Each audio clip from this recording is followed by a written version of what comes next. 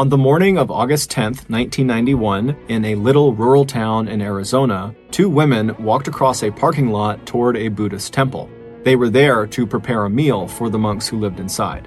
As they walked, the women noticed that none of the monks were outside meditating or gardening, which was strange. And when they reached the front door, not only was it locked, which was strange, there was also this huge puddle of water forming in front of it, which they just couldn't understand. The women sensed something was off, but they shrugged and left the front door and found an open door on the side of the building and went inside. Minutes later, those women would come running back outside, hysterical, screaming for help. This story includes graphic descriptions of violence. As such, listener discretion is advised. But before we get into today's story, if you're a fan of the strange, dark, and mysterious delivered in story format, then you come to the right podcast because that's all we do, and we upload twice a week, once on Monday and once on Thursday. So, if that's of interest to you, please make toast at the 5-star review button's house, but scrape all of your excess butter with all the crumbs in it back into their butter container. Also, please subscribe to the MrBallen podcast wherever you listen to podcasts so you don't miss any of our weekly uploads. Okay, let's get into today's story.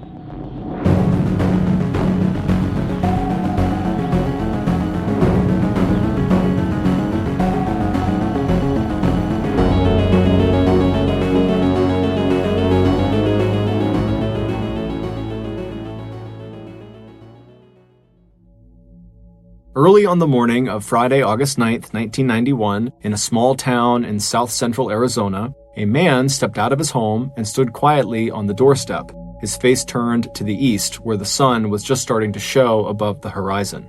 Even though he had gotten up early so he could get some gardening in before the real heat of the day set in, now that he was actually outside, he showed absolutely no sign of hurrying. His unlined face and dark eyes were serene as he watched the first rays of light spreading over the desert that bordered one side of the property where he lived and the cotton fields that bordered the other side. Once the sun was up, the man stood with his eyes closed, still as a statue, for several more minutes, taking in the sounds of the world waking up around him. He could hear the hum of insects, along with birds cooing and scratching in the dirt for seeds. He was also aware of the steady rhythm of his own breathing and the movement of a very slight breeze through the branches of the nearby cottonwood trees he had planted 2 years ago. For 36-year-old Buddhist monk Parush Kanthong, these early morning hours that he could spend alone in his garden were often the most peaceful and reflective part of his day.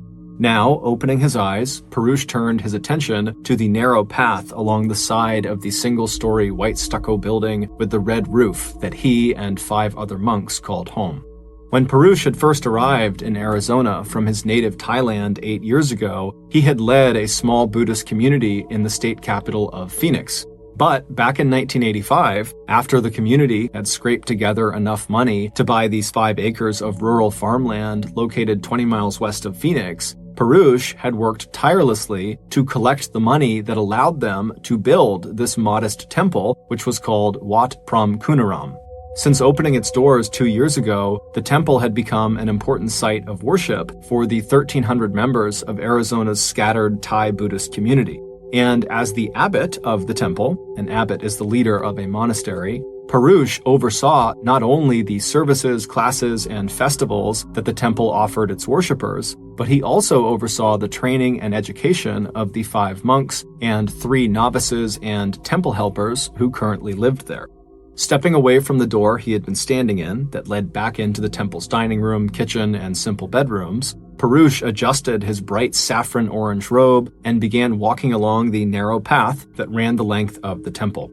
He listened to the gentle slap of his sandals as he slowly walked past the eggplant, basil, lemongrass, and mint that he had planted alongside the mango, banana, pomegranate, and loquat trees. Coming to a stop near the end of the path, Parush knelt down in front of one of the many little shrines that dotted the garden. As he knelt, he picked up a handful of dry soil and let it run through his fingers. Back in Thailand, August was the wettest month of the year, when rice farmers could expect 19 inches of rain. And until his move to Arizona at the age of 28, Parush marked his country's rainy season by staying indoors, so there was no chance that he and his fellow monks might accidentally step on and damage any of the rice seedlings growing in the nearby paddies. But out here in the Arizona desert, things were totally different. Water was scarce, and so it was a very precious commodity. If your property met certain minimum size requirements, you could sign up for a weekly water distribution that was delivered to each property through an irrigation system of pipes and gates. While the temple property was too small to qualify for this water allotment, Perush had worked out an agreement with his neighbor Betty Kraft, whose property also failed on its own to meet the minimum size requirements. But together, their two properties were big enough to sign up for a weekly water distribution, and so they did that, and Perush and Betty shared the water between them. He grinned as he thought of Betty. She loved gardening as much as he did. He'd see her that night, since Friday was the night that the town posted the weekly water distribution schedule. He knew Betty always worried that he might forget to close the headgate on the temple's property, which prevented their shared water allotment from flowing through to the next property along the irrigation line. And so, on whatever day they were scheduled to get their water, Betty almost always called Perush just to make sure that he had adjusted the headgate and opened his hoses so they wouldn't waste or lose even a single drop of their shared water. That was good though. Perush always enjoyed comparing notes with Betty, and he would find out this evening how her fig trees were doing. Maybe that was something he should add next year to the gardens at the temple. Collecting a handful of basil and lemongrass, Perush felt the air growing hotter, and he knew that soon he would hear the sounds of activity inside the monastery as the monks began their morning routine of meditation and work around the temple grounds. As he enjoyed his last few minutes of solitude, Perush was again thankful for the temple's remote location.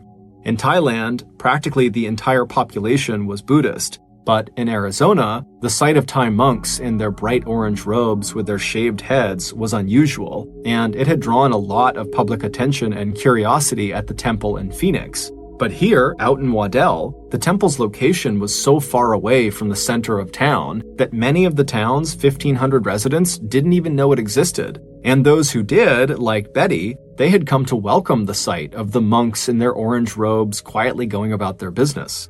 And so, Perush and the other monks and Thai members of the temple were all basically left alone to meditate and practice their religion.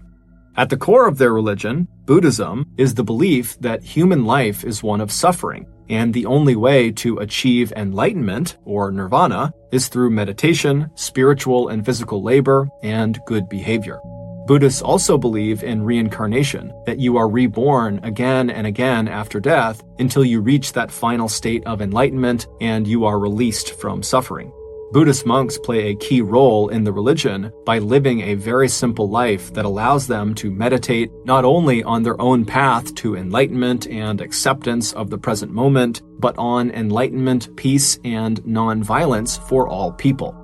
By 11 a.m., the temperature outside had reached 101 degrees Fahrenheit, and not even the cottonwood trees could shade Perush from the heat. Soon, it would be time for the monks to eat their single meal of the day. It would be made and served at the temple by a member of the community whose gift of time and food would count as service merits along the path to enlightenment. After lunch, Perush would check in with the temple's newest resident, a 75-year-old nun from Thailand who had moved into the temple just 3 weeks earlier. Visiting her was her 17-year-old grandson and novice monk, an American high school student named Matthew.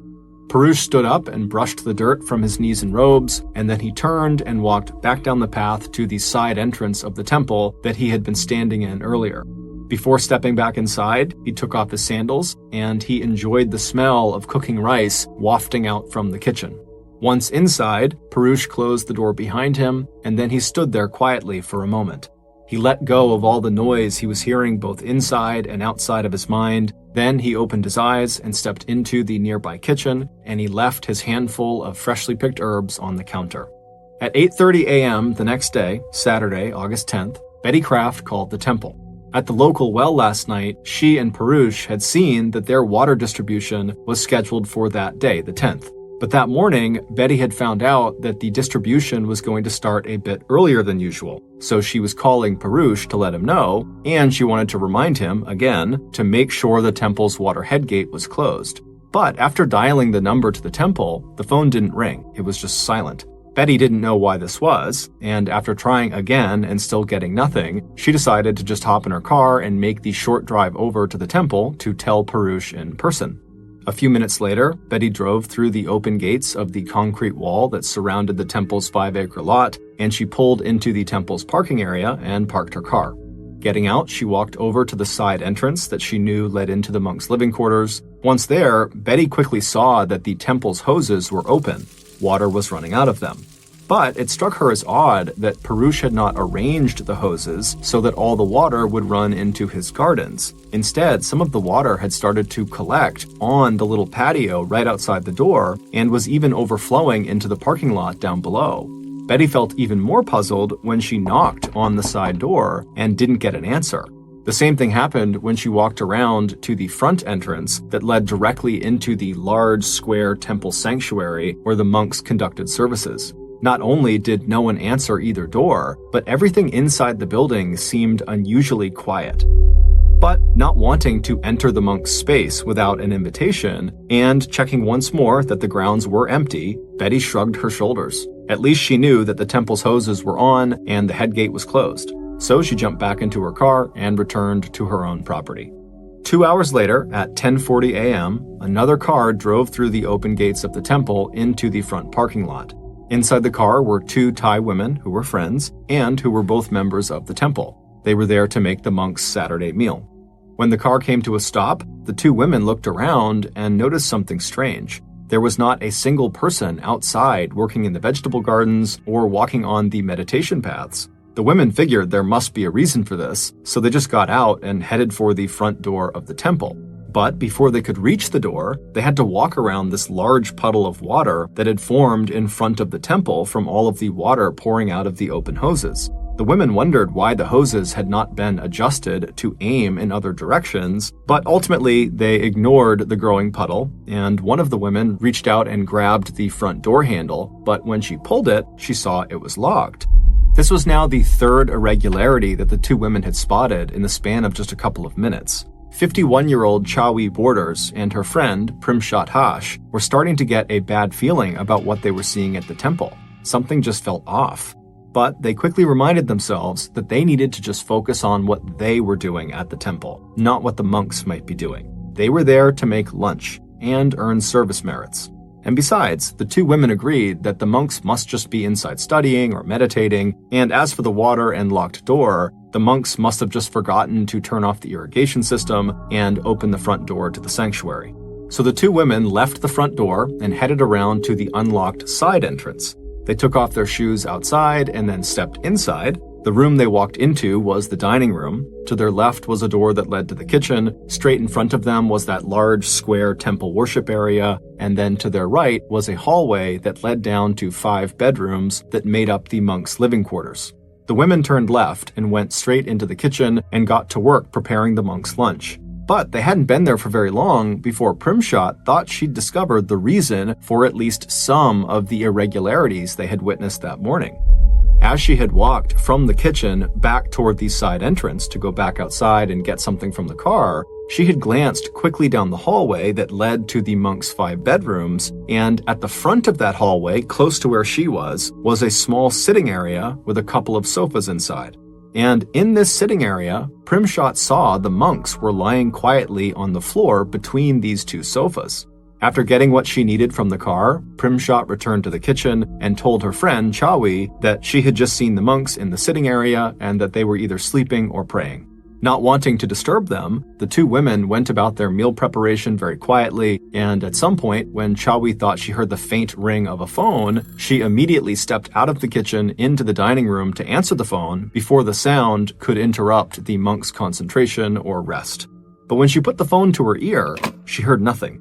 Thinking she must have picked up the wrong phone, as there was 2 phones in the dining room, she walked across the room to the other phone and put that phone to her ear, but this as well was silent.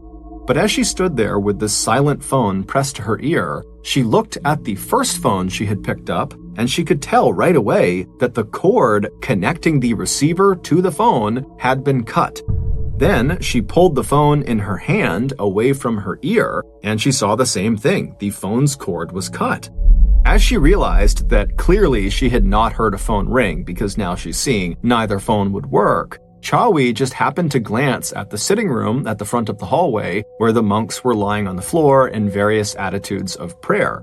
And almost absently, she noticed that mixed among the colorful saffron robes that the monks wore was the long white shirt and pants worn by the elderly nun who had joined the monastery with her grandson just a few weeks ago.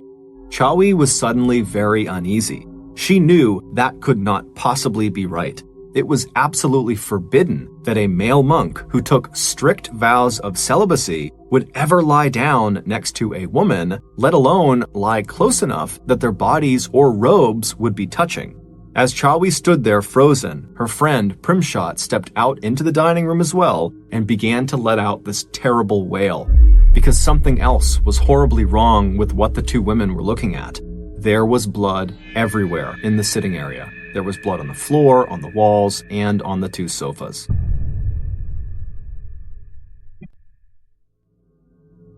It was 11:09 a.m. that Saturday morning when the emergency call came in to the dispatcher at the Maricopa County Sheriff's Department.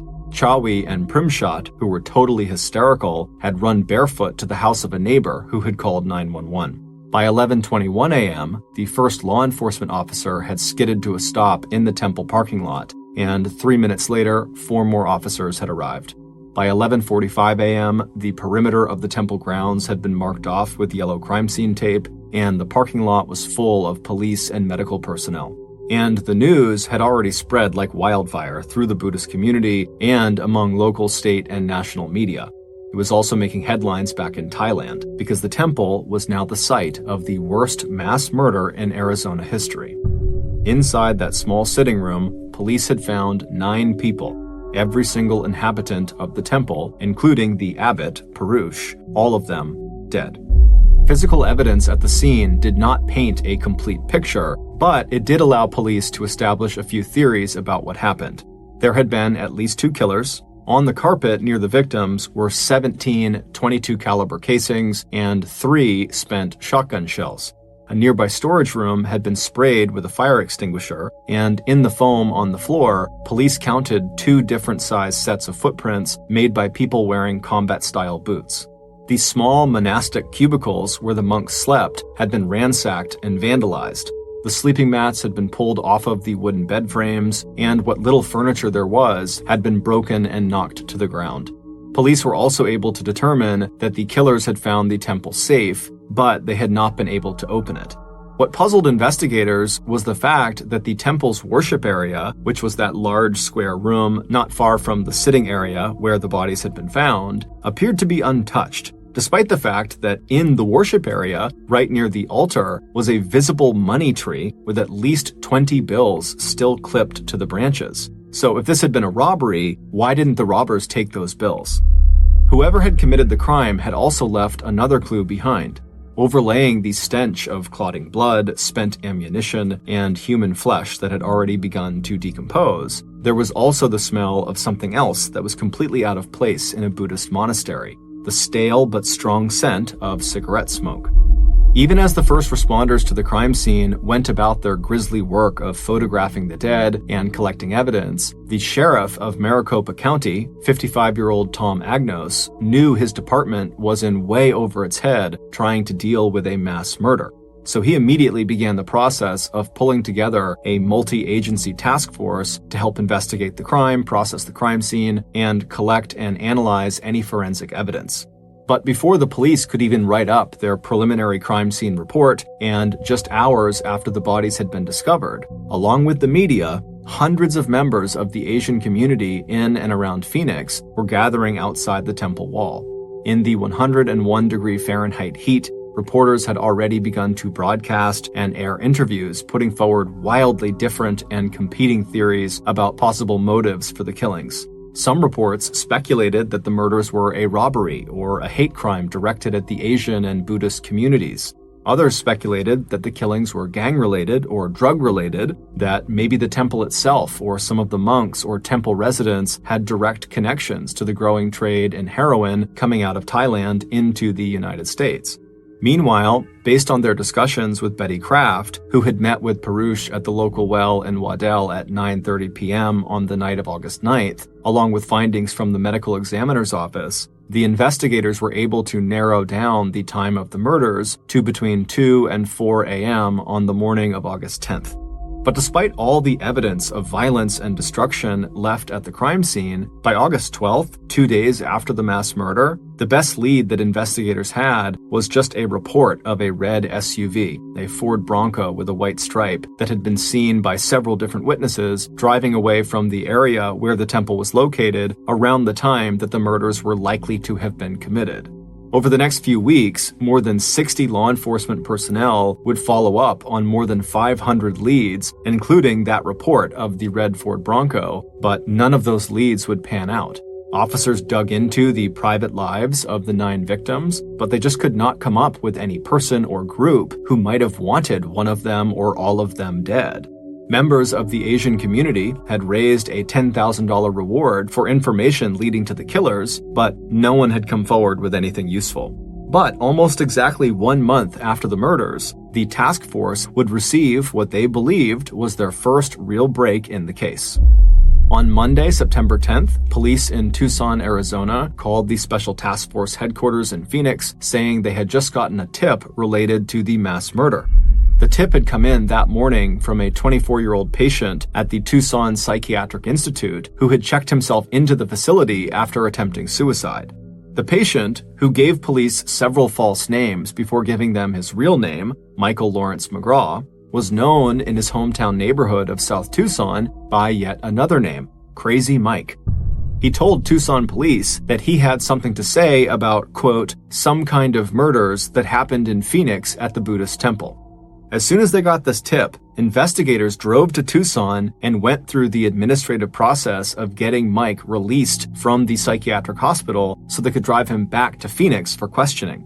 Once that was done and Crazy Mike was in Phoenix, investigators at the task force headquarters spent the next 3 days questioning him during interrogations that sometimes lasted longer than 12 hours at a stretch. Between sessions, Mike was taken to a 4-star Sheraton hotel and treated to room service, but he was never allowed to sleep for more than a few hours at a stretch, and he did not have a lawyer with him for the interrogations. Eventually, Crazy Mike confessed to the temple murders, although audio recordings of the interrogation showed that Mike needed and got a lot of help from his interrogators before he actually got the details of the crime straight. On September 13th, 3 days after Mike had been brought in for questioning, police had arrested 4 other men from Tucson that Mike had said were also involved in the killings. All 4 of the accused were acquaintances of Mike, and all 4 were subjected to the same interrogation techniques that detectives had employed when they had questioned Mike. And 3 of the 4 men confessed to the murders and were immediately charged with multiple homicides. The 4th man had a solid alibi and just refused to yield to what the courts would later describe as questionable interrogation techniques by the task force. But by late September, the case against the so-called Tucson 4, which was Crazy Mike and the 3 other men who confessed, quickly fell apart. Each of the suspects recanted their confessions, saying they were, quote, coerced by investigators who frightened them, gave them details about the case, and told them that their friends had already implicated them in the crime, end quote. Not only were investigators back to square one, but the botched interrogations of the Tucson 4 had resulted in public outcry and criticism of the police and caused divisions inside of the task force, which now numbered more than 200 people. The real first break in the Waddell Temple massacre would not come until October 24th, 6 weeks after the killings.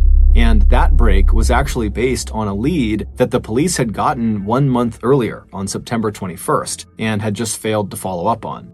It would turn out that on the same day that Crazy Mike phoned the Tucson Police Department on September 21st, saying he had information about the murders, investigators for the Special Task Force had also received a tip from the Office of Special Investigations at the Luke Air Force Base.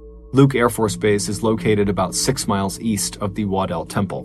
The Office of Special Investigations, which is the name of the military police unit that provides law enforcement on the base, had notified the task force that they had picked up a weapon from someone driving on base, and the weapon matched the description of the one used in the Temple massacre.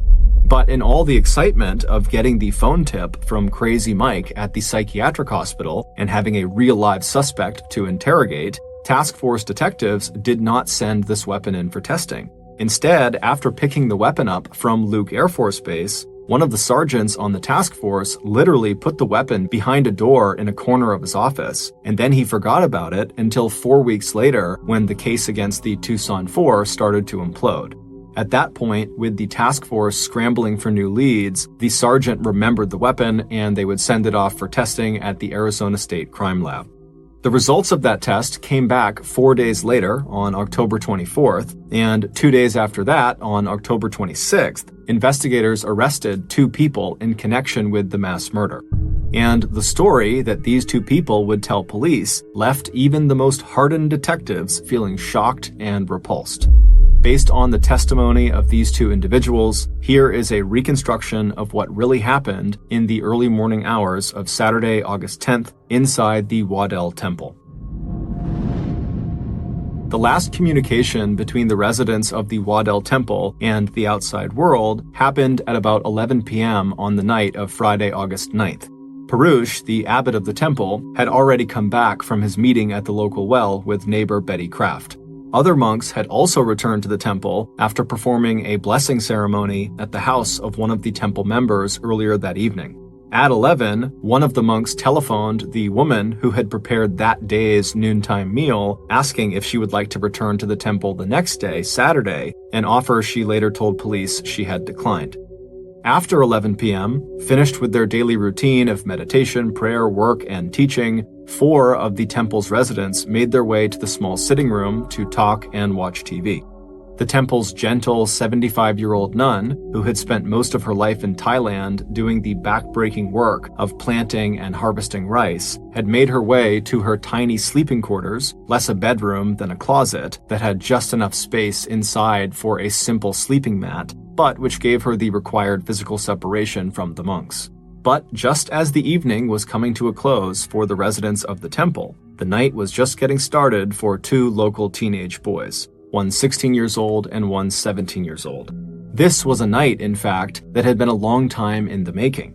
3 months earlier, one of the teens' brothers had told them that the Waddell Temple was full of riches like golden Buddha statues and a safe full of money. And this brother would know because he had actually spent 6 weeks that summer living in the temple as a novice monk. And so the 16-year-old and the 17-year-old became obsessed with this temple and these riches. But as they thought more and more about robbing the temple, they realized they weren't just interested in the money. They were also interested in treating this robbery like it was a full-scale military operation. And they both agreed that for this military operation to be successful, they would have to pull it off without leaving any witnesses. So back in June of 1991, while Perush and his fellow monks were out in the temple gardens just starting to plant melons, basil, corn, and sweet potatoes, the 2 teens started preparing for their robbery/war game. Both of the boys had fathers who worked at the nearby Luke Air Force Base, so the boys went to the base store and over a period of time bought the gear they needed. Boots, camouflage hats, scarves, military belts and goggles, battle harnesses, and military knives and flashlights. Getting the weapons wasn't hard either. The 16-year-old boy had access to his father's 20-gauge pump-action shotgun that he loaded up with birdshot. When you fire birdshot, it's like firing a cluster of small metal BBs all at once. And the 17-year-old would borrow a .22 caliber rifle from an unsuspecting acquaintance. By late summer, after weeks of talk and planning, the 2 teen boys had settled on a date. They'd arrive at the temple late on the night of Friday, August 9th, when they knew all the monks would be inside the temple. So just before midnight on that Friday night, the 2 boys, dressed in their full military outfits and driving an older model Mustang, turned off the car headlights as they rolled through the open gates of the temple and parked the car in the far corner of the parking lot. The boys pulled on their gloves and then checked to make sure their guns were loaded and that all the gear they would need was either hooked onto their bodies or in their respective duffel bags. Then, after nodding to one another, they put their big goggles over their eyes, pulled their hats down tight over their foreheads, and pulled their scarves up around their nose and mouths. Then they got out of the car and began walking toward the side door of the temple that led into the dining room. Just after midnight on August 10th, the quiet inside the temple was suddenly shattered. The 4 monks in the sitting area heard a bang as the side door was suddenly flung open, and a moment later, 2 people dressed in military gear were dragging them out of their seats. The air was filled with shouts, "Hit the dirt, down on the floor, now, now, now!" As the monks stumbled first to their feet and then to their knees, they stared in shock at these intruders who seemed to have just come out of nowhere. It was impossible to see the boys' faces, but the monks saw that one of the attackers was over 6 feet tall and must have weighed over 200 pounds. Up close, both of the boys smelled like beer, cigarettes, and sweat. But the monks hardly had time to process any of this before the intruders split up, one of them screaming and waving a long-barreled gun as he circled the 4 monks who were now kneeling on the floor in the 6-foot-wide space between the 2-person and 6-person sofas on opposite sides of the sitting area. Meanwhile, the other intruder ran down that narrow hallway leading to the temple's 5 bedrooms, where he dragged the remaining 2 monks, 1 novice monk, and the temple helper back to the sitting room, where they also were forced at gunpoint to join the circle of monks in the cramped space between the sofas. It was obvious after one look in the monks' bare, empty bedrooms that this temple was not full of riches like the boys had hoped. But that didn't stop the 2 boys from taking turns vandalizing, smashing, and destroying everything in front of them. And when one of the boys pulled open the door of the final room at the end of the hallway, which was really just a large closet, cowering on her knees right in front of him was the temple's oldest resident, the tiny 75-year-old nun and grandmother who had only arrived at the temple 3 weeks earlier with her 17-year-old grandson. Grabbing hold of her white shirt dress, the intruder dragged her back to the sitting area and then forced her to take her place amongst the others. After an hour spent ransacking the living quarters and temple office, the only treasure the 2 boys had found was a safe that they could not figure out how to open, and some envelopes of cash offerings from members of the temple. So, frustrated, the 2 boys would spend their 2nd hour in the temple, switching back and forth between terrorism and more destruction. Taking turns, they circled their kneeling captives, stepping on their legs and backs, prodding them with the barrels of the rifle and the shotgun, and jumping on and off the seats of the sofa as they made their way around and around, demanding the combination to the safe and the location of any hidden valuables they were sure the monks must have somewhere. And as they tortured and degraded the 9 people in front of them, the boys smoked one cigarette after another, blowing the smoke into their captives' faces and crushing out the butt of each cigarette in a big glass ashtray that they had placed in the center of their human circle. But from the very first moment that the boys had broken into the temple, the response from the monks totally threw them off. These were not people who wanted to fight or argue or beg or even resist. Instead, the more violent and threatening the boys became, the less of a reaction they got from their victims.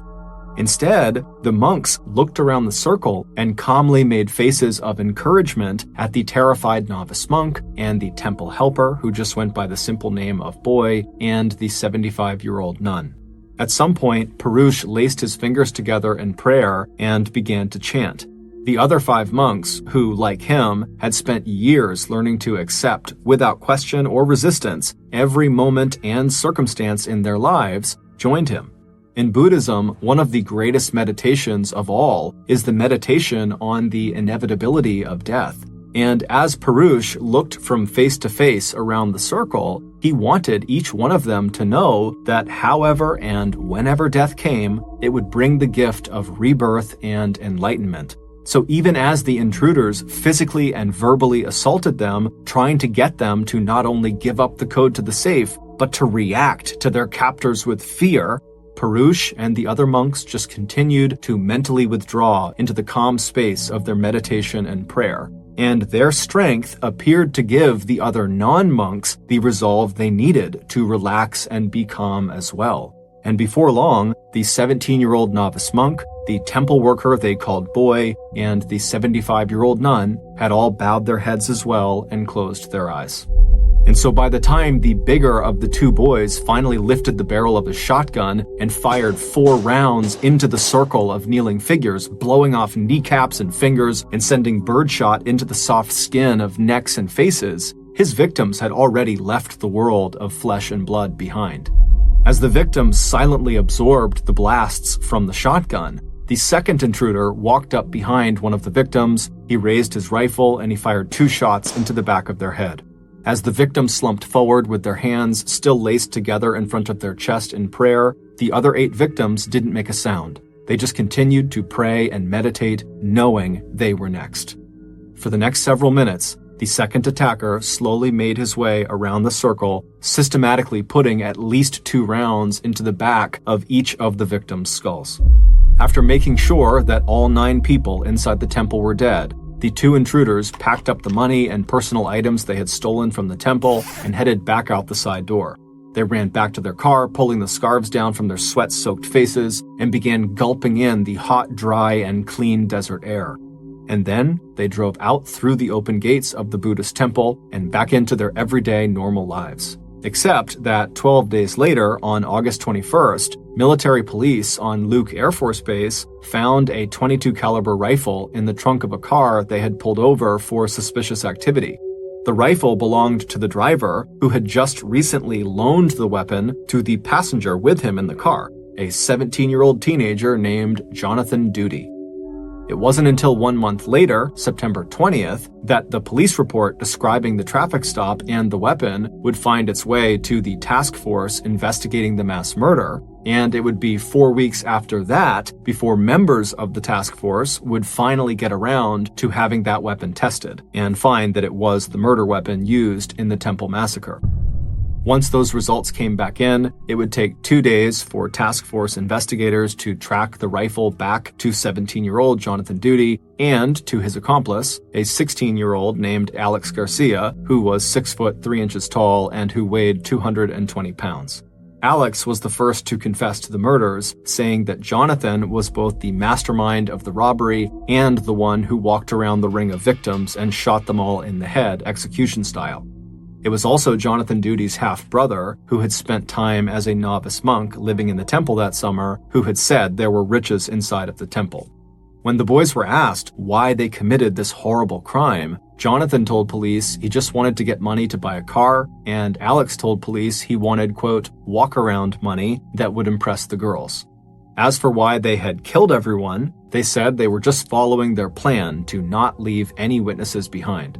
Although, despite claiming to have this well-thought-out military-style robbery all planned out going into the temple, it was fairly obvious that once the boys actually got inside, violence and destruction became the focus, not the robbery. This is likely why the boys did not take that money that was just sitting in plain sight near the altar in the worship room. At the end of the attack, Jonathan and Alex had left the temple with just under $2,800, 2 stereos, 6 cheap cameras, a low-end video recorder, a pair of binoculars, and a handheld bullhorn. In addition to their confessions, forensic analysis of the shoe prints and the saliva left on the cigarette butts found at the temple also conclusively linked the boys to the killing and the crime scene. After 3 different trials, both teenagers were finally convicted of multiple counts of first-degree murder and sentenced to life in prison. The Tucson 4, who were falsely accused and arrested for the murders, were released from jail on November 2nd after Jonathan and Alex said that no one aside from themselves was involved in the temple murders and robbery. In 1994, Maricopa County paid the Tucson 4 $2.8 million in damages for false arrests and defamation. Within weeks of the mass murders, the Waddell Temple reopened under the leadership of Abbot Winai Booncham, a Thai monk who had been longtime friends with Perush. Booncham said that after he had taken his friend's body back to Thailand to be cremated, Perush started appearing to Booncham in his dreams. And even though the temple did not reopen as a living and study space for monks until after serious security measures were put in place, Booncham moved into the temple immediately after the murders. When asked why he did that, Booncham said that he saw his friend, Parush, everywhere in the temple, and so he was not afraid.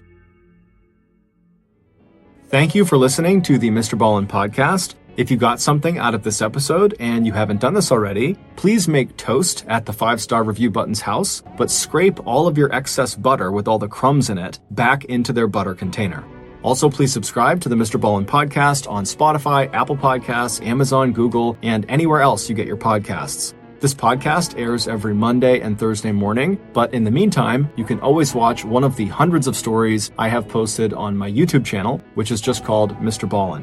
If you want to get in touch with me, please follow me on any major social media platform and then send me a direct message. My username on every platform is just @MrBallen, and I really do read the majority of my DMs. Lastly, we have some really cool merchandise, so head on over to shopmrballen.com to have a look. So that's going to do it. I really appreciate your support. Until next time, see ya.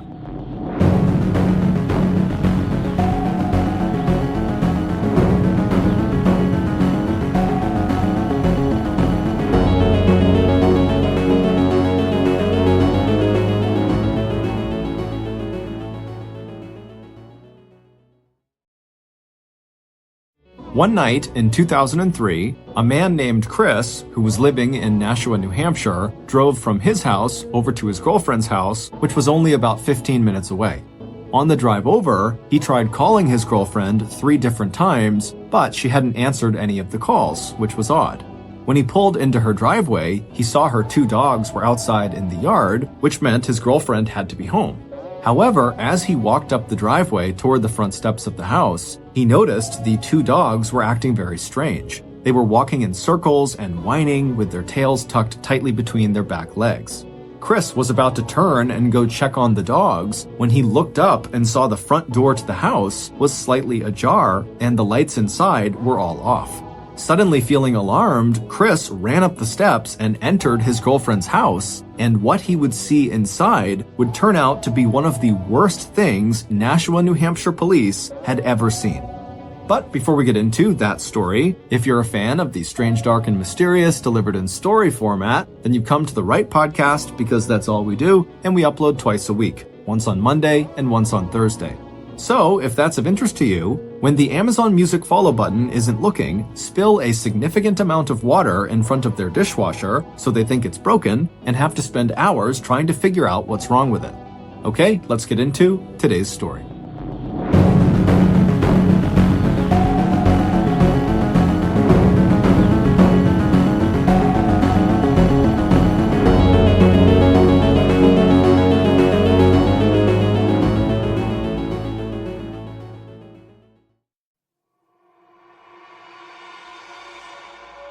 "43-year-old Jean Domenico was way too positive and upbeat of a person to complain about her life. In fact, optimism, kindness, and generosity, all those were just some of the words that family and friends used to describe Jean. And those qualities were so obvious in Jean's infectious smile, laughing blue eyes, and warm manner that even total strangers who exchanged just a few words with Jean always left those encounters knowing they'd met a very special kind of person. So, when Jean's coworkers passed by her desk at Oxford Health Plans on that hot New England morning in 2003, no one would have suspected that behind Jean's usual smile and cheerful greeting, Jean had been feeling anything but happy and calm. It was Wednesday, August 6th, and the day was shaping up to be one of the hottest on record in Nashua, New Hampshire, where Jean lived with her 2 teenage children. And when Jean had left her house at 7:45 a.m. that morning, she had spent the 30-minute drive to work going over and over in her mind the events of the last 5 days. Even inside of her air-conditioned car, where she felt comfortable and in control of her surroundings, Jean kept wondering if the decision she had come to on Monday, 2 days earlier, was the right decision, or whether it would just cause even more problems for her and her kids. As a single mom who had ended an abusive marriage 4 years earlier, Jean was no stranger to family drama and the strain of financial hardship, and Jean had always chosen to meet those challenges head-on. After leaving the children's father, Anthony Kazinskis, back in 1999, Jean began working 2 to 3 different jobs at once to put food on the table of their small home in one of Nashua's more modest neighborhoods. Even now, with her full-time job at Oxford Health Plans, Jean still worked a part-time shift at a local convenience store. But despite how busy she was, Jean's primary focus had always been her son, Charlie, now 14 years old, and her daughter, Nicole, who had just turned 16 2 months earlier. The three of them had always been very close, and now, aside from still sharing their father's last name, Charlie and Nicole spent almost all their time with their mom. And no matter how crazy her schedule was, Jean had always made sure that both children were well looked after when she was at work, and that the neighbors always kept an eye out for her ex-husband. Not only did Anthony owe Jean $11,000 in unpaid child support, but also Jean wanted to guard against the possibility that Anthony would show up unannounced and uninvited at the house when she was not there. But the turmoil Jean was feeling on this particular morning had nothing to do with Anthony or money or anything else that Jean felt like she could fix through hard work and good parenting, two things that came naturally to Jean. In fact, it had been Jean's efforts over the last 2 years to help guide Nicole through a difficult adolescence that had seemed to backfire in ways that Jean had just never expected. Driving along the familiar route to work, Jean thought back to Nicole just before she turned 14 and when their lives had seemed a lot simpler. While still in middle school, Nicole had been an outstanding student whose natural shyness had not stopped her from joining the school chorus and bubbling over at home with news about what she was doing and reading. And when Jean had heard other moms talk about the arguments or fights they had with their teenage daughters, Jean had just felt grateful that she and Nicole had always gotten along so well and had always enjoyed doing things and going places together. But when Nicole turned 14 and headed into high school, her shyness turned into awkwardness and intense self-consciousness about her weight and looks. Jean had been heartbroken the evening she found Nicole sitting on the bed in her tiny upstairs room using scissors to cut pictures of herself into pieces, and hearing Nicole describe herself as fat and ugly. After that, it wasn't long before Nicole, who had also dropped out of the school chorus, became the target of bullying. Driving along Interstate 293, Jean gripped the steering wheel more tightly, remembering one incident when a group of girls pulled Nicole's pants down to her ankles, leaving Nicole fully exposed from the waist down to laughter and stares from surrounding students. Jean had gone straight to the school principal when she heard about the incident, but that had not stopped the whispering and teasing. And then, just when Nicole seemed to be sinking into depression, the shy 14-year-old with low self-esteem had met 17-year-old Billy Sullivan in an online chat room. Billy lived 100 miles away in Willimantic, Connecticut, but the popular internet technology called Instant Messenger had allowed the two of them to form a close and personal relationship long before they actually ever met in person. And at first, it took Jean a while to connect the improvement in Nicole's mood and confidence to the increasing amount of time Nicole had started spending on the internet. And Jean certainly didn't know that within just 5 days of their virtual meeting, Billy and Nicole had already declared their undying love for one another.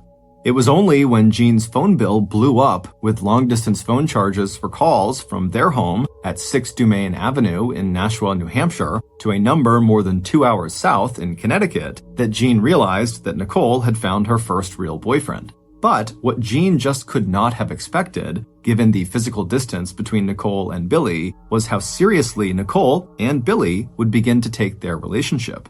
And when Jean had finally relented and agreed to drive Nicole to Connecticut so Nicole could actually meet Billy for the first time, Jean was certainly not prepared for how hysterical Nicole became when the 8-hour supervised visit ended and Nicole and Jean turned north and headed home to New Hampshire.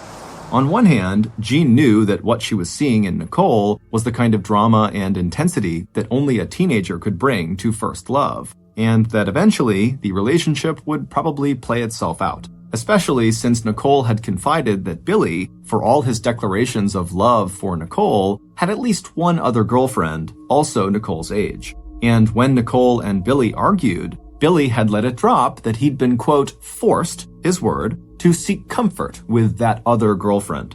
On the other hand, Jean also knew that it was just not possible for her to control the feelings and actions of these two young people. And if all Jean did was say no to Nicole and point out flaws in her relationship with Billy, then chances were good that it would be Jean who Nicole would reject, not Billy.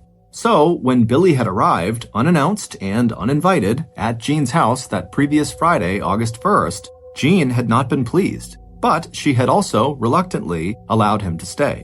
As Billy explained to Jean, he'd been given a vacation from his job as a line cook at the local McDonald's near his house in Willimantic, and since he'd also just recently gotten his driver's license and a car of his own, he'd wanted to surprise Nicole with an extended visit. Over the entire 15 months that the two had been together, they'd only actually seen one another in person 4 or 5 times, and never for more than just a few days. In agreeing to the visit, Jean had reasoned that at least this way, she would be able to keep a close eye on Nicole and Billy, who were not permitted to spend any time together alone in Nicole's upstairs bedroom.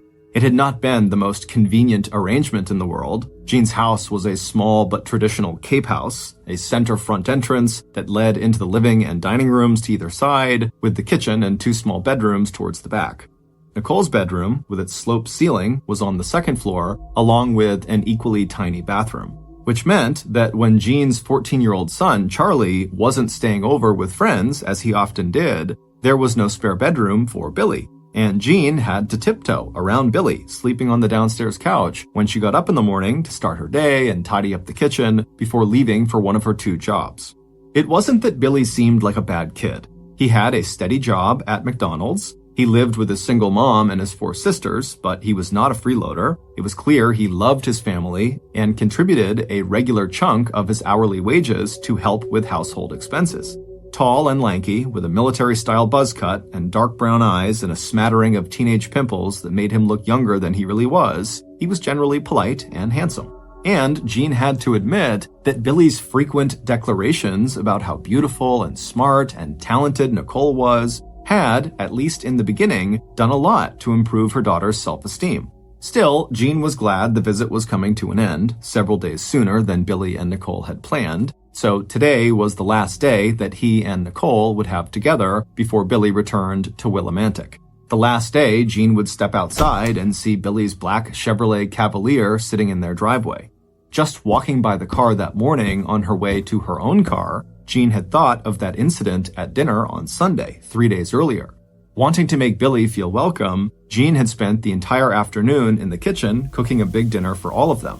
Jean had been surprised when Billy had looked over the serving dishes and hot food that covered the table that evening and commented that it had been a while since he'd had a complete meal. When Jean had looked up from her plate, saying, "Really?" Billy had interpreted her comment as a veiled insult directed at Billy's own mother, as though Peg Sullivan were not as good a cook or as good of a mother as Jean herself was. Remembering the exchange now, Jean just shook her head. For her, Billy's hostile reaction had set the tone of the whole week, and now she was just glad the visit with Billy would soon be over. Determined to keep that fact uppermost in her thoughts, by the time Jean had arrived at work, she had regained most of her outward good cheer.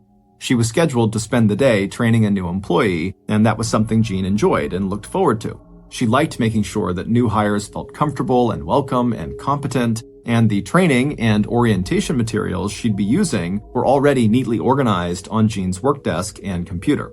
So, half an hour later, as Jean looked up to greet the new employee, it would have taken a very close observer to notice the faint lines of strain on Jean's otherwise open and smiling face. And throughout the day, that close observer did walk by Jean's desk several times to smile and say hello, but it wasn't until 4:30 on that Wednesday afternoon that Chris McGowan, Jean's fiancé and fellow Oxford Health Plans employee, stopped by long enough to have a real conversation with the woman he loved. Ever since Chris had met Jean on his first day of work 2 years ago, Chris had been completely smitten by this outgoing and friendly woman. A confirmed bachelor whose one long-term relationship had ended in the late 1980s, Chris had not been looking to date anyone, any more than Jean had been. By 2000, Chris, a stocky Irishman with dark hair and a wide smile under his dark mustache, had settled into a comfortable 3-bedroom ranch house as well as a comfortable routine. For her part, Jean was still recovering from her divorce the year before, and all her time and attention was focused on her kids and on paying the bills. And any spare time that she did have, Jean had spent it on activities like coaching Charlie's Little League baseball team or joining the parent-teacher organization when the children went to the Birch Hill Elementary School. But while that initial spark of attraction that Chris and Jean felt for one another had not lit an instantaneous bonfire, it had ignited something much longer lasting. Chris understood and respected Jean's devotion to her kids, and he was careful not to intrude on Charlie and Nicole's time with their mom. Even now, Chris rarely stayed over at Jean's house, except on the weekends, and he was more than happy to wait until both Charlie and Nicole had graduated from high school and begun their own lives before he and Jean got married and lived together. To their respective family and friends, Jean and Chris formed that rare couple who seemed deeply and patiently in love with each other. Although they made a point of keeping their interactions at work very businesslike, Chris never tired of making small gestures that showed how much he cared for Jean, like the bouquet of roses he had delivered to her desk that past Monday. Despite how crowded the Domenico house was now with Billy visiting, Jean had asked Chris to spend as much time there as possible over the last 5 days. Chris got along well with both Charlie and Nicole, and Jean felt better about Nicole and Billy spending so much time together if Chris was also able to keep a watchful eye on both of them. So Chris knew firsthand the stresses Jean had felt that week, and he also knew that just when Jean felt like she really needed all her energy and stamina, she had experienced a few bouts of dizziness and fatigue over the last 2 days that were just not like her. Chris's first thought was that the dizziness had been the result of the highly restrictive diet that Jean had recently started in an effort to lose several pounds that had added a comfortable roundness to her 5'6" frame. And looking down at Jean now, at the end of yet another workday, he wished he could convince her that she was perfect just as she was, and find some way to erase the tiredness he could see in her eyes. Instead, Chris went over the plan they had agreed on for that evening. He would leave work now, head to his house, shower, check his mail, and do a few household chores, grab some clean clothes, and then meet Jean at 60 Main Street at about 7 or 7:30. That would give Jean plenty of time to stop and pick up the pizza she planned to serve for dinner that night and tidy up the house before Chris arrived. But it wasn't until the end of their conversation, when Chris whispered, "I love you," that Jean really switched out of work mode. Standing up suddenly, her eyes bright with affection, Jean put down her papers and pencil and reached up to give Chris a strong, warm hug. And Chris was still thinking about that hug and Jean's reply as he got into his car a few minutes later and headed south from the small town of Hooksett, where Oxford Health Plans was located, to the much larger city of Nashua, where Chris's house was located just a few miles away from Jean's. At times like this, Chris could understand the thrill of togetherness, whether you were a teenager or a middle-aged insurance broker. When Jean had said, "I love you too," Chris felt like he was the luckiest person in the world. True to his word, Chris arrived at Jean's house at 7:15.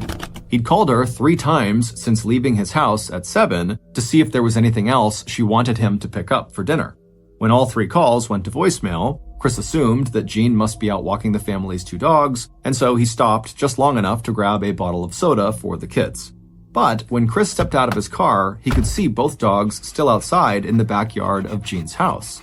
Thinking that Jean must have just gotten back from her walk, Chris made his way around to the front, he climbed the steps to the welcome mat, and then came to a sudden stop. The front door was slightly ajar, but inside no lights were on, and the house was eerily quiet. When Jean didn't answer his shouted greeting, "Are you in there, honey?" Chris pushed the door all the way open and stepped inside. As he did so, it occurred to him that the dogs out back had been behaving strangely, whining and turning in circles, their tails tucked tightly between their back legs.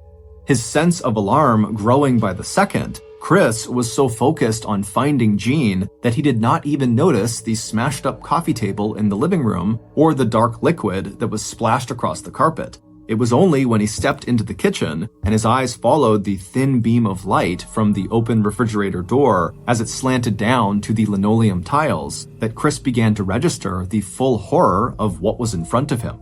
Jean lay face down on the kitchen floor, her head and shoulders swimming in a thick pool of blood. A moment later, Chris was on his knees next to her, shaking her, gently at first, but then much harder, calling her name over and over again and begging her to please just wake up.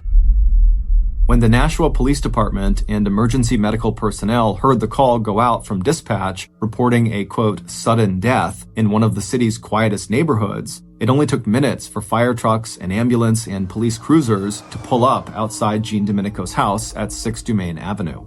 With more than 90,000 residents, Nashua might be the second largest city in New Hampshire, but even in a state with one of the lowest homicide rates in the whole country, murder here in Nashua was very rare. So when Chris had called 911 and described a scene of blood everywhere when he discovered his girlfriend's lifeless body, law enforcement had mobilized all of its local resources, blocking off the entrance to Dumaine Avenue, even to residents, stringing up crime scene tape to hold back the growing crowd of concerned neighbors or curious spectators. And also making sure that Chris McGowan, dazed, disoriented, and covered in blood, did not take a single step without a police officer keeping close watch on him. Chris may have told the 911 dispatcher that it looked to him like Jean had had some sort of terrible accident, maybe fainting and hitting her head on a corner of the stove, but police did not have to wait for emergency medical personnel and later the medical examiner to tell them that this was no accident. In fact, it was just the opposite. Jean had been the victim of the most horrific attack that responding officers and detectives had ever seen. And since Chris was the person who had discovered Jean's body, and he was the boyfriend, always a person of interest in homicide cases, he had instantly become the #1 prime suspect, especially when he had no alibi for the time he claimed to have spent at home by himself after work and before finding Jean's body. As the first of Jean's neighbors began gathering outside to ask police what was happening, Chris was bundled into the back seat of a cruiser and driven to the Nashua Police Department headquarters, where he willingly gave police a DNA sample before being taken into an interrogation room for questioning.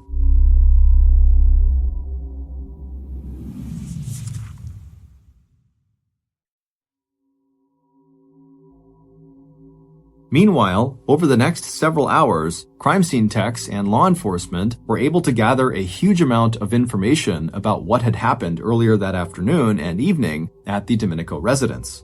Chris, along with neighbors who had a clear view of Jean's property, helped police establish that Jean had arrived home from work that afternoon at about 5:30 p.m., carrying boxes of pizza she had picked up from a restaurant called Chow's.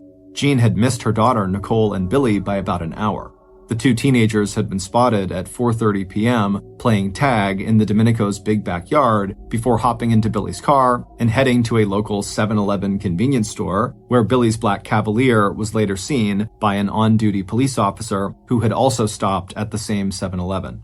Both Nicole and Chris had called Jean's phone around 7 p.m. without getting an answer. Nicole had called because she wanted to tell her mom not to expect her and Billy for dinner. It was Billy's last day in Nashua, and he and Nicole wanted to spend the time alone.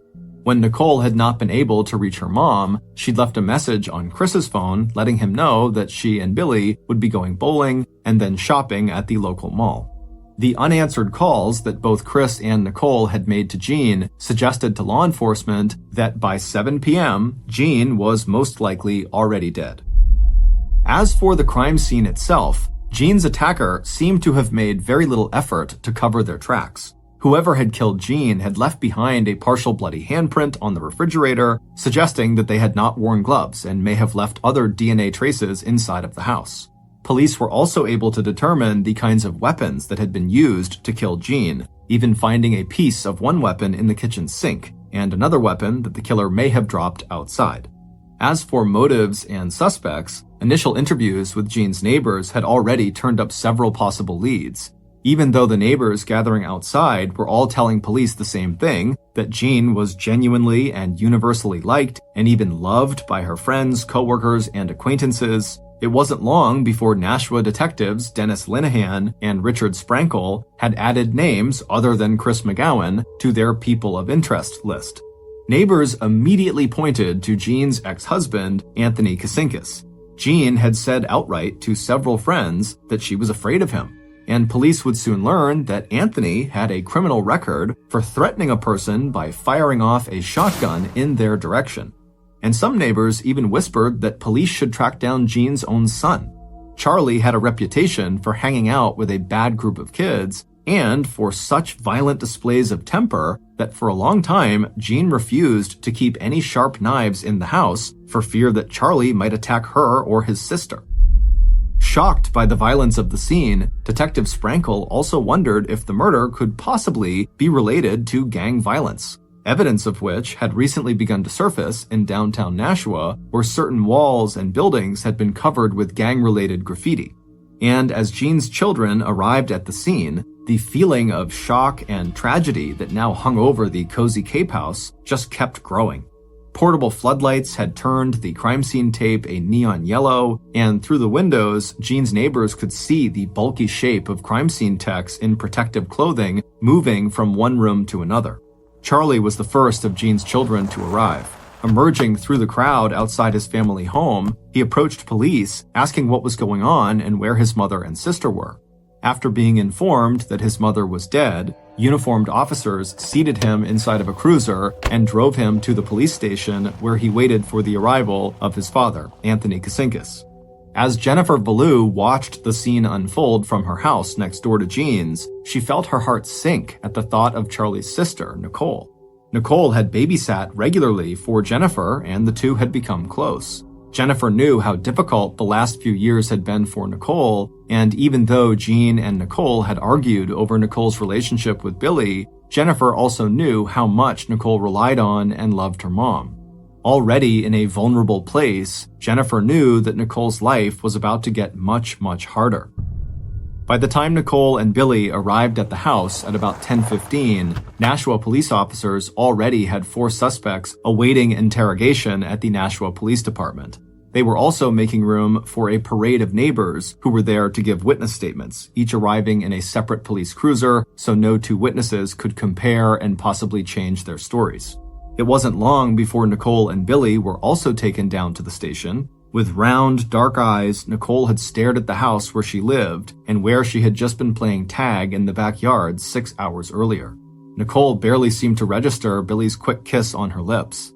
A few minutes later, and she was sliding into the cool interior of a black and white cruiser headed to the Nashua police station 10 minutes to the south.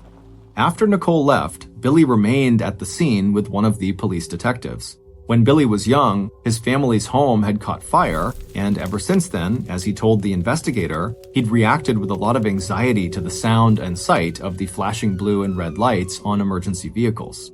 Even though Billy did not know Nicole's family that well, as he and the detective chatted, Billy immediately agreed to help the police with their investigation, and by 10:30 p.m., he was happy to get away from the commotion and flashing lights at Nicole's house. He too was making the short trip south to a police station that now seemed to be overflowing with witnesses and suspects. For police detectives Linehan and Sprankle, it was a very busy night. Their main focus was on the interrogation of Jean's fiancé and her ex-husband, Anthony. Distracted and upset by the sight and feel of Jean's blood all over his bare arms, hands, and knees, as well as the patches of her blood that stained his shirt and shorts, Chris seemed to have a hard time concentrating on the questions, let alone accepting the fact that Jean had been murdered. Jean's ex-husband had given police permission to question Nicole and Charlie. Anthony himself was civil without being overly helpful. But once police had confirmed Anthony's alibi, they realized he did not seem to have any useful information anyway, and so from then on, he was present at the station only as the legal guardian of his 2 now motherless children. But even though investigators had ruled out Anthony as Jean's killer, they already knew they were making progress. Given the amount of physical evidence from the crime scene and leads from witness statements and their interview with Chris, they were confident that it would only be a matter of time and getting the forensics and autopsy reports before they identified Jean's killer. Still, they never expected that the breakthrough they were looking for would come so early in their investigation. And when the tip did come in, it came from a witness, not from a suspect. As Detective Linehan was out in the hallway looking for a larger room where Billy could wait for someone to take his statement, another detective, Mark Schaff, had noticed something interesting during the interview he was conducting with one of the witnesses. It was just a slip of paper, but it might be important. After describing his find to Detective Linehan, both investigators went still for just a moment. The air conditioning in the station was broken, and the heat from the day had been trapped inside, making everyone feel sticky and uncomfortable. Pulling his collar a bit looser, Detective Linehan decided this information was significant enough that he needed to follow up on it in person. By the time the sun rose 5 hours later on Thursday, August 7th, what the veteran detective was about to discover would become front-page headlines for weeks to come. Based on that conversation and follow-up interviews with other witnesses, here is a reconstruction of what happened to Jean Domenico on the evening of Wednesday, August 6, 2003, inside her home at 6 Dumaine Avenue. After arriving home from work at about 5:30, Jean rolled right into her usual routine, letting the dogs out to do their business in the backyard, collecting and sorting the mail, checking phone messages, and tidying up the house. By the time she sat down to relax on the living room sofa, Jean was more than ready to spend a few minutes doing nothing more than enjoying the smell of pizza wafting up from the boxes on the kitchen table. After this past week, when the house had felt so crowded with people and teenage emotions, she welcomed the quiet before Chris and eventually Nicole, Billy, and Charlie arrived for dinner. So, when Jean heard the front door open a few minutes later, she looked at her watch in surprise. Chris would not be here for another hour, and it seemed early for the kids to be home, and Jean's surprise only intensified when she looked up and recognized her visitor. While Jean had been settling herself on the sofa, her killer had been cutting through the parking lot off Deerwood Drive behind Jean's house. Once Jean's backyard was in sight, the killer hesitated, but only for a moment. The plan was in motion, and there was no real doubts about what had to be done. By the time the killer had walked along the side of the backyard and cut across the front yard to the front steps, the killer felt committed and ready. Flinging open the door, the killer stepped inside. After saying hello to a startled Jean, the killer continued walking past her into Charlie's first-floor bedroom. Reaching behind the door of that bedroom, the killer pulled out an aluminum baseball bat. Closing the door, the killer then walked back out to the kitchen, where Jean was now standing next to the stove, a puzzled look on her face. Stepping toward the open entrance from the kitchen into the living room, the killer stopped and, turning to face Jean, lifted the bat and gave it an experimental swing. "I hate the Yankees," the killer said, referring to New York's Major League Baseball team. At this, Jean, who loved baseball, relaxed a little and went back to sitting on the couch and offering a few observations about recent sports news. It wasn't until the cordless phone on the small table next to the sofa rang and the killer immediately reached over Jean to answer it that time suddenly seemed to rush forward in a blur. After just a moment of listening to the conversation, Jean was raising her voice in anger. And as she turned to walk into the kitchen, thinking that any kind of movement might help her collect herself after recognizing the caller on the other end of the line, the killer suddenly lunged forward toward Jean. Then the killer swung the baseball bat in the direction of Jean's head. But instead of delivering a single blow that would stun Jean or crush her skull, the bat missed Jean's head. Instead, it hit her straight across her back and sent her staggering against the wall. Shocked and hurt, Jean righted herself and turned to look back, but even as she did so, her attacker swung the bat a second time, and this time the bat hit Jean squarely on the back of her head, causing what the medical examiner would later describe as a large split in the bone of her skull. Still, not only did Jean stay on her feet, she fought back. A few seconds later, and the two of them had crashed onto the glass coffee table in the living room, snapping the wooden legs and showering the carpet with shattered glass. Despite her injuries, Jean would break free from her attacker 2 more times before her killer managed to dodge past her into the kitchen and grab a knife from the butcher block on Jean's counter. Rounding again on Jean, the killer struck. The first blow to Jean's upper right shoulder was so hard that the knife blade broke off from the wooden handle. Dropping the handle onto the floor, the killer reached again for the butcher block. Grabbing a second knife, the killer stabbed Jean twice in the throat before dropping that knife onto the kitchen floor. But as her attacker started to turn away, Jean picked the knife up and once again pushed herself to her feet. Shocked, her attacker watched as Jean tried to run towards them before slipping and falling in her own blood. As she fell, Jean's head bumped almost gently against her killer's side before hitting the plexiglass in the back door with enough force to push the panel completely out of its frame. Grabbing a third knife, Jean's killer straddled her fallen body and began stabbing, delivering more than a total of 40 blows to Jean's head, neck, back, arms, and hands before finally standing and looking down at her dark, blood-soaked hair and profile. Pausing before going into the bathroom to clean up, the killer listened as Jean struggled to breathe before speaking her final words. "Okay," she whispered, "I'm done." About 15 minutes after the killer had left the house, the back door at 6 Dumaine Avenue opened again. But this time, the visitor had to push hard enough to move Jean's body out of the way in order to enter the house. Once inside, the visitor looked down at the single mother of two lying in a pool of blood, and then very casually and carefully stepped over the body. Cleaning up the scene would be difficult, but the important thing was to avoid leaving footprints. So, picking their way through the splashes of blood that seemed to cover everything, not only the floors from the kitchen out through the living room, but also the walls and even the ceiling. The visitor was soon hard at work, scrubbing away handprints, gathering up the baseball bat and knives, and bundling everything, including bloody clothes the killer had left in the bathroom, inside a jacket. And then, straightening up and pushing her long dark hair out of her face, Jean Domenico's 16-year-old daughter, Nicole, gave a final look around the house. The smell of the pizzas on the kitchen table lost in the coppery scent of her mother's blood. Moving with the same care she had used coming into the house, Nicole once again stepped over her mother's body, and then, with a sigh of relief, Nicole closed the kitchen door behind her.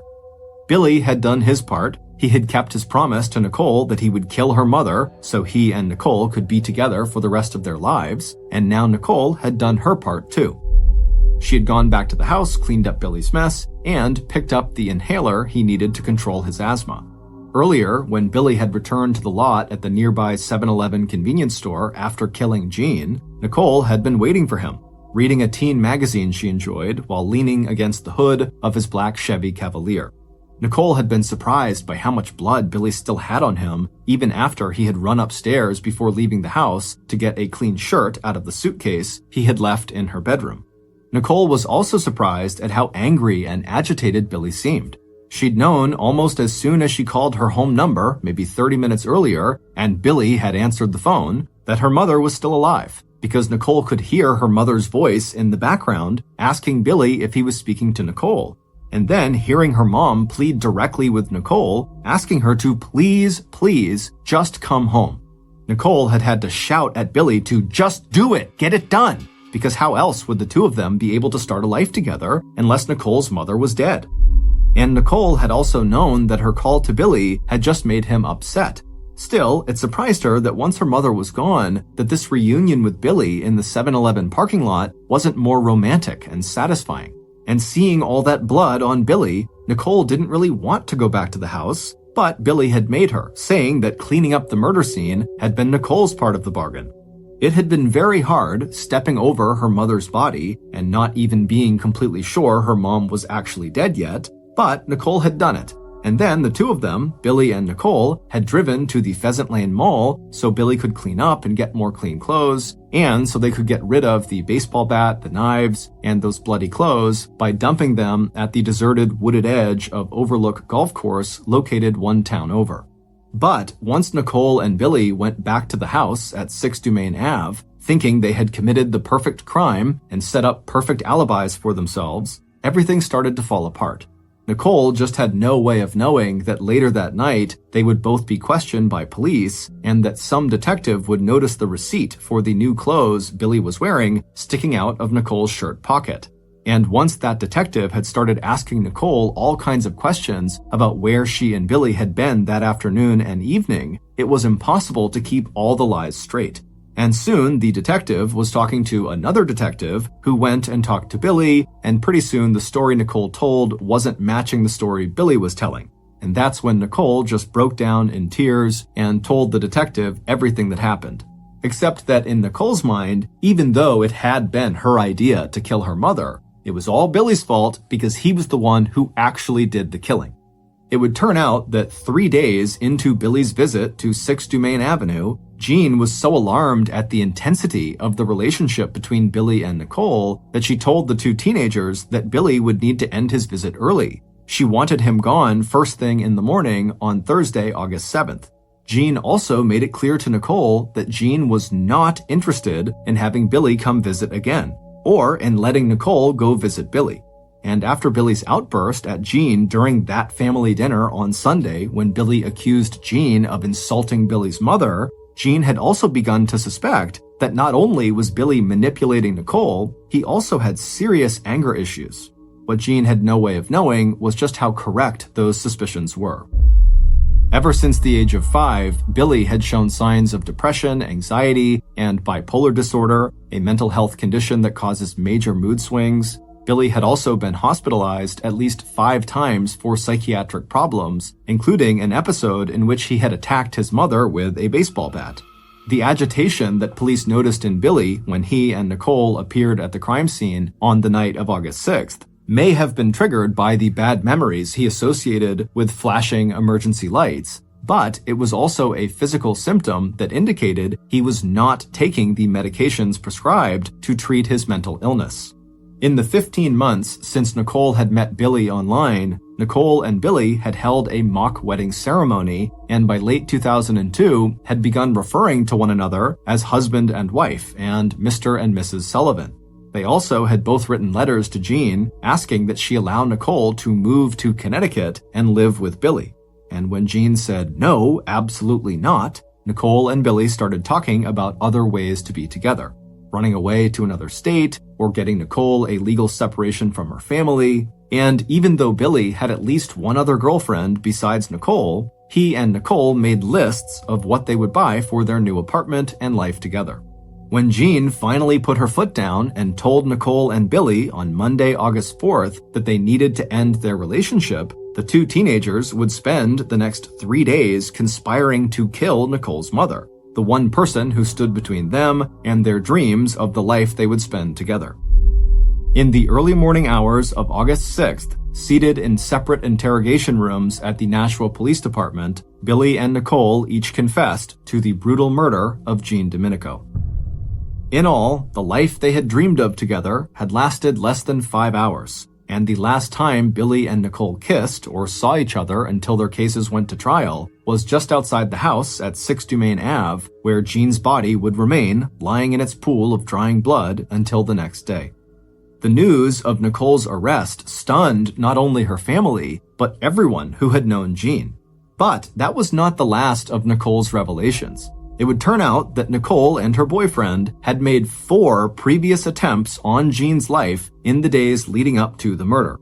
First, they had laced her coffee creamer with over-the-counter drugs and then with bleach. Neither attempt at poisoning worked. The drugs caused the episodes of dizziness that Chris would later blame on Jean's restrictive diet. The smell of bleach made Jean throw the creamer away without drinking any of it. The third murder attempt, starting a fire in Jean's bedroom and then locking Jean inside, failed when the flame-retardant mattress in Jean's bedroom would not catch fire. Their fourth attempt to kill Jean, by running a gasoline-soaked length of rope through an outside window into the oil tank and then setting the rope and eventually the oil inside the tank on fire, ended when Chris came out of the house and saw them. Panicking, Nicole threw the rope into a nearby garbage can. By Wednesday afternoon, August 5th, Billy and Nicole had decided to kill Jean with the baseball bat they knew was behind the door of Charlie's bedroom. They would create alibis with the story they told Chris about spending the dinner hour at the local bowling alley, and they also assumed the police would suspect that Jean was the victim of a robbery gone wrong. On March 28, 2005, almost 1.5 years after Jean's murder, Nicole avoided a charge of first-degree murder by pleading guilty to lesser charges of second-degree murder and agreeing to testify against the love of her life, Billy Sullivan. Nicole was sentenced to a minimum of 35 years in prison. 4 months later, on July 15th, after an unsuccessful attempt to plead guilty by reason of insanity, Billy was convicted of first-degree murder and sentenced to life in prison without parole. After Jean's murder, Nicole's brother, Charlie, went to live with his father, Anthony Kasinkas. Birch Elementary School in Nashua, where Jean had once worked as a volunteer, member of the parent-teacher organization, and a teacher's aide, dedicated a granite bench in her honor that stands outside the school's entrance. On May 22, 2004, the city of Nashua renamed one of its Little League baseball fields the Jean Domenico Ballpark.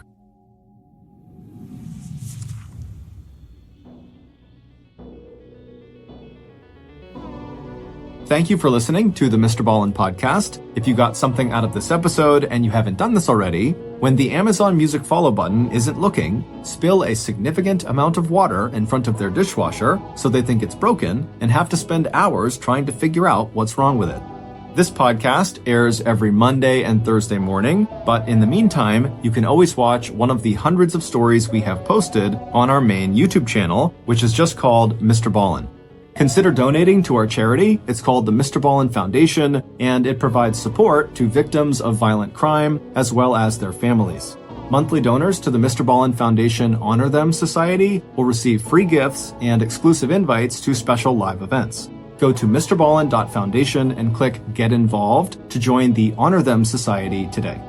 If you want to get in touch with me, please follow me on any major social media platform and then send me a direct message. My username is just @MrBallen, and I really do read the majority of my DMs. Lastly, we have some really cool merchandise, so head on over to shopmrballen.com to have a look. So that's going to do it. I really appreciate your support. Until next time, see ya.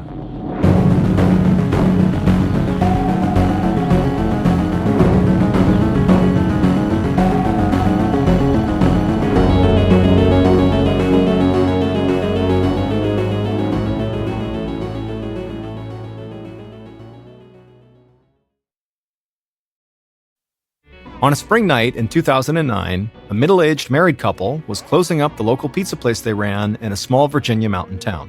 The husband walked to the back of the restaurant and grabbed a large bucket of ice. He carried the bucket out the back door and dumped the ice into the grass. He stood up, and for a moment, he just felt the cool breeze on his face. It was a nice change from the hot pizza ovens he'd been working around all night.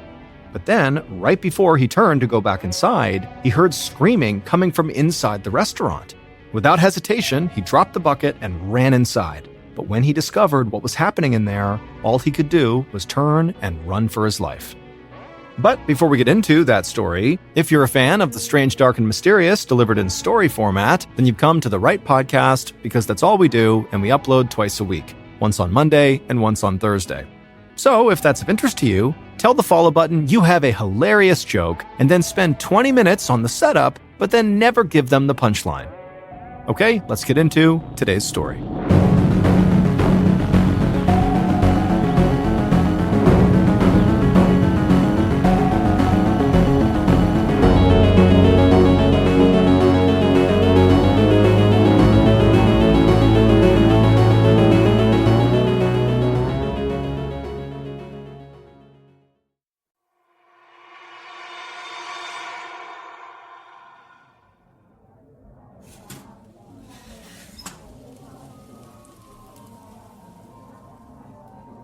On Sunday night, March 29th, 2009, 48-year-old Valerie Looney pulled a fresh hot pizza from an oven at Pizza Plus, a busy restaurant in a small mountain town in Tazewell County, Virginia. Valerie slid the pizza onto a serving tray and then walked around the front counter and delivered it to a booth filled with local police officers. The officers thanked Valerie by name and then dug into their pizza. Valerie checked on the other diners, who had filled up almost all of the booths inside the restaurant, and then afterward, she headed around the front counter and went back into the kitchen. And there, she saw her husband, Harvey, standing by one of the pizza ovens. Valerie was short with cropped brown hair, and Harvey was a big guy with gray hair and a bushy beard. But despite the huge differences in their physical appearances, everybody who knew them thought they had always looked perfect together. Harvey pointed to the clock hanging on the wall by the oven, and he grinned at his wife. He said it was only a few more hours until their 29th anniversary. Valerie smiled back and then jokingly told Harvey to get back to work. Valerie had been the manager at Pizza Plus for over 10 years, and her husband Harvey had been working for her for the past 7 years. The couple knew a lot of people would shudder at the thought of working alongside their spouse day in and day out, but it was actually what Valerie and Harvey had always wanted. In fact, while other people might dream about, making a ton of money or traveling the world, all Valerie and Harvey ever wanted was just to spend as much time together and also with their son Chris as possible. And so Valerie and Harvey working together accomplished a portion of that goal. Harvey got back to work, like his wife had jokingly suggested, and he began to prepare some pizza dough for the next order. As he did that, Valerie stood up on her toes and gave Harvey a kiss on the cheek, and then she headed back into the restaurant's dining room. Pizza Plus was a really popular restaurant in this little town. The entire town only took up a few square miles, and it was surrounded by thick woods and then mountains beyond that, and at times, the people who lived there could feel isolated from the rest of the world. And so Pizza Plus had become almost like a meeting place where everybody could get together and feel connected to their community, at least for a little while. And Valerie and Harvey had really embraced that aspect of their work. The two of them always seemed so happy and welcoming to patrons. I mean, they wanted their customers to feel like they were hanging out with family when they were there. Valerie made her way through the dining room, and she checked in with the police officers to make sure their pizza was good. They told her it was delicious, as always. Then Valerie stepped towards the next booth, but she suddenly stopped and stared down at the floor. One of the police officers noticed and asked her if everything was okay, and Valerie smiled and said it was fine, but she quickly turned and marched right to the back of the restaurant. When she got there, she stepped into the supply closet near the back door, and she saw her employee, Brian Lee, bent down and stocking some shelves. Brian heard his boss approaching him, so he slowly stood up and he turned around. Brian was in his 20s and he towered over Valerie. Brian asked Valerie what she wanted, and she told him that before he went home tonight, he would need to make sure he mopped the floors in the dining room really, really well because she was just out there and they looked so dirty. Brian slowly exhaled and had to stop himself from snapping at his boss. Then he just said, "Okay, I'll mop the whole place after we close." Valerie could tell Brian was annoyed at her, but he was always annoyed when he was at work. For a second, Valerie thought about scolding him, but she stopped herself. Instead, she just thanked Brian and then turned and walked back to the front counter. Pizza Plus stayed busy the whole night until they closed around 10 p.m. Valerie and Harvey said goodbye to the last of their customers, and when the dining room was empty, Valerie walked to the counter and opened up the cash register. And while Valerie counted the money and did the paperwork for the night, Brian trudged out to the front of the store and began mopping, and Harvey cleaned up the kitchen and the back of the restaurant. And at some point, after cleaning for a while, Harvey picked up a large bucket of ice and shouted towards the front of the store to Valerie that he was going out back to dump the ice. Valerie responded by saying that Brian was finished with the mopping and she was almost done with the paperwork, so when he was done, they could leave. Harvey carefully picked up the ice bucket, walked out the back door, and dumped the ice onto a small patch of grass. And after he was done, he set the bucket down and Harvey just bent over at the waist, trying to catch his breath. He hated to admit it, and he would never want his wife or his son Chris to see him like this, but even the smallest physical tasks, like dumping this ice, had really started to wear Harvey out. And so after standing outside in private for a couple of seconds there, Harvey was about to go back inside when suddenly he heard screaming coming from inside the restaurant. And so instantly Harvey charged back inside, and the second he did, the screaming got louder and louder, and he called out for his wife, but then a second later the screaming completely stopped and the entire restaurant went completely silent.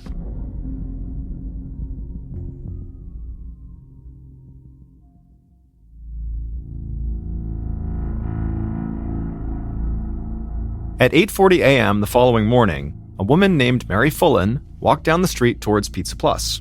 She was on her way to open up the restaurant that day and then work the lunch shift. Mary passed a car wash not far from the restaurant, and she waved to a couple of people outside drying a car. Then she walked a bit further down the street and went around to the back of Pizza Plus. When she got there, she looked down and reached into her pocket to grab her key to the back door. But when she looked up, she saw Harvey laying face down right behind the back of the store. And so Mary ran over to him and began yelling his name, but as she did, she could see he was laying in a pool of blood. Mary shook him like it might wake him up, but she knew he was dead. And so in a total panic, Mary threw open the back door of the restaurant, barely noticing she didn't have to use her key to get in. And then once inside, she ran for the phone on the front counter to call police. But before she could even get there, when she was in the kitchen, she looked down and found Valerie, who was also on the floor, blood covering her hair and her clothes. It was obvious that she was dead too. And so Mary began crying and her whole body was shaking, but she still made it to the phone and she dialed 911. The operator told her police would be right there and that for now she needed to get out of the restaurant immediately. And so Mary hung up and just ran out the front door, not noticing that that door too was also unlocked.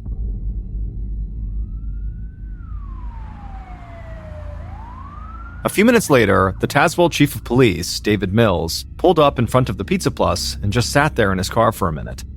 When the call had come into the station, Mills and the small group of officers who worked under him couldn't believe it. They all knew Valerie and Harvey really well. In fact, they usually went to Pizza Plus as a group at least a few times a week. Mills looked out his windshield and he saw a couple of officers from the county sheriff's department standing with Mary in front of the restaurant, the woman who had called this in. Mills took a long, deep breath, then stepped out of his car and went up and joined them. All of the officers knew Mary about as well as they knew Valerie and Harvey. Mills could see Mary was a total wreck, and so while he didn't want to press her too hard, he did ask her if she could just fill him in on everything she had seen and heard that morning. Mary told Mills she'd been coming in to open the restaurant when she had found Harvey out back, and then when she ran inside to use the phone, she found Valerie lying on the kitchen floor. Mills told Mary he was so sorry she had to see that, and then he asked her if she had had to use her key to unlock the door when she went inside. Mary looked like she hadn't even thought about this, and then she told Mills and the other officers that were there that actually the back door had been unlocked when she ran in. And also, now that she thought about it, the front door had also been unlocked when she ran back out again. Mills thanked her and then asked her to please wait outside. Then Mills and one of the county officers put on their gloves and walked into the restaurant. The sight of Valerie laying there on the kitchen floor, surrounded by a huge pool of blood, almost knocked Mills back. He had known Valerie for years, and he couldn't remember a single person ever speaking badly about her. It might sound foolish to people outside of the area, but as the manager of the local pizza place, Valerie was a huge part of this community. And sometimes, after a bad day, a good slice of pizza and a great conversation with Valerie could turn everything around. Mills and the county officer went over and knelt down and began to examine Valerie's body, and it was even worse than they thought.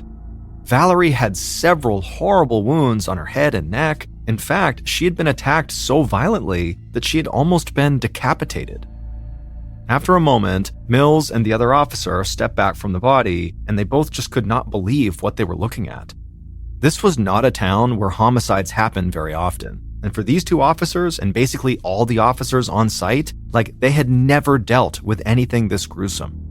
Mills and the other officer collected themselves, and then Mills noticed that from where he was standing, he could see the front counter. And he noticed at the front counter was the cash register, and the drawer was open, and it appeared to be empty.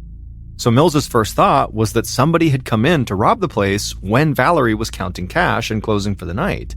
And maybe Valerie put up a fight, and the robber attacked her and killed her. And then obviously at some point after that, Harvey must have gotten involved and gotten attacked and killed too. The investigators headed down a hallway to the back door, and they stepped outside. And there, they saw Harvey's body on the ground.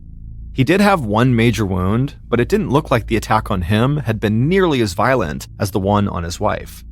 Mills knew they still needed to do a thorough sweep of the restaurant, but already, just the sight of these two bodies made it clear to him that neither the local police nor the county sheriff had the resources to deal with a case like this on their own.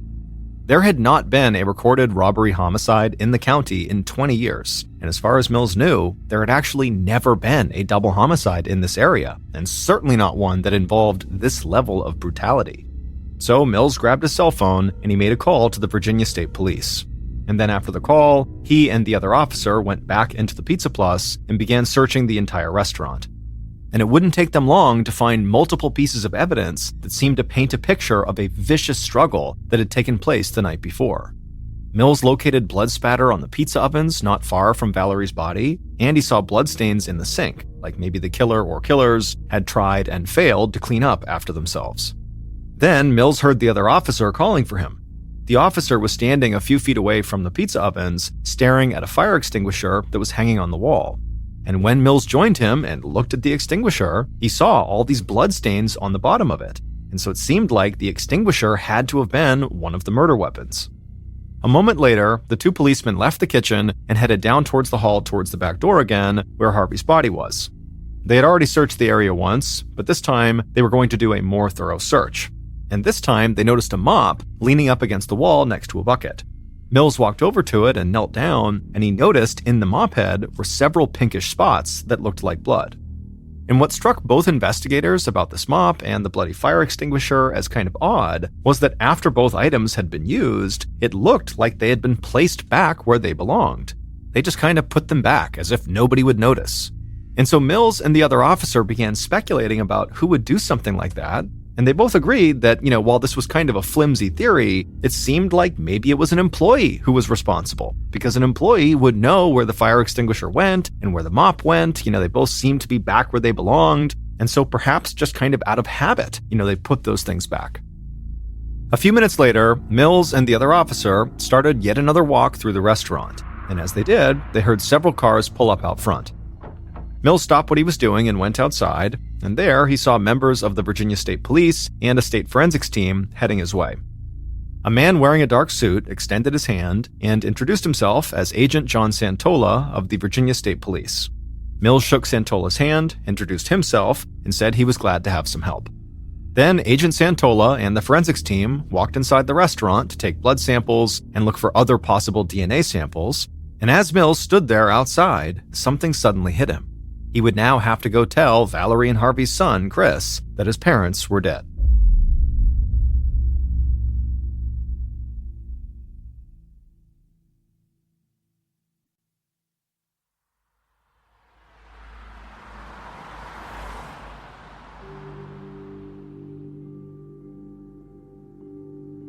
While state police searched the Pizza Plus, Mills and the county officer drove across town to the small trailer where Valerie, Harvey, and Chris had all lived together. When they got there, Mills walked up to the door and knocked, and shortly after, Chris answered. Chris was 28 years old, he wore a black sweatshirt and jeans, and he looked really confused to see two police officers standing there. He asked Mills if everything was okay, but Mills just shook his head and asked if they could come inside. Chris said, yeah, of course, and he let the officers in. And then once Mills and his partner got inside, Mills just turned to Chris and with a sad look on his face, he told him that unfortunately, both of his parents were deceased. They had been attacked and killed at the restaurant. For a moment, Chris just stared at Mills like he was in total shock. And then he began shaking his head and said, no, that doesn't make any sense. Today, his parents were out of town on a trip for their 29th wedding anniversary. But Mills just shook his head and said he was very sorry, but that could not be true. His parents had not left town. In fact, they had never left the restaurant the night before. Chris eventually sat down and just stayed silent for a couple of minutes, and the officers just waited. And then, with a shaky voice, Chris said he should have known something was wrong when he didn't hear his mother and father come home the night before, and then also this morning when he didn't see him. But Chris said he had just assumed his parents got home when he was already asleep, and that they had left that morning before he woke up to go on their trip. But now he felt like it was obvious there had been an issue. Mills nodded his head and said he was sorry to have to do this, but he did need to ask some pretty pointed questions about his parents, and Chris just nodded. And so Mills asked Chris where he was the night before, and Chris said he had been at work, and then afterward he had come home, hung out for a bit, and then went to bed. Then Mills asked Chris what his relationship was like with his parents. Chris said their relationship had been good. He had been forced to move back in with his parents after going through a divorce, and he felt bad about it, but his mom and dad seemed happy to have him at home. After that, Mills asked Chris if he could think of anyone who might have had a grudge against either of his parents, and Chris just shook his head and said absolutely not. Everybody loved his mom and dad. Mills knew this was actually pretty much the truth. I mean, Harvey and Valerie were beloved in this town, so he wasn't surprised their son couldn't think of anyone. Mills said how sorry he was for Chris's loss, and he promised the police would do everything they could to get the person who had killed his parents. Then Mills and the other officer turned to leave, but then Chris told them to hold on for a second.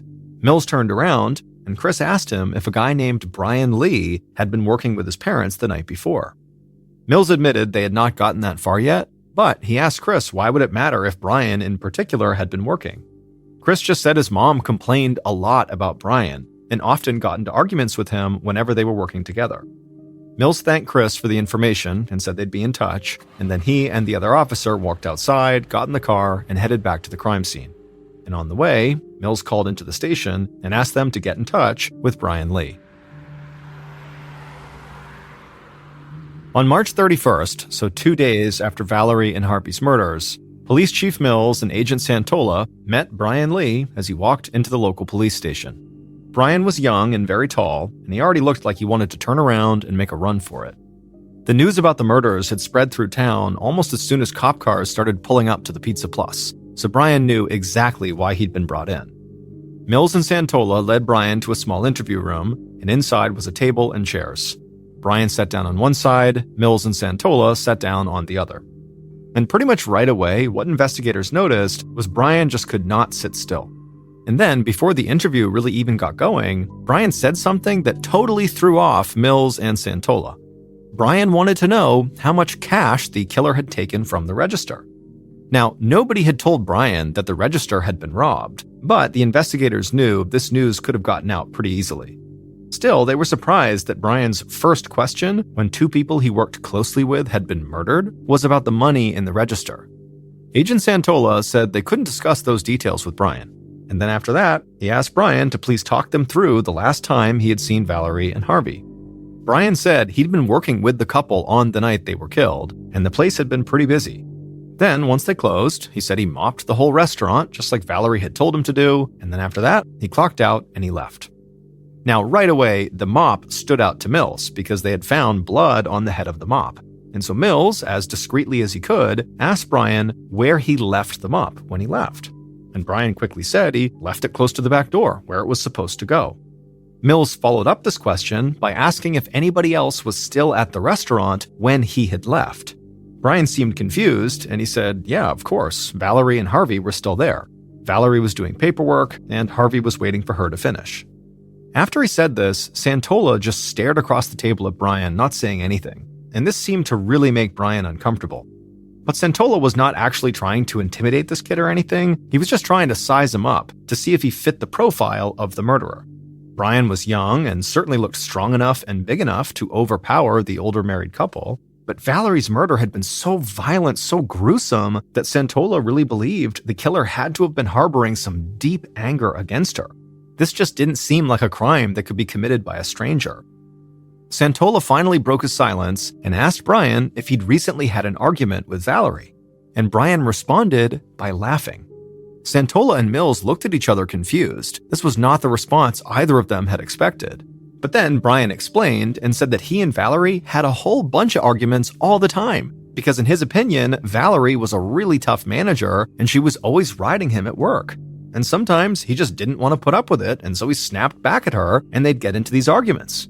But then Brian noticed the investigator's reaction to his laughing, and he quickly stopped laughing and got a much more serious look on his face. And then he clarified by saying that, he might not have liked Valerie as a boss, but he would never hurt her. That was crazy. A lot of people don't like their bosses, but they don't kill them.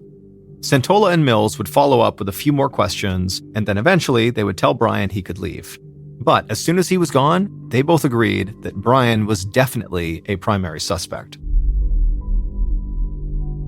Over the following days, local, county, and state investigators looked further into Brian's background. And as they did that, they waited for results from tests that the crime lab was running on the blood samples that had been found at the crime scene. But while they waited, Santola and Mills did not want to overlook any possibilities. They both believed the most likely killer was somebody who worked at Pizza Plus, even if it turned out not to be Brian. So they went ahead and met with every single current employee.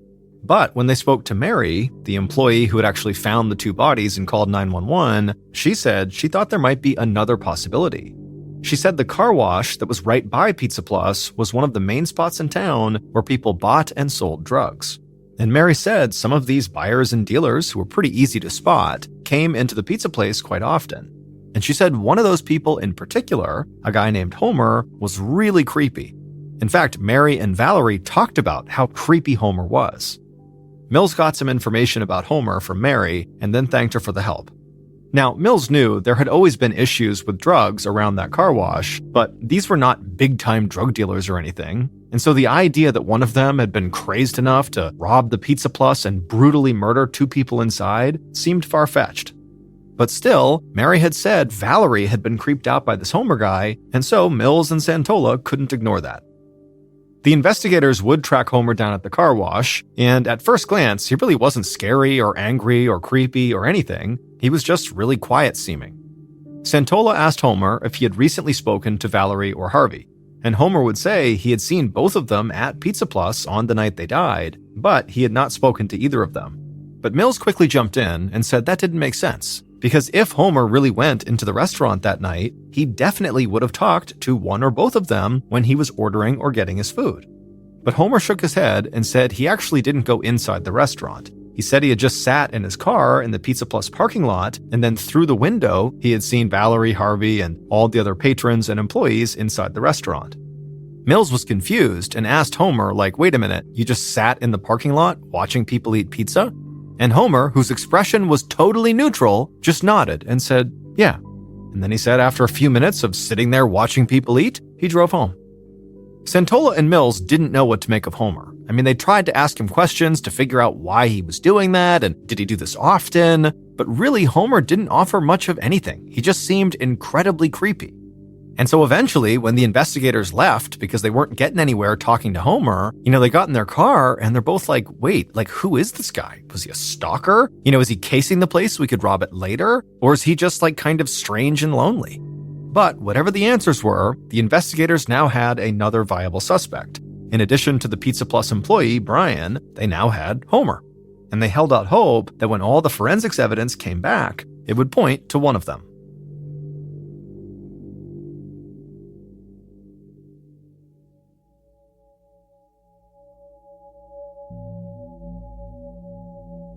On April 3rd, 2009, so a week after the murders, Pizza Plus was once again filled with laughter and conversation. The crime scene had been cleared, and now this was a gathering place once again. But this time, the community had come here not to eat pizza, but to pay their respects to Valerie and Harvey. There had been a funeral service for the couple at a local church, but everybody who knew them knew this restaurant is where they would want people to come, and they would also want people to have a good time. So Valerie and Harvey's son, Chris, and other members of the family thanked everyone for coming in and encouraged them all to take up seats in all the booths and just start sharing stories of all their favorite memories with the couple. And so over the course of the day, several local and county police officers came by the restaurant.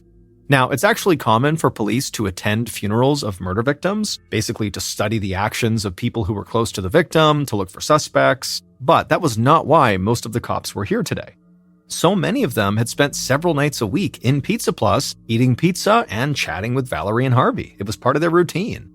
And so the officers were here to honor their memories, same as everybody else.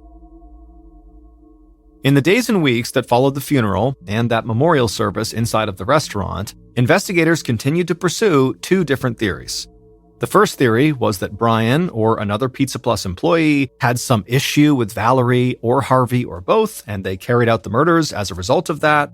The other theory was Homer, the man who had watched Valerie through the window from the parking lot, who also was involved in drugs, could have killed Valerie and Harvey because he was robbing the place for drug money, or maybe he killed them for, some other motive that had not been discovered yet.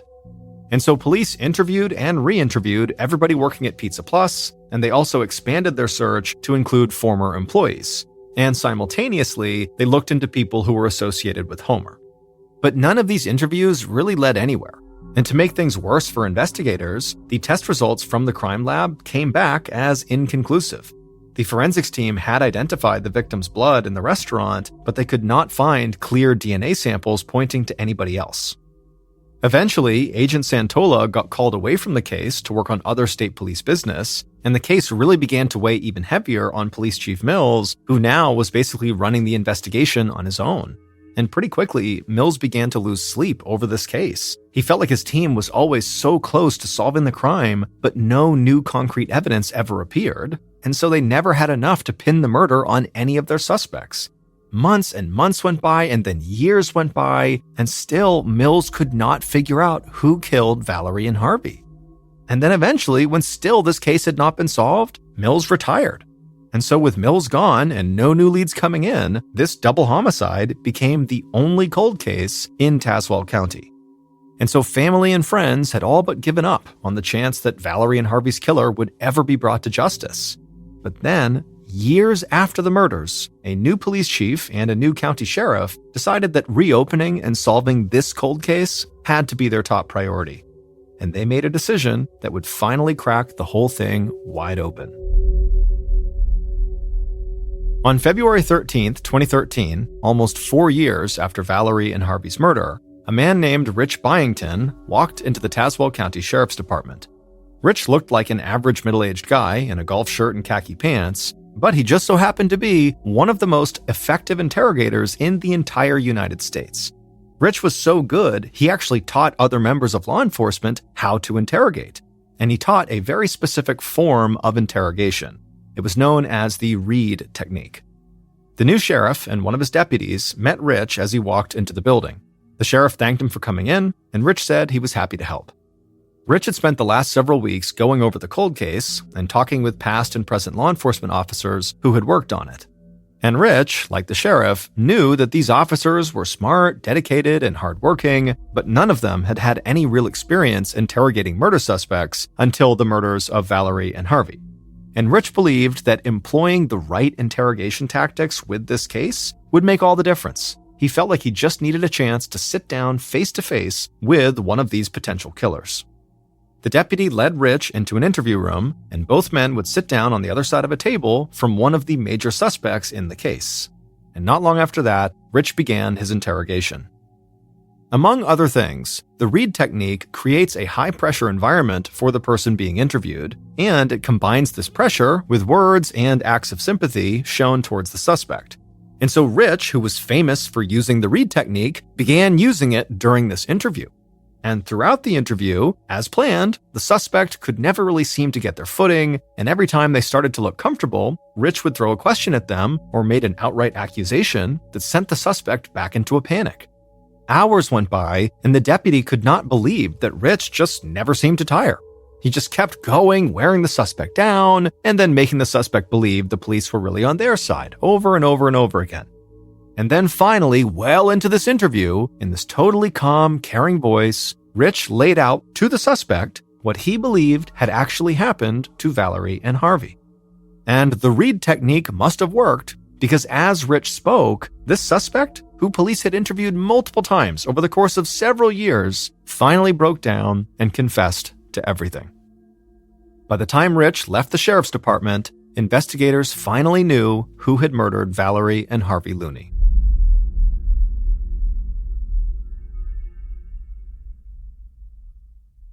Based on that suspect's confession, here is a reconstruction of what police believe happened to Valerie and Harvey at the Pizza Plus restaurant on March 29, 2009.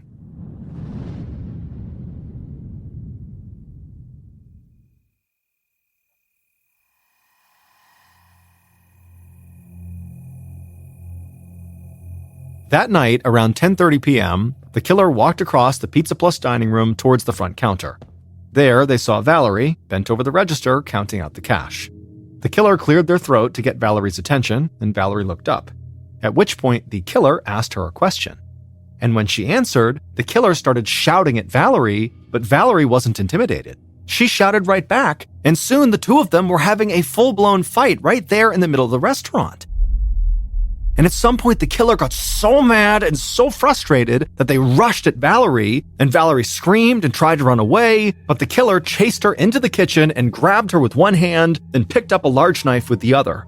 Valerie struggled and fought, but she couldn't break free, and the killer raised the knife and slit Valerie's throat. Valerie fell to the floor, bleeding profusely, and the killer just dropped the knife. But suddenly, the killer heard shouting and footsteps coming from the back of the restaurant, and so the killer turned and saw Harvey charging down the hall. The killer rushed at him, and Harvey managed to punch the killer, but he quickly realized he was no match for them, and so Harvey turned and tried to run towards the back door, but the killer followed and managed to grab Harvey right by the door, and the killer wrapped their hands around Harvey's throat and began to choke him. Harvey fought as much as he could and managed to stumble out through the back door onto the ground outside. The killer scrambled to their feet and managed to grab Harvey's throat again and kept on squeezing. But at some point, Harvey managed to buck the killer off one more time, and the killer was about to re-engage for a third time when Harvey just kind of abruptly fell forward on his face and just lay there motionless. It would turn out Harvey actually just had a heart attack. And so the killer just stood there for a second, not really sure what to make of this, and then they turned and ran back inside to the kitchen. There, they saw Valerie face down in a pool of blood, but the killer wanted to make sure she really was dead. So the killer grabbed the fire extinguisher off the wall, stood over Valerie, and raised it up and began slamming it down over and over again into the back of her head. And after nearly decapitating her, the killer put the fire extinguisher back where it went on the wall, blood still all over it, and then they picked up the knife they had used to slit Valerie's throat. Then they walked out through the back door to where Harvey was still lying motionless on the ground, and just like the killer had done with Harvey's wife, they wanted to be sure Harvey really was dead. So the killer bent down and used that knife and slit Harvey's throat as well. After that, the killer went inside, they grabbed the mop and bucket by the back door, they went to the kitchen and filled that bucket with water. They grabbed the cash out of the register and pocketed that, and then they mopped their way out through the back of the store, trying to get the floor as clean as they could without spending too much more time inside of the restaurant. After wringing out the mop and emptying the water, the killer left the mop and bucket by the back door, walked outside past Harvey's body, and disappeared into the night. The following day, the killer went into work like nothing had happened, and then they went home and waited patiently for the police to arrive to tell them that their mother and father had been killed. Valerie and Harvey's son, Chris Looney, murdered his parents in cold blood. It turned out that after his divorce, Chris had been struggling with money, and so Valerie and Harvey had helped him for a while, but they had had enough. So on the night of the murder, Chris went to Pizza Plus one last time to ask for money, but Chris had already planned on killing his parents if they denied him. Because Chris knew his parents had a $245,000 life insurance policy, and Chris was the beneficiary. And so when Chris's mom refused to give him money and started fighting with him in the restaurant, Chris went through with his plan B. He murdered his parents and then stole the money from the cash register to make it look like a robbery. Investigators had suspected Chris once they learned about this life insurance policy, but it was also the placement of the fire extinguisher and the mop that made him stand out to the police. Mills and the other investigators had always suspected a Pizza Plus employee had carried out the murders, because the fire extinguisher, which was one of the murder weapons, and the mop had been put back exactly where an employee would put them, almost like it was habit. That was one of the primary reasons they had suspected Brian Lee early on. Now, Chris was not a Pizza Plus employee, however, when he was younger, he had been. And so over the course of several years, Mills and others felt like they were close to being able to prove Chris had done it, and they had interviewed him several times, but they could never find enough evidence or get him to admit to the crime. That is, until the new leaders of the investigation called in Rich Byington, the interrogation expert, for help. And after Rich faced off with Chris, Chris would confess to the murders and would tell police exactly how and why he had killed his own parents. Chris Looney was found guilty and was given 2 life sentences. After the trial, members of Valerie, Harvey, and Chris's family issued a joint statement. It said, quote, "Chris, we love you and forever will love you, but we cannot forgive what you have done." End quote.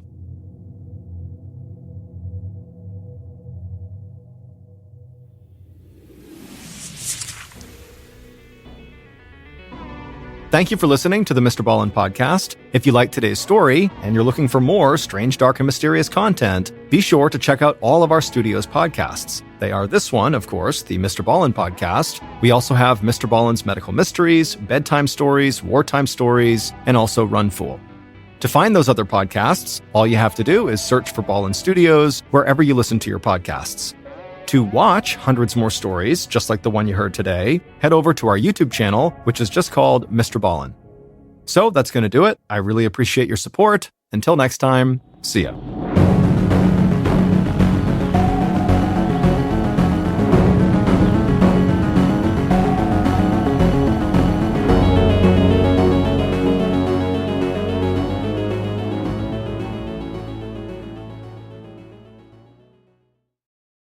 On a June night in 1997, Kathy Peters was asleep at her home in Mirror Lake, a quiet neighborhood of Sarasota, Florida.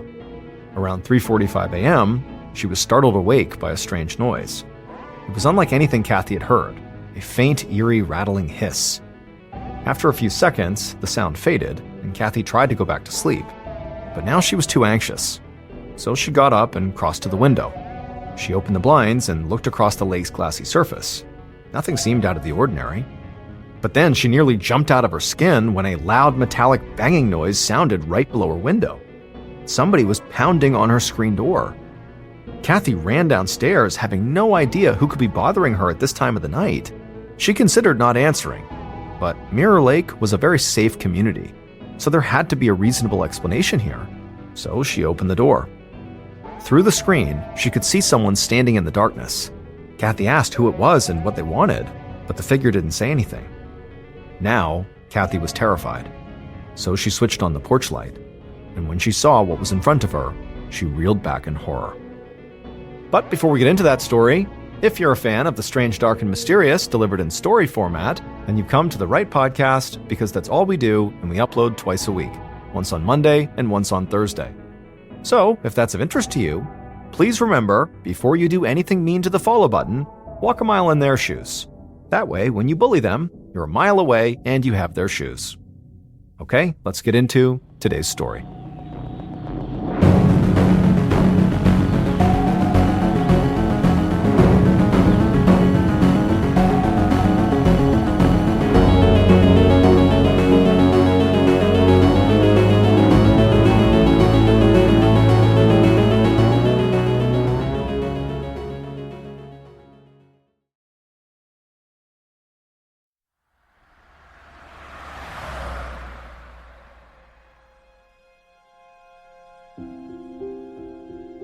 June 20th, 1997 started out as a perfect day for Henry Kaniva.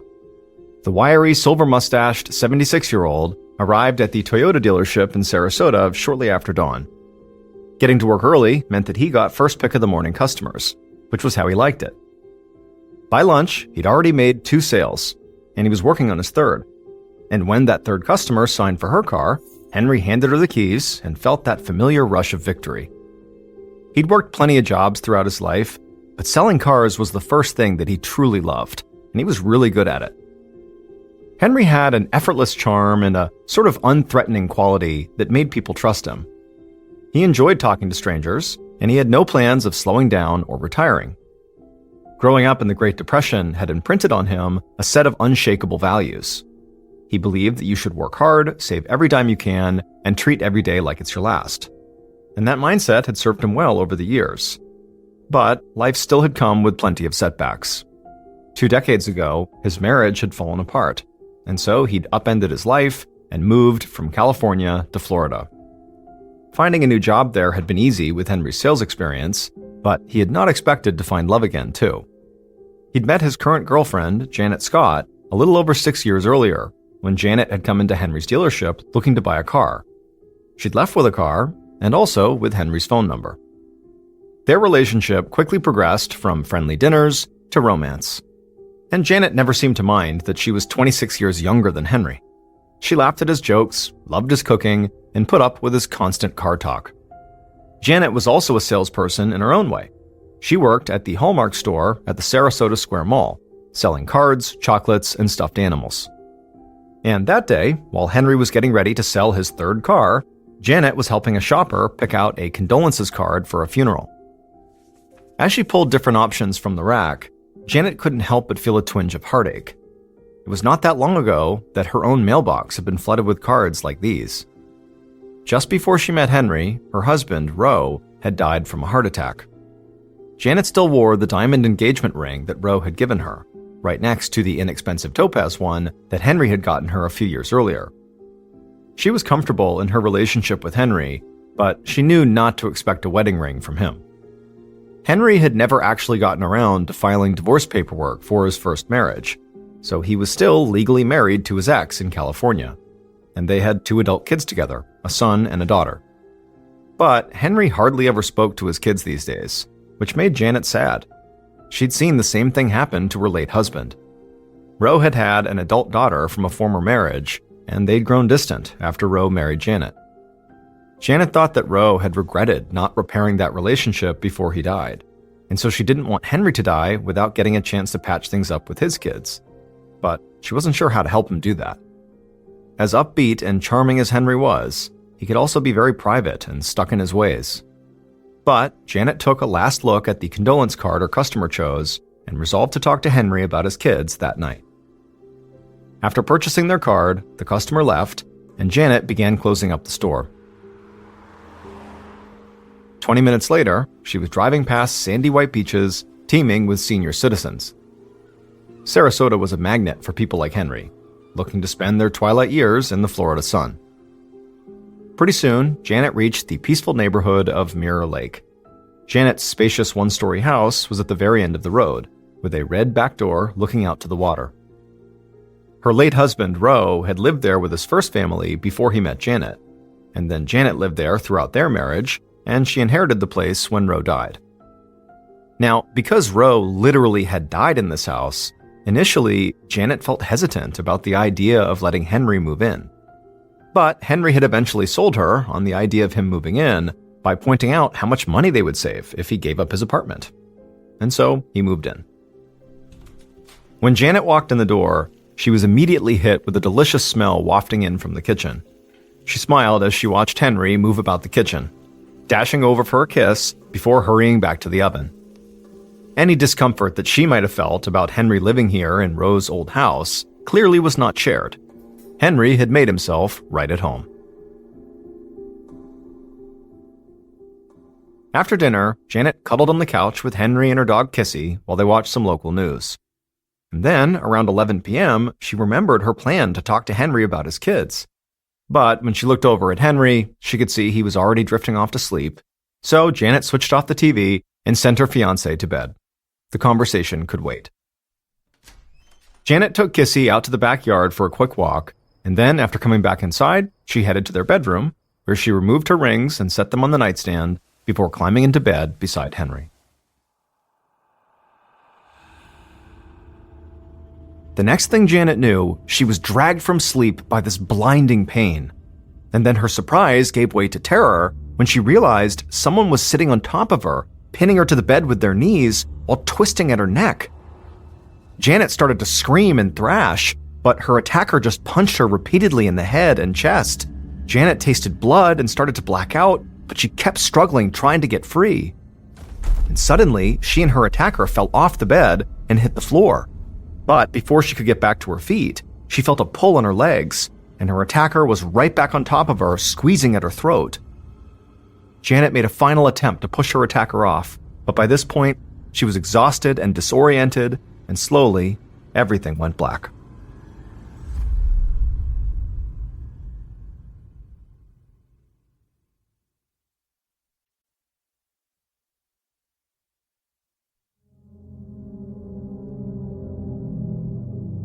Sometime later, Janet woke up on her bedroom floor. Her temple and her throat throbbed with pain, but her attacker was gone. At least they weren't on top of her anymore, and she couldn't see anybody else in the room. Janet lifted her head, trying her best to ignore the pain. She couldn't see much, since it was pitch black in the room and one of her eyes was swollen shut. But as she sat up, Janet heard something, a hoarse, raspy wheezing sound. She didn't know where the sound was coming from or what it could be. All she knew was she needed to get away right now. Painfully, she got up and fumbled through the dark until she found the landline phone on the small vanity table. She picked it up to call the police, but the line was dead. And so Janet left the phone and staggered down the hall and went out the back door. And from there, she headed over to her neighbor's home. When she got there, she desperately banged on the door until her neighbor, a woman named Kathy Peters, answered. And when the neighbor, Kathy, looked out and saw Janet standing there with her shattered face, she was so surprised that she immediately jumped backwards in fright. Janet was actually so bruised and bloodied that Kathy did not recognize her at first. But when she realized who was standing there, she pulled Janet inside, locked the door, and ran to call 911. An ambulance arrived within minutes to take Janet to the hospital, and not a moment too soon. Even as the EMTs loaded her onto the stretcher, she was already losing consciousness again. At almost the same time, several sheriff's deputies arrived at Janet's house. They found the back door unlocked, and so they headed inside. The moment they entered the master bedroom, the deputies knew there had been an extremely violent attack here. Drawers had been pulled from the dresser and dumped all over the floor. There was blood spatter on the blinds and all over the sheets, and a thick puddle of blood was on the floor right where Janet fell. And there, lying on the bed, was Henry. His face was covered in blood, and he had a belt cinched tightly around his neck. The deputies checked him for a pulse, but the man was obviously dead from strangulation. After discovering Henry's body, the deputies began searching the room. One of the deputies was down on his hands and knees, peering under the bed, when he got startled by a pair of eyes staring back at him. It was Janet's dog, Kissy, cowering under the bed, shaking in terror. She refused to come out when the deputy called to her, so he crawled under and pulled her out. Once the deputy had the dog in his arms, it became clear that Kissy was not just terrified.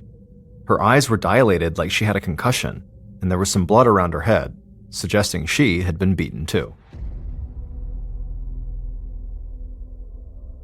One of the deputies volunteered to take Kissy to a local pet hospital, and as he was leaving with the dog, another car pulled up and two men got out. They were Mark Brewer and Keith Muncy, detectives from the Sarasota Police Homicide Division who would now be taking lead on the case. The two detectives headed inside to join the deputies, who quickly brought them up to speed. Right away, they were struck by the brutality of Henry's murder. He'd been strangled to death with his own belt while he was sleeping, and he'd also been badly beaten. The sheer violence that must have been involved here gave this crime a very personal feeling. The detectives also noticed that while the bedroom had been ransacked, it didn't seem like anything had been taken. For example, Henry's wallet with some money and credit cards in it was just out on a dresser. And so this made the detectives think that this probably was not a robbery. Next, they checked the landline phone, which was still lying off the hook where Janet had dropped it. The line was dead, so Detective Muncie headed out to the backyard where he confirmed that the phone lines had been cut. He was heading back inside when a flash of white on the ground caught his eye. It was a cigarette butt lying at the edge of the property. And while the grass was wet from some light rain earlier that night, this cigarette butt was dry, meaning it had been dropped within the last few hours. Muncie went inside to share this discovery with Detective Brewer, and after doing so, it would turn out Brewer also had some news of his own. He had found the fingertip of a latex glove in the bedroom. The detectives now had 2 pieces of evidence that might have the killer's fingerprints or DNA material on them. But the lab was backed up, and so testing these items would take time. And so they were hoping that long before they needed the results of those tests, their eyewitnesses could actually just help them solve the crime. So they headed to the hospital to interview the one person, aside from the killer, who was there when Henry was murdered, Janet.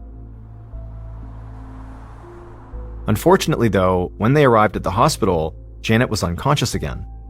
And also, one of the doctors warned that with the extent of the injuries she'd sustained, she could actually die. And so Brewer and Muncie were suddenly facing the possibility of a double murder. They asked the hospital staff to call them if Janet woke up. In the meantime, the detectives began digging into Henry's life to try and understand why someone had wanted to kill him. When they got access to his bank accounts, they were surprised by just how much money Henry had put away. Henry sort of gave off the vibe that he was a senior citizen on a limited fixed budget. But in reality, he had $700,000 in the bank. So the detective speculated that maybe Henry was killed for his money. And their thoughts immediately turned toward Henry's relatives, who were most likely to gain financially from his death. The detectives learned that Henry did not have a will, but that only meant that the bulk of the inheritance would be divided between his adult children, Jeff and Sharon Kaniva. When the detectives reached out to Jeff and Sharon, they learned that they were actually already on their way to Sarasota after learning their father had been killed. And at the detectives' request, they agreed to stop by the station to answer some questions. Brewer and Muncie knew it was impossible for Jeff or Sharon to have been present for the murder, since they were across the country in California when it happened. But that did not stop them from potentially arranging a hit through a third party. The detectives pressed the siblings about how they got along with their father, and both Jeff and Sharon said they were on good terms with Henry, but they didn't really talk to him very much. Not because they didn't want to. Jeff clearly idolized his father and had even followed in his father's footsteps to become a car salesman. But they said their father liked his privacy and didn't want many visitors. He seemed happy with the new life he'd built in Florida, so they tried to give him space and let him be. But then Jeff dropped some truly shocking information. A few months earlier, he had called his father at home, and a young man had answered. When Jeff asked who he was talking to, the man said he was Henry's son. Jeff was initially stunned and very confused because he believed he was Henry's only son. But eventually, the truth came out. Soon after Henry had separated from Jeff and Sharon's mother and moved to Florida, he was in a very brief relationship with a woman who gave birth to Henry's other son, David. But Henry never told anybody about David, and Henry himself didn't even meet him until David had grown up and tracked him down. But from what Jeff was able to gather, it seemed like Henry and his son David had seen a lot of each other in the months leading up to the murder. It stung more than Jeff liked to admit, both because Henry had kept David's existence a secret and because he'd been so unavailable to his other kids. Following the conversation with Jeff and his sister Sharon, detectives Brewer and Muncie got to work tracking David down. They learned that he was 20 years old and lived about 3 hours away in the Daytona Beach area. When they contacted him, he agreed to come down to Sarasota for questioning. And during his interview, he admitted that he knew Henry had a lot of money, but didn't know how much or if Henry had a will. David confirmed that he had been spending more time with Henry recently, and that some of the visits had taken place at the house in Mirror Lake, where the murder took place. Most recently, David said he and Henry had watched sports together on TV on Father's Day. which happened to be just 4 days before Henry was killed. All these details made the detectives suspicious of David. After all those years without seeing his father, David was suddenly spending lots of time with him? Was he trying to get Henry's money? Did he secretly nurse a deep grudge against Henry? Either way, David did know his way around Henry's home, and also David was a big man who'd be quite physically capable of strangling a sleeping 76-year-old. David's alibi for the night of the murder was also pretty weak. David told the detectives that he was with his girlfriend that night. And while she did confirm that was true, Brewer and Muncie knew she could just be lying for him. So, ultimately, the detectives pressured David to take a polygraph test. And the results came back inconclusive. Now, of course, polygraph tests are not 100% accurate. I mean, people can lie and they can fake their answers, and a positive result could actually be a negative and vice versa. But at a minimum, an inconclusive test meant that David remained very much a potential suspect.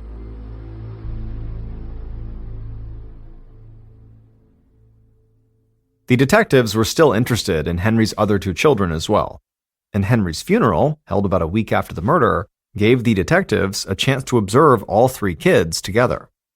And right away, Brewer and Muncie could see there was almost palpable tension between David, Jeff, and Sharon. And also, they could overhear very testy conversations between the siblings. At one point, David commented that he was looking forward to buying jet skis with his inheritance. This did not go over well with Jeff, who was already feeling very jealous about Henry spending his last Father's Day with David instead of him, and so he got angry and accused David of being involved in the murder. David walked away before the argument could go any further, and for the remainder of the funeral, the siblings basically avoided each other. The detectives agreed it was not that surprising that the siblings didn't get along. However, them not getting along did not necessarily mean they killed their father. But regardless, Brewer and Muncie decided to still keep an eye on all of Henry's children while they simultaneously dug into his other relationships.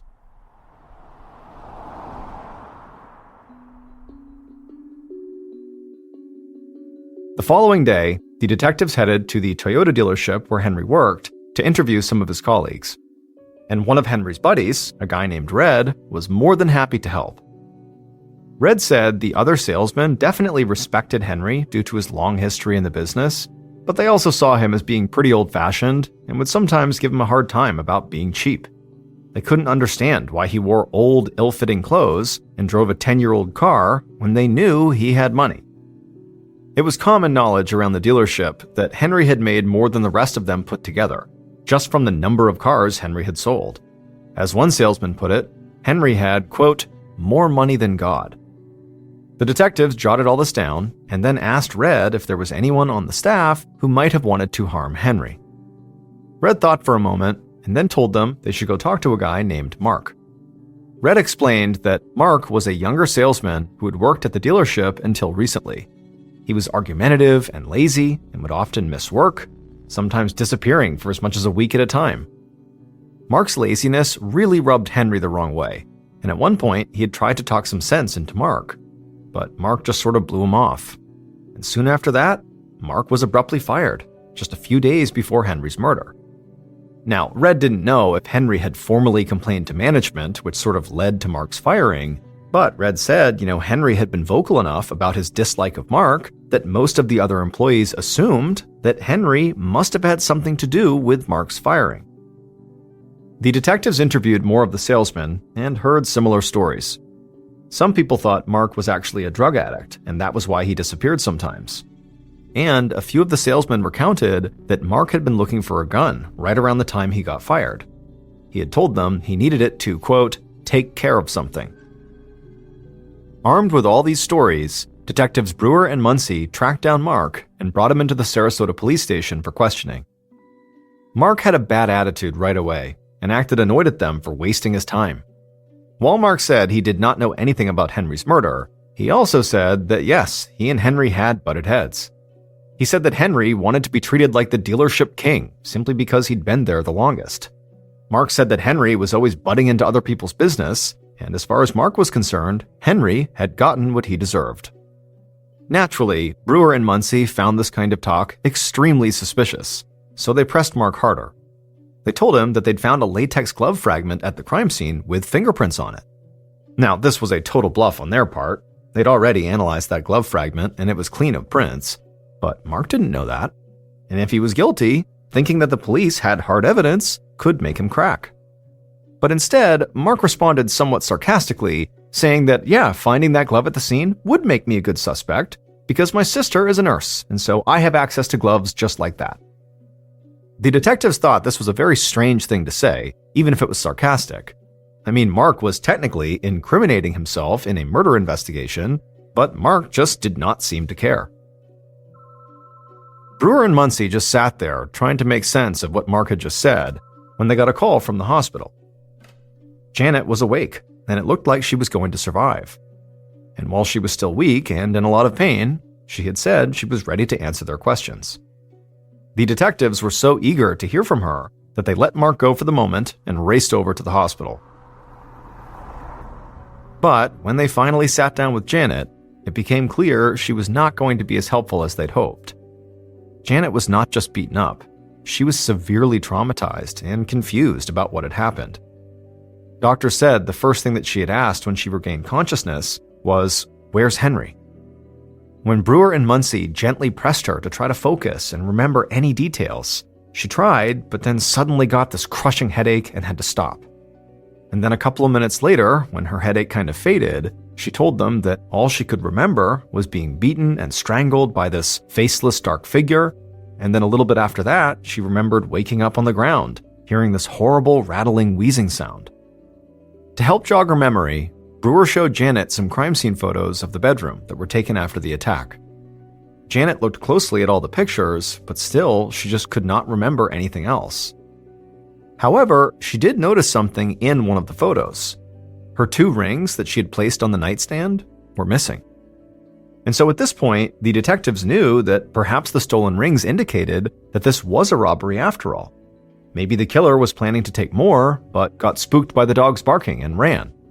But on the other hand, the fact that just these rings appeared to be missing, and that they had sentimental value, could point to a personal connection between the killer and the victims. As important as Janet's realization about the rings was, it didn't really provide the detectives with any new clear answers.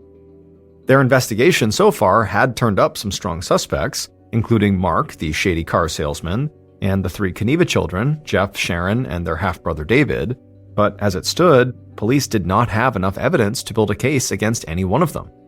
So all the detectives could do now was just keep an eye on the suspects and hope that Janet's memory improved. But weeks and then months passed with no progress in the case or any change to Janet's memory, and so the investigation began to go cold. Then, in December of 1997, a full 6 months after Henry's murder, a clue dropped into the detectives' laps that changed everything.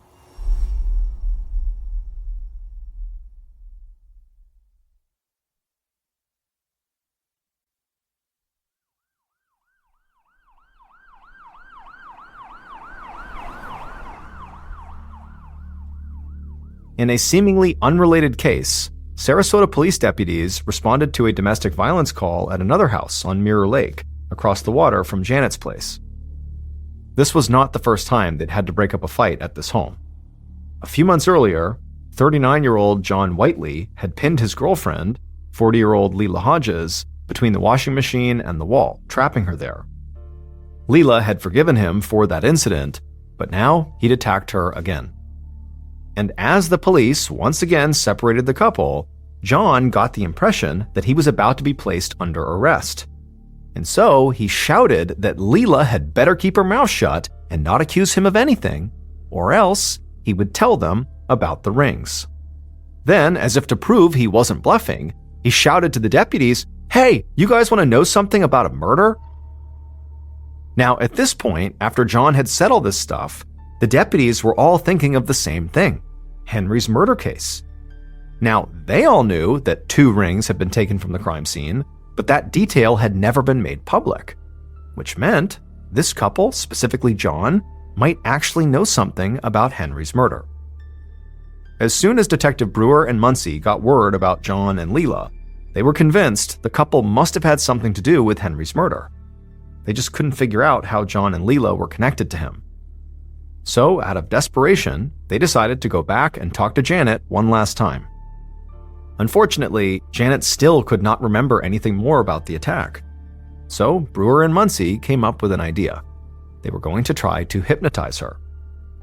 It was unorthodox, but at this point, they were willing to try anything, and Janet was on board. So, the next day, the detectives returned, now with a hypnotist, who put Janet into a trance. And then while she was in her trance, they asked her a series of questions, designed to draw out her repressed memories from the attack. And suddenly, it was like Janet could hear and see things from the night of the attack that she hadn't been able to before. Finally, when the hypnotist asked her to describe her attacker, Janet grew quiet. She still could not picture their face, but she did remember something else. Under hypnosis, Janet recalled waking up to find a large shadowy figure sitting on her thighs while violently grabbing her neck. Janet tried to fight, but it didn't do any good. Then, as the killer continued to throttle her, she became aware of another set of hands on her shoulders. A second person that she couldn't see was holding her to the ground. That meant there were 2 attackers in the bedroom that night, not just one. Janet's revelation stunned the detectives at first, but they quickly realized several of their suspects came in pairs. The first pair was Henry's first set of kids, Jeff and Sharon. They stood to benefit the most from Henry's death, as they knew they would inherit a portion of his small fortune. But that also applied to David, Jeff and Sharon's 20-year-old half-brother.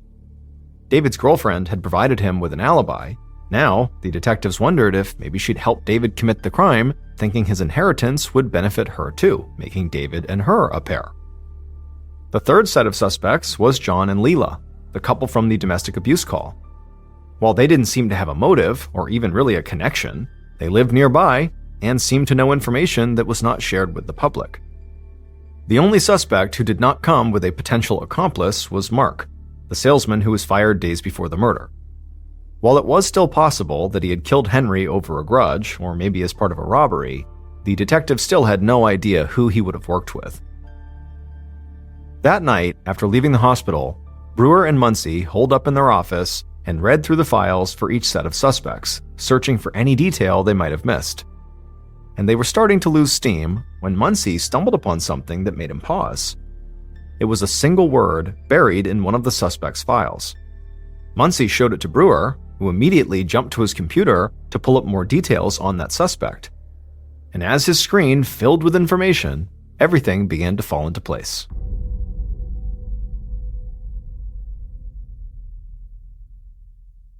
Based on the evidence collected at the crime scene and interviews conducted throughout the investigation, the following is a reconstruction of what police believe happened to Henry Kaniva and Janet Scott on the night of June 20th, 1997.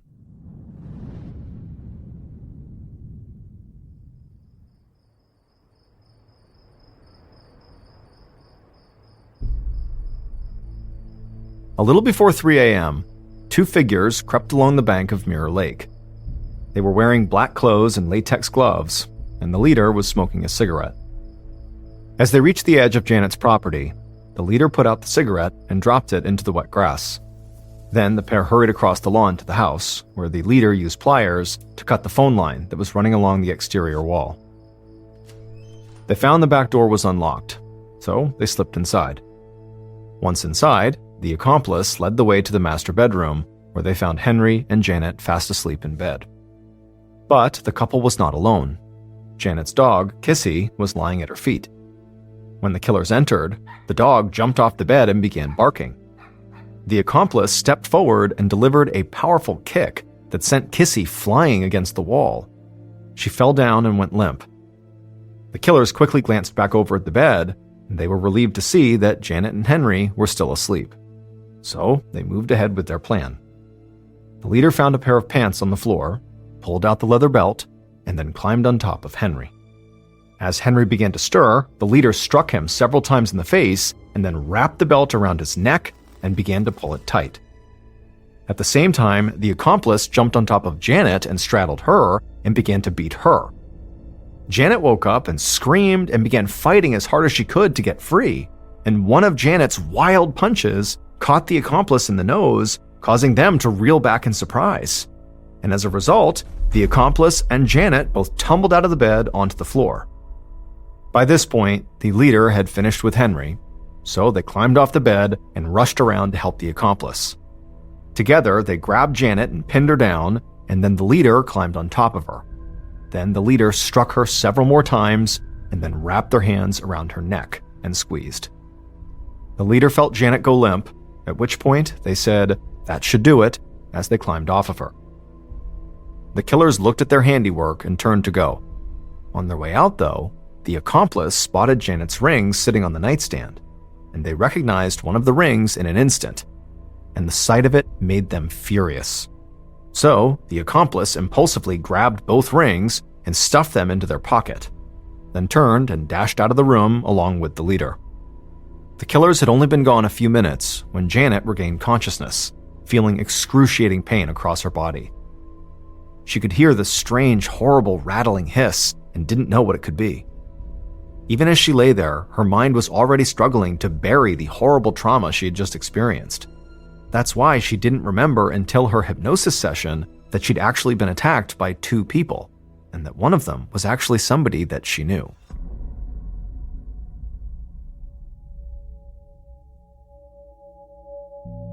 It would turn out the killers were John Whiteley and Leila Hodges, the couple from the domestic abuse call. And just as Brewer and Muncie had suspected, these two did have a personal connection to the victims. However, the connection was not really to Henry, it was to Janet. When the detectives reviewed their case file, that single word that stuck out to them was Leila's maiden name. Leila had been married several times and had taken multiple last names, but she'd been born Leila Scott. She was no stranger to Janet. She was Janet Scott's stepdaughter. Leila was the daughter of Janet's late husband, Roe, from his first marriage. She grew up in the house on Mirror Lake where Janet and Henry lived together, and she hated them because she always thought that house should have gone to her when her dad died. Leila felt similarly about Janet's diamond ring. It was the same ring her father had given to his first wife, Leila's mother, which means, all along, the detectives were wrong about their most basic assumption. Henry was not the primary target of the attack. Janet was. And Leila's deep hatred of Janet explained the brutality of the attack. As a small older man, Henry didn't stand a chance, and Janet was lucky to be alive. She was beaten and choked so badly that her larynx was crushed. That horrible wheezing hiss she heard when she woke up on the floor, that was her own labored breathing. Once Detective Brewer and Muncie put this all together, they had John and Leila arrested. John's DNA was tested, and it matched the DNA found on the cigarette butt that was at the crime scene. The leader during the actual attack itself was John, and Leila was the accomplice. However, the true mastermind behind this attack was Leila. The couple took a plea deal and received a sentence of 20 years. As for Janet Scott, her physical and psychological trauma persisted for much longer than 20 years.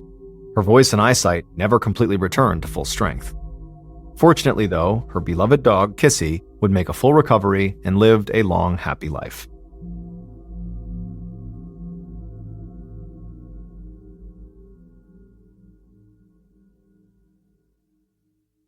A quick note about our stories. They are all based on true events, but we sometimes use pseudonyms to protect the people involved, and some details are fictionalized for dramatic purposes.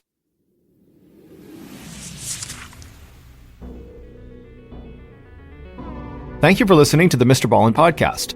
If you enjoyed today's stories and you're looking for more bone-chilling content, be sure to check out all of our studio's podcasts. There's this one, of course, the MrBallen podcast, and there's MrBallen's Medical Mysteries, Bedtime Stories, Wartime Stories, Runful, Redacted, and Late Nights with Nexpo. All you have to do is search for Ballen Studios wherever you get your podcasts. To watch hundreds more stories just like this one, head over to our YouTube channel, which is just called MrBallen. So that's going to do it. I really appreciate your support. Until next time, see ya.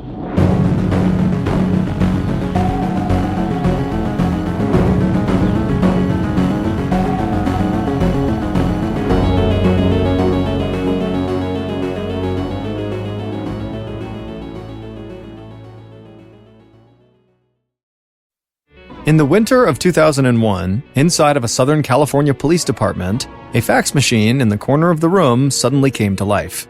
A moment later, a few pieces of paper fell out of the machine onto a tray, and a police officer walked over and began reading them. And as he did, his eyes went wide, because the fax was a goldmine of evidence for an ongoing murder investigation that had begun to stall, so this was a major breakthrough. But as other officers rushed over to see the fax for themselves, they all started to feel like something was off about this fax. It just seemed too good to be true. But regardless, the police followed up on the contents of this fax, and sure enough, it did lead them to their killer. However, the killer was not who anyone thought it would be.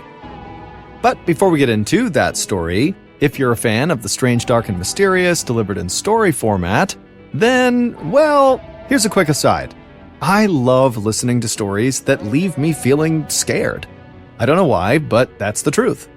So, we here at Ballen Studios have been looking for a really good horror podcast to bring our fans, something we know that not only I will enjoy, but all of you, fans of the strange, dark, and mysterious, will enjoy too. And I can tell you with confidence, we have found the right horror podcast. It's called Run Fool, and it's directly from the mind of absolute horror legend and master storyteller Rodney Barnes. Every week, Run Fool will deliver a brand new story told by Rodney Barnes that will leave you feeling terrified. The first 2 episodes of Run Fool come out tomorrow, and new episodes drop every Tuesday. So, if that's of interest to you, the next time you're on a cross-country road trip with the Amazon Music follow button, tell them you'll make the playlist for the drive, but only add our brand new show, Run Fool, to the playlist. Okay, let's get into today's story.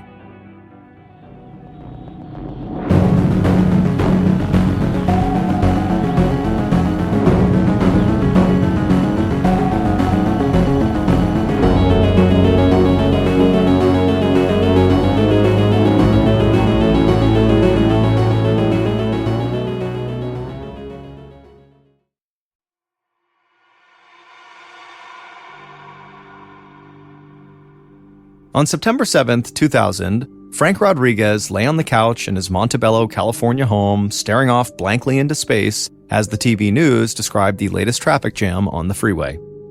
It was a warm morning in Southern California, but Frank felt cold even though he was underneath a blanket. And he felt so nauseous that every half hour or so, he'd have to get up and run to the bathroom to throw up. Frank, a 41-year-old teacher, had not felt like his normal, energetic self for 2 days. Not since he agreed to help chaperone a field trip at the school where he used to work. The trip had turned into a 15-hour marathon, and he had come home feeling totally tired and groggy. And by the next day, Frank felt too lousy to stay at work at his current job with the Los Angeles Public School District, so he came home a few hours early. Now, Frank's new wife, Angelina, was really getting worried. Frank was a lean, fit man, known for his firm handshake, and he rarely got sick at all. But on this morning, Frank could barely stand up. Angie tried to get Frank an appointment at a nearby clinic, but they said he was too sick for them. So she drove them to a hospital emergency room across town where the waiting area was totally packed. By the time a doctor could actually see Frank almost 5 hours later, he was feverish and shaking uncontrollably, but the doctor was reassuring. He said Frank was suffering from some kind of food poisoning and he just needed to rest and stay hydrated. He wrote Frank a prescription to help him with the nausea and diarrhea and told him to drink plenty of Gatorade. The doctor said this fruity sports drink is actually even better than water when someone has thrown up a lot. On the way home, Angie stopped to buy Gatorade, and then also she stopped to pick up her 10-year-old daughter, Autumn, from school. Autumn was not Frank's biological daughter, but Frank totally adored the little girl, and his face lit up when she jumped into the back seat. As soon as she sat down, Autumn asked Frank how he was feeling, and even though Frank was leaning up against the window, kind of barely able to move, he kind of turned his head and smiled at her and said, "You know what? I'm doing a lot better now." Angie planned to play nurse for her ailing husband for the day, making chicken soup and hot tea and making sure he drank plenty of Gatorade. Autumn said she would help too. When the family got home, Angie and Autumn headed for the kitchen, but Frank called them back to the living room. Instead of lying down, Frank dropped down to one knee in the middle of the room, and he reached out both his hands for theirs. Once they were all holding hands, they formed a small circle, and then Frank closed his eyes and began to pray out loud. He talked about how much the Lord had blessed him when he found them, giving him a second chance at happiness. He felt awful right now, Frank admitted, but he was still very thankful for the happy life they all shared together. Frank prayed a lot. He was a deeply religious man who often carried a Bible with him and went to the local Pentecostal church for Wednesday prayer groups as well as Sunday services. But Frank wasn't preachy. Instead, he was a very calming presence who listened well and tried to do the right thing. The students that he taught and counseled, many of them very deeply troubled, adored Frank because he didn't judge them. There was a lot of truth in Frank's prayer when he talked about getting a second chance. He had married young while he was in the Navy, but the long separations from his wife while he was out at sea had put the couple on the road to divorce. For years after their breakup, Frank bounced from job to job, from plumber to paralegal. He never stuck with anything or anyone for too long, and he often turned to alcohol for comfort. He would be the first to admit that it was a very lonely life. Then Frank found a job as a counselor at Angel Gate Academy, an intensive boot camp for troubled teenagers on the grounds of an old National Guard base almost 200 miles north of Los Angeles. It was a place full of unhappy adolescents who were required to live for 4 weeks at a time in the barracks under military-style discipline. The school could be a really tough place to work and tended to attract teachers who had been through traumas themselves. But Angel Gate made Frank feel like he was making a difference in young lives. In fact, he loved it so much that he went back to school to get a degree in counseling, and he gave up drinking almost entirely. Even after he stopped working at Angel Gate, Frank had agreed to help chaperone that school field trip. That was when he had started to feel sick. A big part of the reason Frank loved Angel Gate so much was because of who he met there in February of 2020.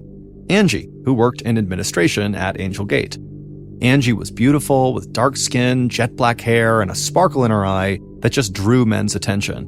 But she was also very spiritual. She went to church on Sundays and embraced Jesus as her savior. When Frank suggested that they hold off on having sex until they got married, Angie agreed. Frank thought the two seemed made for each other. Angie, who was 32 years old, was also looking for another chance at love. She had been through a divorce from Autumn's father a decade earlier, and she was just tired of being alone. She was also tired of struggling financially. She had grown up poor in a New York City housing project and spent much of her adulthood looking for a more secure life, with limited success. But with Frank, who was solid, hardworking, and loyal, Angie felt like she had finally found that more secure life. And so, within just 2 months of meeting each other, Frank and Angie got married, and together with Autumn, they became a family.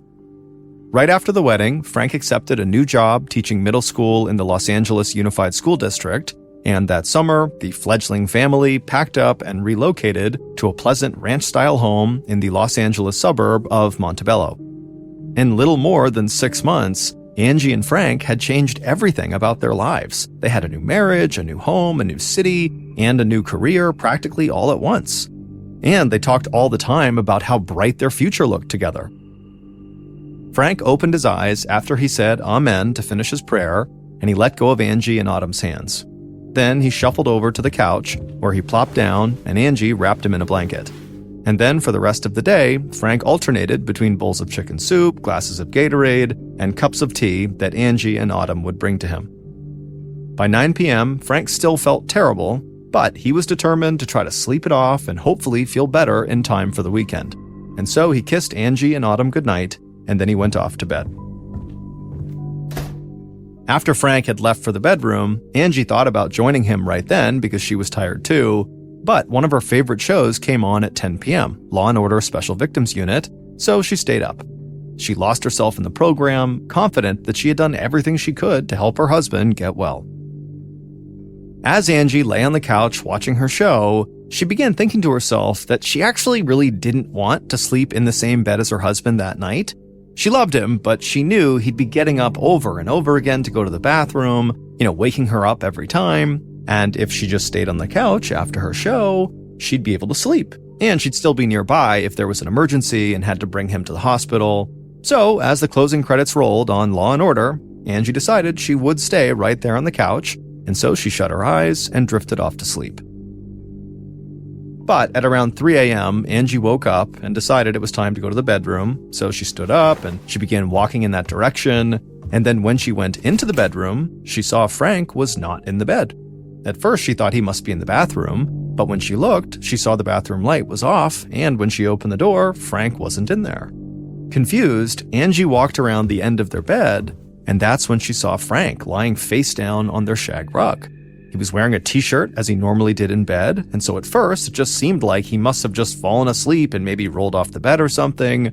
But when Angie yelled Frank's name and pulled on his shoulders, he didn't react. And then when Angie got down close and listened to Frank, she couldn't hear him breathing. Angie ran out of the room and called 911.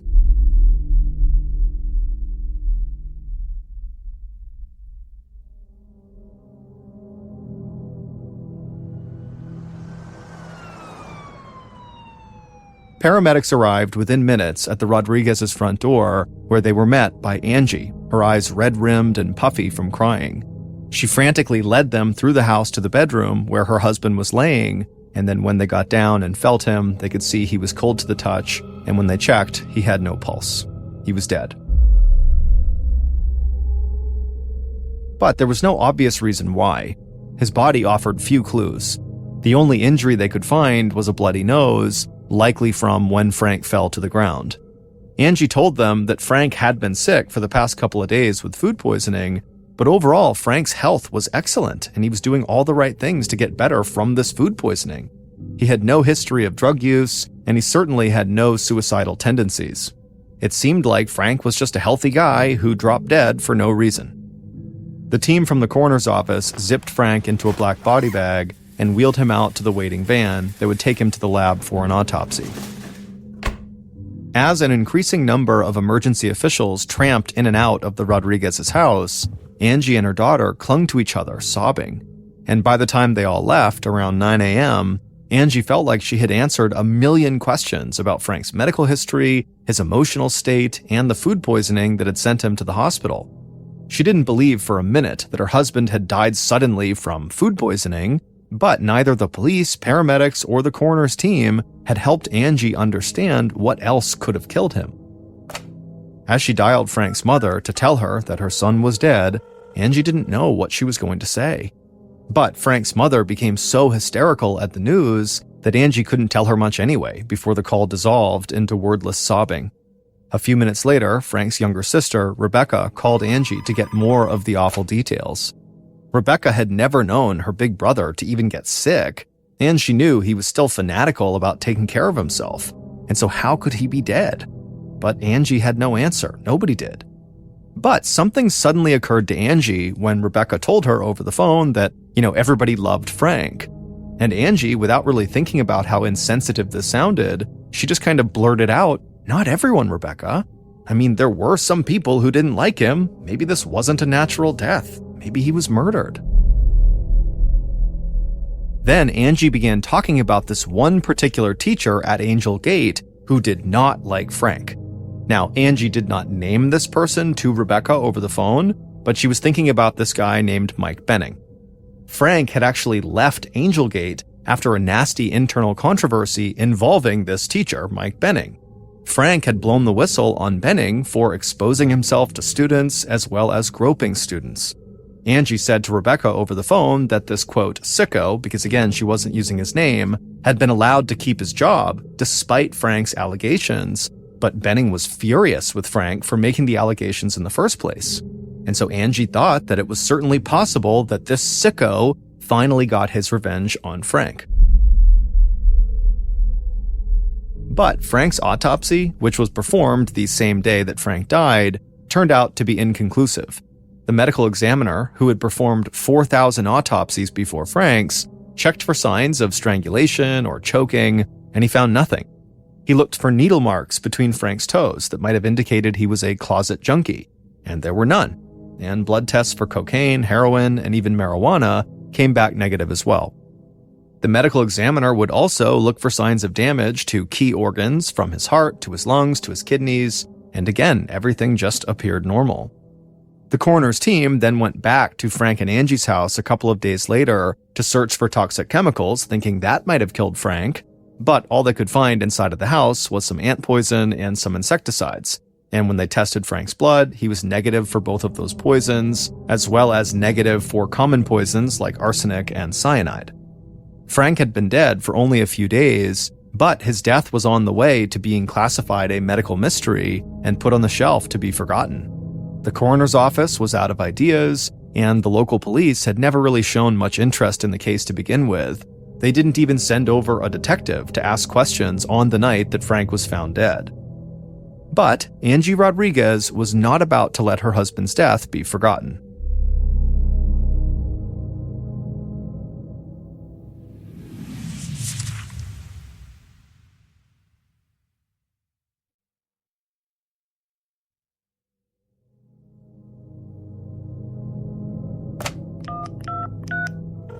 A few days after Frank's death, Angie called the Montebello police to voice her frustrations at their total inaction. She told the sergeant who answered the phone that it was high time for them to finally open up an investigation. She said there was no way her husband just suddenly got sick and died. He had to have been murdered. Angie was totally insistent. And day after day, Angie would call back, often speaking to the same sergeant, Greg Wilsey, to demand an investigation. To Sergeant Greg Wilsey, Angie's pleas actually sounded familiar. Angie was grieving a sudden, unexplained loss, and she desperately wanted someone or something to blame. This was something the sergeant saw a fair amount with people who were recently bereaved. Also, the sergeant knew that Angie had been asleep on the couch when her husband died in the bedroom, and so he thought, maybe she also felt guilty about not being there when he was struggling with whatever happened to him. And so maybe that's why she's come up with this far-fetched murder theory to explain everything away. But the more Angie called the police department day after day demanding this investigation, the less she sounded just like some grieving widow. She sounded like someone who really thought this could be a murder. And with every call she made, she got more and more specific about who she really believed should be the primary suspect. Angie explained to Sergeant Wilsey that Frank's sudden decline in health began right after he filled in as a chaperone for that field trip at Angel Gate, where he used to work. Frank had come home from that day trip feeling very weary and worn down, so much so that he had to leave work early the next day. And Frank just never recovered, dying just 4 days after the field trip. Angie told Wilsey that maybe someone at Angel Gate poisoned Frank, and she knew someone who certainly had the motive to do that, Mike Benning. Angie threw out the theory that, perhaps on this field trip, Benning, who wanted a chance to get back at his accuser, put poison maybe in the cookies or the Gatorade that was served to Frank as refreshments during the field trip. And when the sergeant began asking questions, Angie just said, look, if you want to understand what happened to my husband, you got to start at Angel Gate Academy. It might seem harsh to accuse some ordinary school teacher of plotting a revenge killing against a former colleague, but as Angie explained to Sergeant Wilsey, Angel Gate was not a normal school. Some of Southern California's most troubled students were ordered to attend this academy for these 4-week stints of intense military-style discipline that was intended to kind of scare them straight. And though Angel Gate could certainly point to plenty of success stories, there were also lots of accusations of brutality swirling around the school. There were stories about students who were forced to eat their own vomit, or who were force-fed large volumes of water. There were stories about teachers calling students terrible names, and there were also allegations of physical abuse. And so after Sergeant Wilsey heard all this context about Angel Gate and how potentially the staff there were inappropriate and even violent, he told Angie that, yeah, it does seem like we do need to launch an investigation into your husband's death and see if it's possible that someone from Angel Gate had something to do with it. But the police department in Montebello was tiny and did not have the resources for a full-blown murder investigation. So they called on the Los Angeles County Sheriff's Department to take the lead. And within weeks, Angie was talking regularly with 2 sheriff's deputies who were assigned full-time to the case. Their names were Joe Holmes and Brian Steinwand. And in early October, Angie actually went to the Montebello Police Department to sit down with these 2 detectives. Holmes and Steinwand were at opposite ends of their careers. Steinwand was a young specialist in street gang investigations with 10 years of experience, while Holmes was a nearly 30-year veteran closing in on retirement. But together, they got things done. They had just arrested the suspect in a murder days before Frank's death. Inside of a sterile interview room at the police station, Angie again told Holmes and Steinwand the full story of Frank's life and death and why she thought his death was actually a murder. Angie explained that Frank at one point suspected that someone at Angel Gate Academy had spiked his drink on an earlier occasion, which made him sick, but did not seriously injure him. Frank never figured out who it was, but Angie always suspected it had been Mike Benning, the teacher that Frank had reported for alleged inappropriate relationships with his students. Angie told detectives that she was so nervous about Frank's safety that she begged him not to go back to Angel Gate for the September 3rd field trip.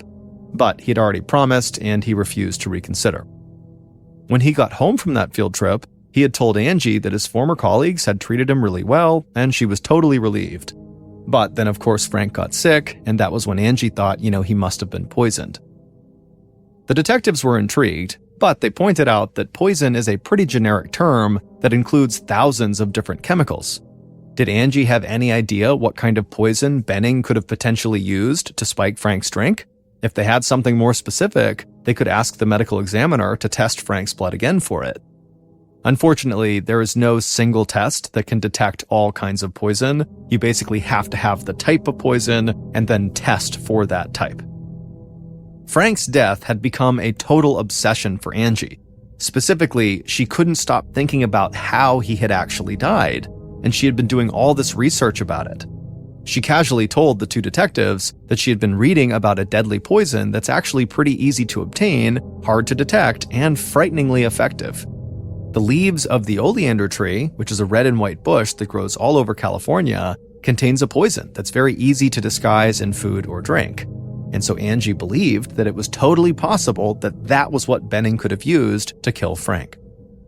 The detectives agreed that Angie's suggestion could be right, but it was just speculation. Without evidence, they really could not pursue this as a lead.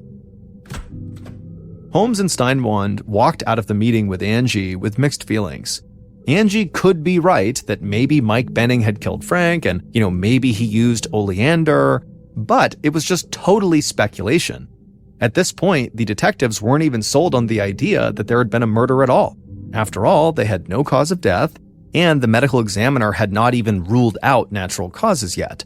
And so it just seemed like Angie was really jumping to conclusions, and they couldn't do that. But despite all that, both men agreed on one thing. They needed to talk to Mike Benning.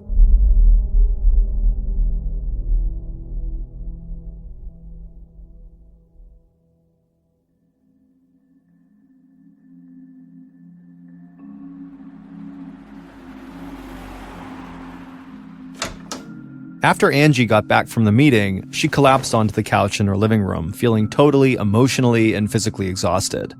She was pleased that the police were now seriously investigating her husband's death, but she was actually a little surprised at how much the two detectives were now leaning on her for help.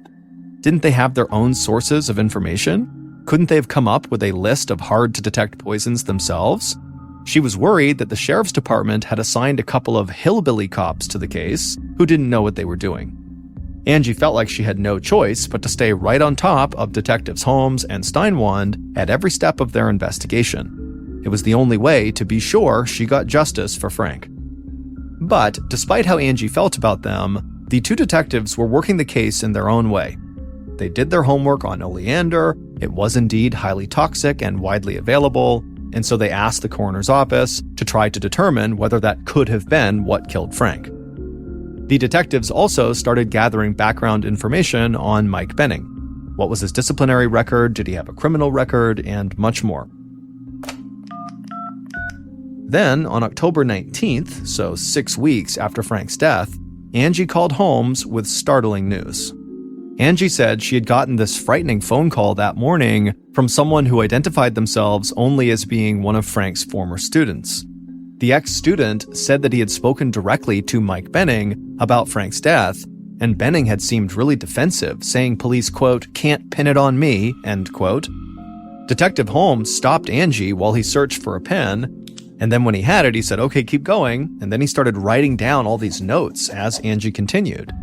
Angie said this caller said that police had questioned Benning about Frank's death, but Benning insisted that investigators would never be able to connect the death to him. Angie said she tried to pump the caller for information, but the call quality was poor, and the static kept getting worse and worse, and then just before the call broke off completely, the caller had said, "Ask them about antifreeze." Angie said she called the detectives right away before she even had a chance to check with her cell phone company to try to figure out who had just called her, but she was just so excited about this tip that she wanted to share it immediately. And then Angie wondered aloud to the two detectives if maybe Mike Benning really had killed her husband and used antifreeze to do it. But Detective Holmes was not ready to leap to conclusions the way Angie was. For starters, he wondered how anyone could drink antifreeze without knowing it. Wouldn't it taste horrible and the intended victim would spit it out? Holmes was also curious about who this former student might have been and why they would call Angie instead of the police. And then also, why didn't this caller call back after that first call broke up? Neither Holmes nor Angie could answer either of those questions, and so ultimately, Detective Holmes told Angie that yes, this call was clearly very helpful, and investigators would love to speak with this person, this former student, again if they could, and so he asked Angie to please keep his phone number close to her at all times and to pass it along to this anonymous caller if they happened to reach out again. And Angie said she would. After Holmes hung up with Angie, he immediately briefed Detective Steinwand about the call. Angie's anonymous caller may have handed them their first break in the case. Now they needed to contact the phone company and figure out who made the mysterious call to Angie. Angie was also feeling very excited after she got off the phone with Holmes. She was sure that now the detectives would ask the coroner to conduct a new autopsy and he would be able to test for antifreeze in Frank's blood. She had learned from her research that the main ingredient in antifreeze, which is called ethylene glycol, actually tastes sweet even though it's a deadly poison. As a result, antifreeze is particularly dangerous to animals and children who can't read the warning labels. Angie felt like she had become a junior detective herself, spending hours on the phone with law enforcement and many hours more doing her own research both online and at the library. But if the police were finally able to catch the person who killed her husband, then of course all of it would be worth it. But at a minimum, Angie already felt so proud that she was actively helping to catch her husband's killer. But days passed and then weeks passed, and still the detectives did not call Angie back with any updates. Meanwhile, Angie moved out of the house in Montebello to stay with friends up the coast. Frank had been the main breadwinner in the family, and so money was tight now with him gone. But Angie was actually happier to be living with other adults. The horror and stress of the last few months and having no explanation for her husband's death were a bit easier to manage with other people she could talk to all around. But nothing could have prepared Angie for the call she would receive on December 13th, so 3 months after her husband's death. It was a call from Mike Benning, the man she believed murdered her husband. Angie was at home with Autumn baking Christmas cookies in hopes of somehow creating a little holiday cheer when her cell phone rang and she picked it up. Mike didn't even say hello before he asked her a blunt question. "Why did you tell the police that I poisoned Frank with antifreeze?" Initially, Angie was caught off guard and asked who was calling, even though she knew perfectly well that this had to be Mike. But Mike totally ignored her and pressed on. When would he even have the opportunity to poison Frank, he asked. They hadn't worked together since June. Mike said that Angie's allegations against him were now ruining his reputation, and she owed him an explanation. But at this point, Angie now was just mad, remembering her clashes with Mike over his alleged misconduct when they both worked at Angelgate. She said to Mike that his hostility towards her and to Frank had been totally obvious, and now all the evidence suggested that he had been the one to poison Frank. She told him that he should go talk to detectives, not her. And then Angie hung up. Angie sat there for a second in shock. Then she picked up her phone again and dialed Detective Holmes' number. When he picked up, she excitedly told him that Mike had just called her out of the blue and accused her of spreading false rumors about him being the killer. Angie also said that Mike had even threatened her towards the end of the call when he said, quote, "You just gotta watch your back," end quote. Holmes seemed totally taken aback. He told Angie that just the night before, detectives had informed Mike that he was a suspect in this case, and they had said Mike seemed really nervous when he was told this news. And so Detective Holmes promised Angie that he would tell Mike to make absolutely no further contact with Angie, or he would go directly to jail. And so Holmes just urged Angie to stay calm and patient and allow police to finish the investigation. Holmes didn't tell Angie this, but he had actually already asked the coroner's office to send Frank's blood samples to a state-of-the-art lab in Minnesota that specialized in antifreeze poisoning. If Frank really died from drinking antifreeze, then this lab would be able to prove it. They just had to wait for the lab tests to come back. Finally, on the day before Christmas in 2000, Detective Holmes and Detective Steinwand got the report back from the lab in Minnesota. The moment Holmes saw the envelope on his desk, he immediately grabbed it, tore it open, and pulled out the documents and started to read, and as he did, his eyes grew wide. Frank Rodriguez did indeed have a fatal level of antifreeze in his blood at the time he died. In fact, his body was literally riddled with this toxic chemical. There was antifreeze in his eyes, his heart, and his stomach. Angie had been right. Her husband had been poisoned. And her anonymous caller had been spot on when he suggested that antifreeze could have been the murder weapon. The death of Frank Rodriguez was now officially classified as a murder. Detective Holmes and Steinwand were now very close to cracking the case. But the detectives knew there was still a big weakness in trying to hang the murder on Mike Benning. Did he really have the opportunity to poison Frank? Frank had been a last-minute substitute chaperone on that fateful Angel Gate field trip, and so how would Mike have known that Frank was going to be on the trip so he could bring along his antifreeze? Because Mike certainly wouldn't be carrying antifreeze with him at all times. So the detectives turned one more time to Angie for help in late January of 2001. Detective Holmes called her up at home and he asked her if she had a memo or any other written evidence that actually listed Frank as a chaperone for this trip before the trip actually happened on September 5th. This time, Angie had nothing but her memory to go on. Angie said there definitely was a list that had all the chaperones, which included both Frank and Mike on it, and she had seen that at least several days before the trip happened, but when she looked around her house, she couldn't find it. But 2 weeks later, on February 5th, 2001, detectives caught one more big break. The fax machine in the LA County Homicide Bureau came to life in the middle of the afternoon and spit out an anonymous fax. The fax, marked urgent, was addressed to Detective Holmes, and on it, on the first page, was just a simple question: why is Mike still free? And then all the other pages in this fax showed that there had been a faculty orientation for the Angel Gate field trip almost 2 weeks before the event. And Frank's name, circled, was on the list of chaperones. In other words, Mike had plenty of advance notice that Frank would be coming on this trip, and so he would have plenty of time to obtain some antifreeze and mix it in with Frank's drink and cookies. This final piece of evidence was all the detectives needed to make their case against Mike Benning.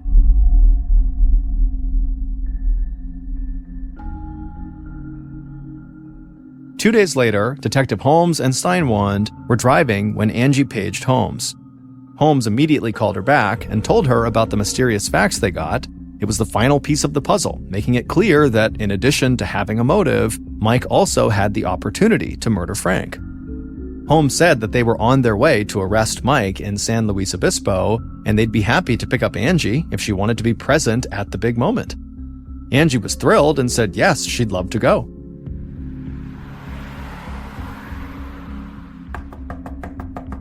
A few minutes later, the two detectives arrived at the door of the house where Angie was staying with friends, and she immediately let them in very eagerly, but Holmes's expression was not what Angie expected. This was a moment of triumph for all of them, and she thought he'd be high-fiving her and thanking her for her help in cracking this case. Instead, Holmes's face was stern, cold even, and he made no attempt at conversation. Instead, Holmes walked over to Angie's purse that was sitting on a side table and he looked inside of it, and then he looked over at his partner and he nodded. Inside the purse were a few sheets of paper, just like Holmes expected there to be. And the contents of those papers would change everything about this case.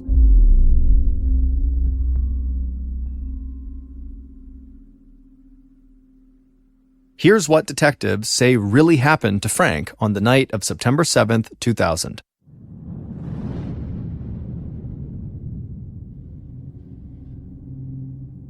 To begin with, Angelina Rodriguez was not the lonely, virtuous woman her husband thought she was. She was far from it.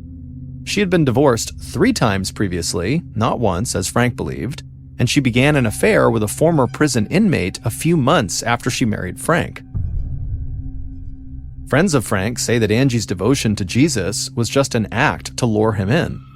Her previous boyfriend had been more of a cowboy, and so she had morphed into this cowboy hat-wearing party girl doing the Texas two-step at country bars. Angie told friends that she never loved Frank and that she saw him mainly as a source of cash. In July of 2000, 2 months before Frank's death, she convinced Frank to take out a $250,000 life insurance policy. If Frank died, Angie would get the financial security she had been dreaming of. Within days of applying for Frank's life insurance, Angie told a friend that she was unhappy in her marriage. But when the friend asked her why she didn't just get a divorce, Angie said she'd get more money from the insurance if she killed her husband. The friend took it as a joke and suggested that Angie try oleander leaves brewed in tea. Angie had never heard of oleander poisoning, but as it turned out, she had an oleander bush right outside of her home. A few days later, in July of 2000, another friend of Angie's suggested killing a nuisance dog by feeding the animal hot dogs soaked in antifreeze. Angie asked, why antifreeze? And the friend said, well, because it tastes sweet, and so the animal will eat it, but it will also kill them, and no one will know. And so Angie took note. And by early September, Angie was ready to put her life insurance scam into action. First, she gave Frank tea brewed with oleander leaves, which made him incredibly ill, but didn't kill him, much to her annoyance. The emergency room doctor had said that Frank had symptoms of food poisoning, but it was probably Angie's toxic tea that was making him ill.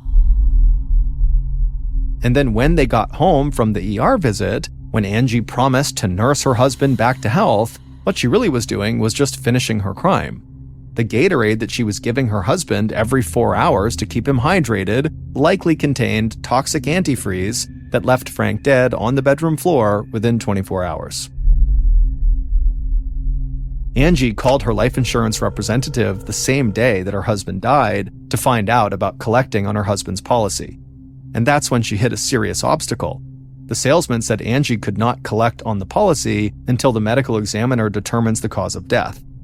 As a result, when the autopsy came back inconclusive, Angie was not able to get her $250,000. Desperate for this money, Angie began badgering the Montebello police to open a murder investigation, and then she began feeding them clues to solve a crime that she herself had committed. All the time that Angie thought she was providing key information for this investigation, the 2 detectives that she called hillbilly cops had been one step ahead of her. Holmes and Steinwand had been working with Mike Benning for months. They quickly discovered that Frank had never been a whistleblower. He had never reported Mike for sexual misconduct with students, and Mike also said he considered himself a friend of Frank. Angie was the one who had repeatedly accused Mike of misconduct, but no one at the school believed it. As a result, Holmes and Steinwand knew that Mike had no reason to want Frank Rodriguez dead. But someone else had a powerful motive to murder Frank Rodriguez. The detectives just needed proof that their theory was right, and they used Angelina Rodriguez's own greed to lure her into a trap. But Angie just thought the detectives were slow, so she kept giving them new leads, eventually revealing the 2 poisons she had used, and creating a trail of lies in an effort to blame someone else. On the night in February of 2001 that Mike confronted Angie about her allegations, the detectives were listening to that phone call. They knew he never threatened Angie and that she lied about much of their conversation. But Angelina Rodriguez was genuinely surprised at what happened when Holmes and Steinwand came to her door that day in February of 2001. She really believed the detectives were coming over to her house to drive her out so she could watch Mike Benning get arrested. Instead, Detective Holmes pulled out a pair of handcuffs and slapped them on her wrists and said, "You are under arrest for the murder of your husband." Just before he arrested her, Detective Holmes had opened Angie's purse, and like he expected, he found the original of the anonymous fax that had given the detectives that last bit of evidence they needed to arrest Mike. Angie was the anonymous faxer. Disturbingly enough, the detectives believed that this was not the first time that Angelina Rodriguez killed for money. Her daughter, Autumn, actually had a younger sister named Alicia, who died at the age of 1 in 1993 from choking on a broken pacifier. At the time, no one suspected foul play, but after Frank's murder, investigators reviewed that case, and they discovered that the child did indeed choke on a pacifier, but there was evidence that someone forced it down the child's throat. At the time, Angie had a $50,000 life insurance policy on the baby, and after the baby died, Angie successfully sued the pacifier maker for a wrongful death. Angie never collected the life insurance money for her husband Frank. Instead, she was convicted of aggravated murder and sentenced to death. 2 decades later, and Angelina Rodriguez is still on death row awaiting execution.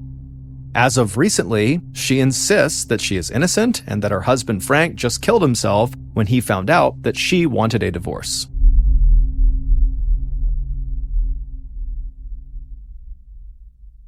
Also, just as a closing remark, Mike Benning is a pseudonym. We did not use his real name in order to protect his reputation.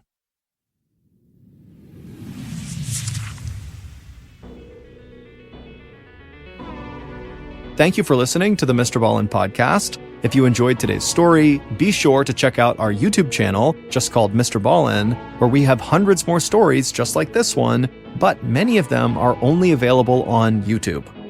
So that's going to do it. I really appreciate your support. Until next time, see ya.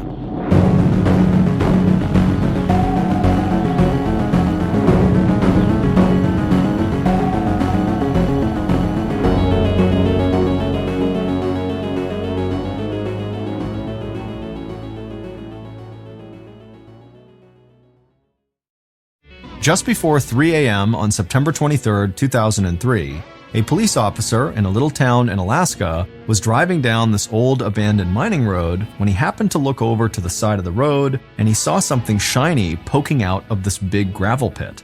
Now, the officer was looking for something that was shiny, and so he pulled over and walked over to this pit and he looked down inside of it, and sure enough, at the bottom was the thing he and his colleagues had been looking for weeks. But as soon as this officer began scrambling down into the pit to take a closer look at this thing he had found, a gunshot rang out, then another, and another. Clearly, someone was guarding this pit and the object inside of it. And so before long, this police officer was running for his life, screaming into his radio for backup. But before we get into that story, if you're a fan of the strange, dark, and mysterious delivered in story format, then you've come to the right podcast, because that's all we do, and we upload twice a week, once on Monday and once on Thursday. So if that's of interest to you, please take a screenshot of the Amazon Music Follow Button's computer desktop, then delete everything on their desktop and replace the background with the screenshot you took. Okay, let's get into today's story.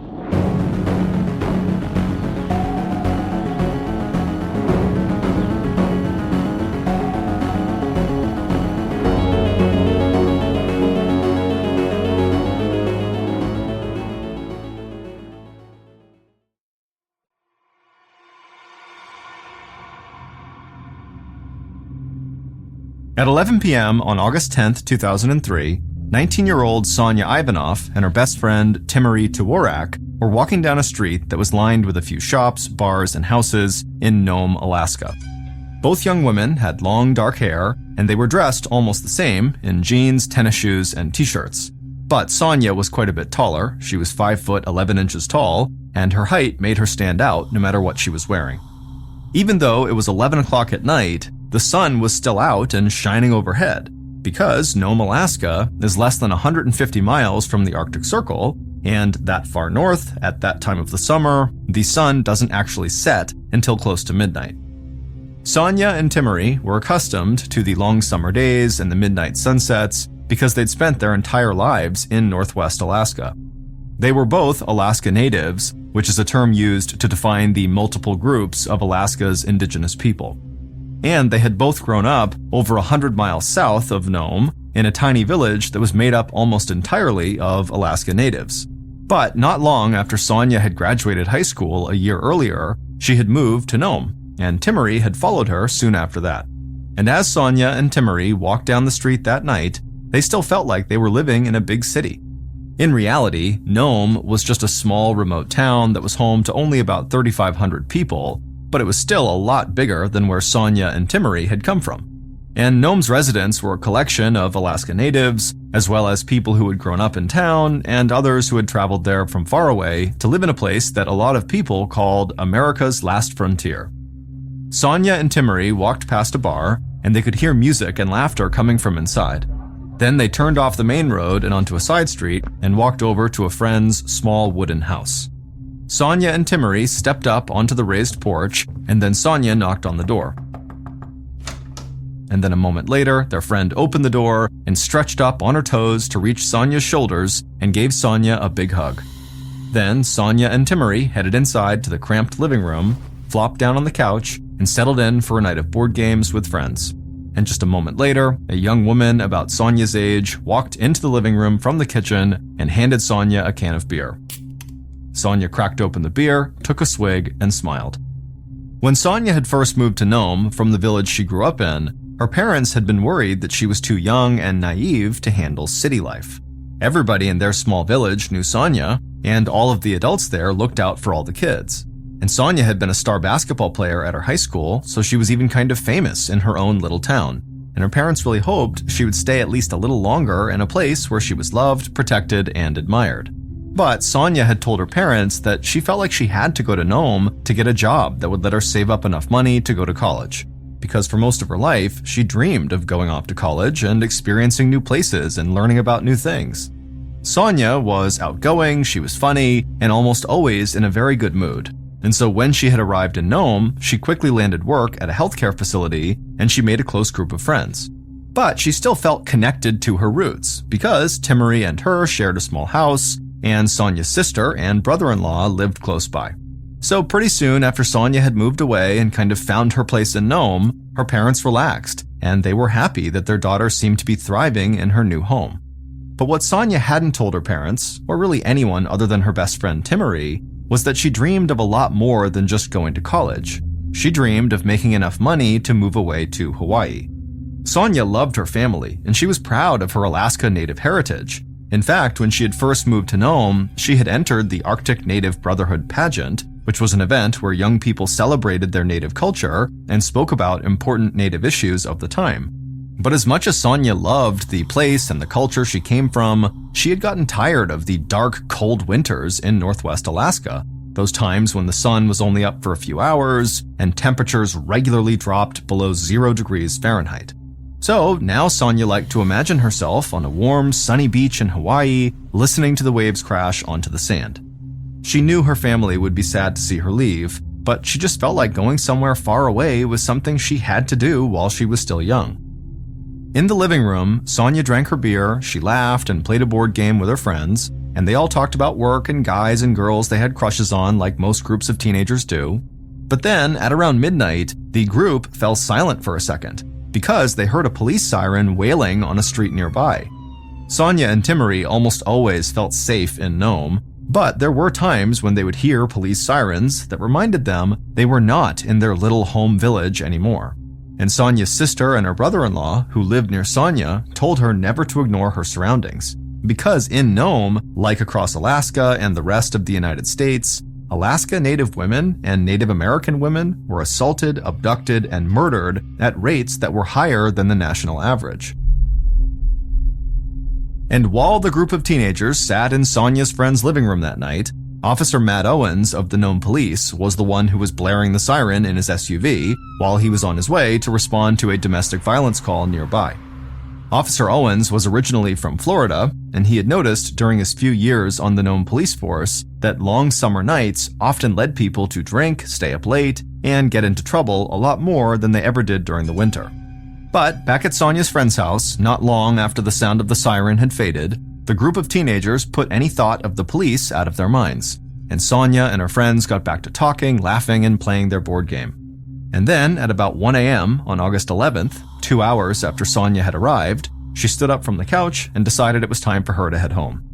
Sonia said goodnight to the group, and Timmery said she was actually going to stay for a bit longer and that most likely she would just crash there for the night, so she would see Sonia at their place sometime the next day. Then Sonia and Timmery shared what they called their best friend goodbye ritual. They each tapped 2 of their fingers on the other's shoulder, then kissed their fingers, pointed them at the sky, and said, "Peace out, pal," to each other.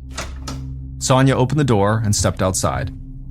And as she started walking home, she thought to herself that she really needed to convince Tamari to come with her to Hawaii, because she couldn't imagine being there without her best friend who she had known for basically her whole life.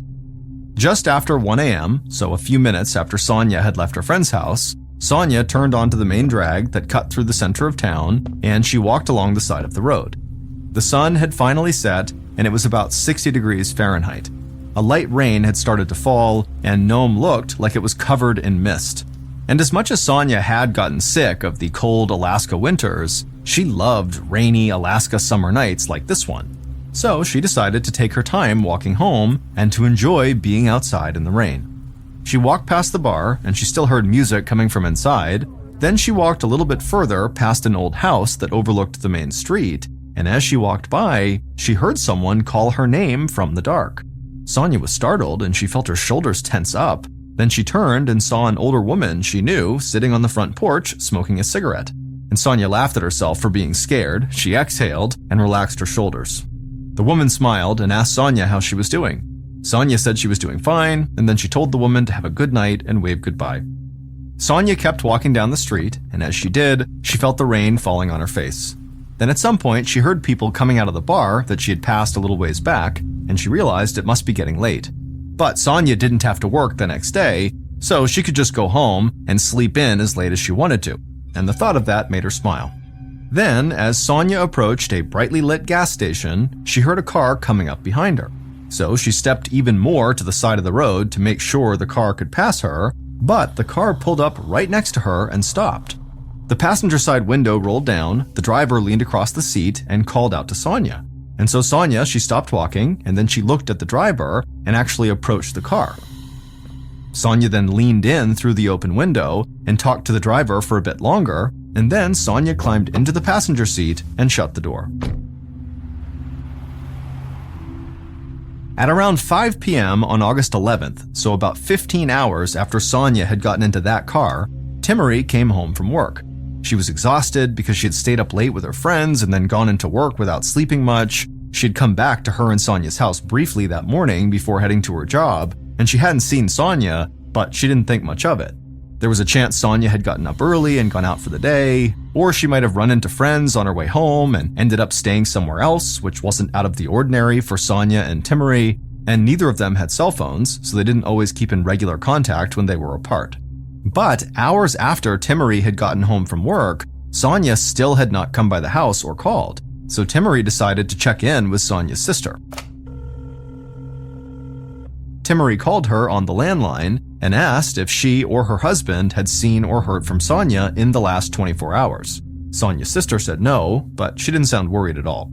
Sonia was 19 years old, and her sister knew she liked to go out and have a good time with friends, and she also knew there was a guy or two Sonia had been seeing. So she told Timmery that Sonia was probably just out and would most likely be home sometime soon. And so that night, Timmery went to bed kind of early because she was still worn out from her day, and she figured she'd either hear Sonia come home later that night or she would see her in the morning. But by the following afternoon, Timmery still had not seen or heard anything from Sonia, and now Timmery was starting to get worried. She called Sonia's sister again, but again, the sister said she had not heard from Sonia. And so Timmery decided that she had to tell the police. But Timmerie had grown up in a small village that did not have a traditional police department, so she didn't even really know how to go about telling the police what was happening. And so she decided it would be best for her to just go to the police station and talk to someone in person. Timmerie threw on a pair of jeans and a t-shirt, she slipped on her tennis shoes, and she headed towards the police station in the center of town. The rain had stopped, but it was still cool and gray outside. It only took a few minutes for Timmerie to get to the police station. She walked inside the small building that was lit up with bright fluorescent lights, and she was greeted by Officer Matt Owens, the Florida native who had responded to the domestic violence call when Timmerie and Sonia had been at their friend's house. Officer Owens asked Timmerie what she needed, and Timmerie would tell him that, Sonia, her friend, had gone missing and she hadn't heard or seen from her since she had left to walk home over 24 hours earlier. Officer Owens was just about 29 years old, and he had brown hair, a goatee, and a warm smile. He tried to put Timmerie at ease because it was obvious she was very upset, and he told her that the police had not gotten any reports about anything out of the ordinary over the last day. Then another officer who was sitting nearby overheard the conversation, and he walked over to them. He said the best explanation was probably that her friend had gone out partying, and she was either still partying or recovering somewhere with friends. But Timmerie said that Sonia had only had one beer on the night they were last hanging out, so it wasn't like she was just wandering around town drunk. But the officer said there still probably wasn't anything to worry about. Then one of the officers took down Sonia's name and Timmerie's personal information, and then told Timmerie they would call her if they heard anything. Timmerie thanked the officers, she turned around and walked out of the station. But as she headed home, she felt like she'd been totally blown off. And she didn't like to buy into stereotypes, but she knew a lot of her friends and family believed that the cops in town would do as little as possible when it came to helping Alaska Native women, and she really hoped that was not the case. Not long after Timmerie had left the police station, the phone in the police station rang, and Officer Matt Owens answered it. Sonia's boss was on the other line, and he was calling to say that Sonia had not come into work that day, and he was worried because Sonia never missed work or was even late without calling first. Owens hung up the phone and took a deep breath. Then he got up and walked the short distance across the station to the chief of police's office. The chief waved Owens in and asked him what was going on. And Owens told him about Timmerie's visit, about her friend Sonia, and now Sonia's boss had just called. And so Owens said they might have a legitimate missing persons case on their hands. At 8:30 p.m. on August 13th, the day after Timmerie had gone to the police station, a volunteer firefighter was driving on an old dirt road about 5 miles outside of Nome. After the chief of police had talked to Officer Owens about Sonia, he contacted the fire department and a couple of community groups to help organize a search for Sonia. And the volunteer firefighter had gotten the call, went right out to his car, and started driving in and around the city to help the search however he could. He was driving slowly, looking out the windshield and both windows, trying not to miss anything that might lead him to Sonia. The road he was on had once been very busy when Nome had experienced a gold rush all the way back in the 1890s, but now the roads around the old gold mines were pretty much abandoned and almost nobody ever drove on them. But most people in town knew that young couples still would sometimes find their way out to the abandoned roads to spend some time together alone, and that the area near the mines had become a kind of lover's lane. And the volunteer firefighter thought, maybe Sonia and a guy she was seeing had come out that way, and maybe they'd gotten stuck in the mud after the rainstorm or something like that. The volunteer firefighter continued to scan both sides of the narrow road, but all he could see was bushes and thick underbrush stretching out in both directions. But then suddenly something caught his eye and he slammed on the brakes. He looked out the driver's side window and stared into a bush. He thought something was out there, but he couldn't tell what it was. So he turned off the engine, he got out of his car and walked over to those bushes.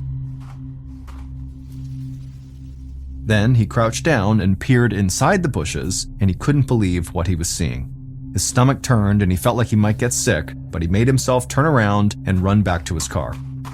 He climbed into the driver's seat, started the car, turned it around, and sped down the old narrow mining road and back into town as fast as he could. Less than 30 minutes later, the same volunteer firefighter was heading back to the bushes on the side of the old mining road, this time in the passenger seat of a Nome police SUV that was being driven by Officer Brian Wayavana. Officer Wayavana headed down the road and stopped when the volunteer fireman told him to. Then Weyavana stepped out of the SUV and walked over to the bushes by himself. Weyavana was in his mid-30s with dark black hair and a black mustache, and he smoked cigarettes regularly while on the job. He would often say that being a cop in Nome was 39.5 hours a week of sheer boredom and a half hour of oh shit. And this definitely felt like an oh shit moment to him.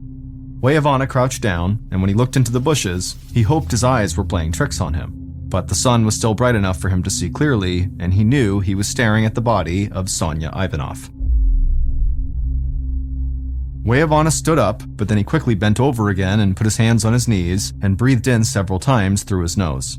Weyavana knew Sonya's sister and brother-in-law quite well, and he couldn't imagine having to tell them what he had just discovered. But before Weyavana could worry about that, he had to act fast. He knew that the small Nome Police Department was not equipped to handle the forensics investigation required in a case like this. They would need help from the crime lab and the Alaska State Troopers. But both of those groups worked out of Anchorage, which was over 500 miles away, and there was no road that directly connected Anchorage to Nome, so it could take them a while to get there. Weyavana went back to his SUV, he opened the door and grabbed the radio. He called in to the officers on duty and told them he needed everyone to help him come lock down a crime scene and to make sure that nothing happened to it until help from Anchorage arrived.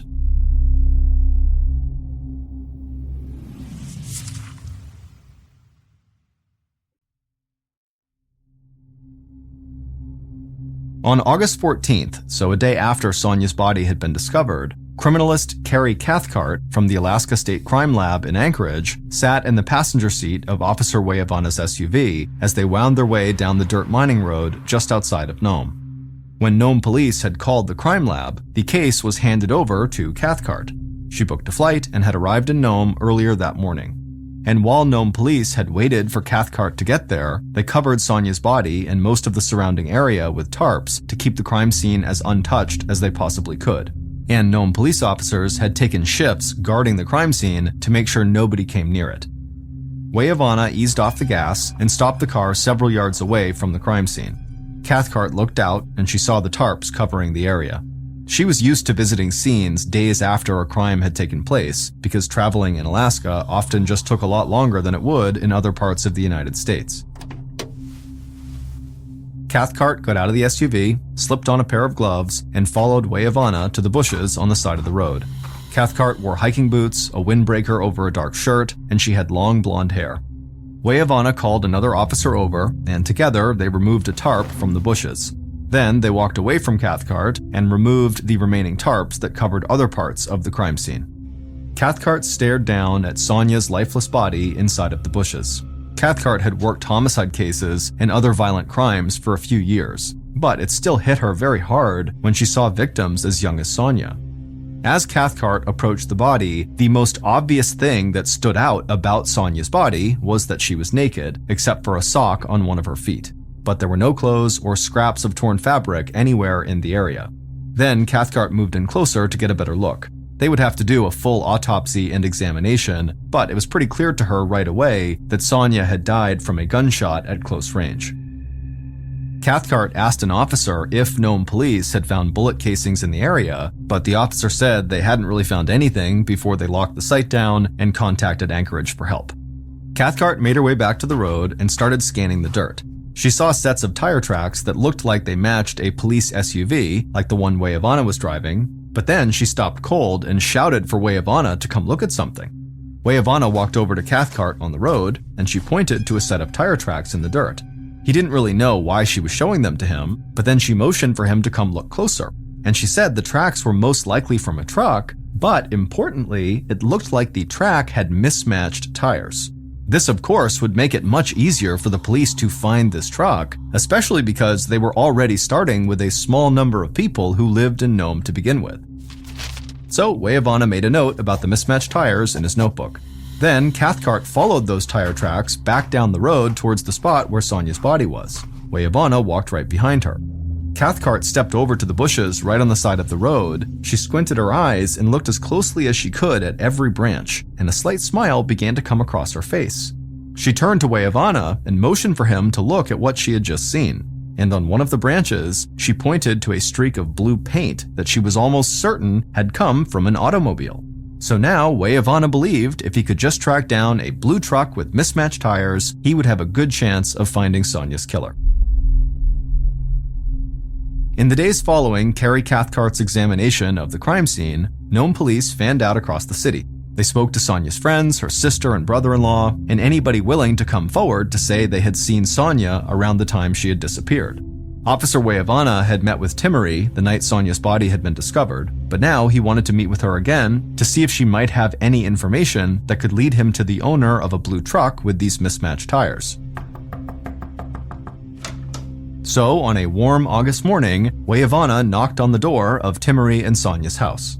Timmery opened the door, and Weyavana could see that her face was puffy and her eyes were bloodshot. It was clear she had been crying.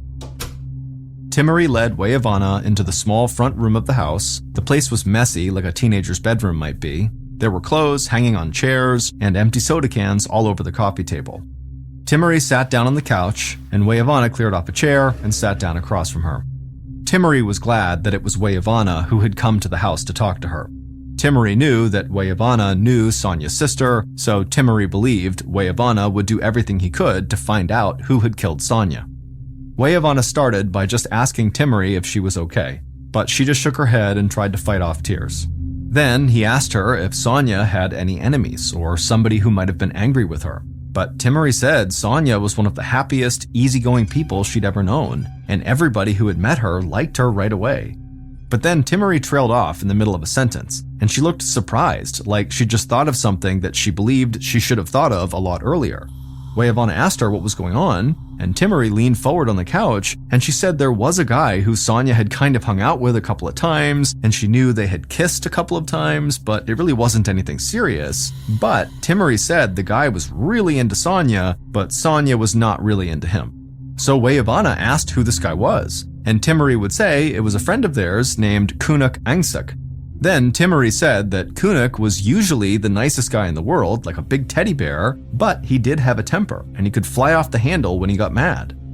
Officer Weyavana thanked her for the information. Then he asked Timmery if she happened to know what kind of car Kunuk drove, and she said he drove a blue truck. Weyavana's eyes lit up. He couldn't believe he'd possibly found the person he was looking for so quickly.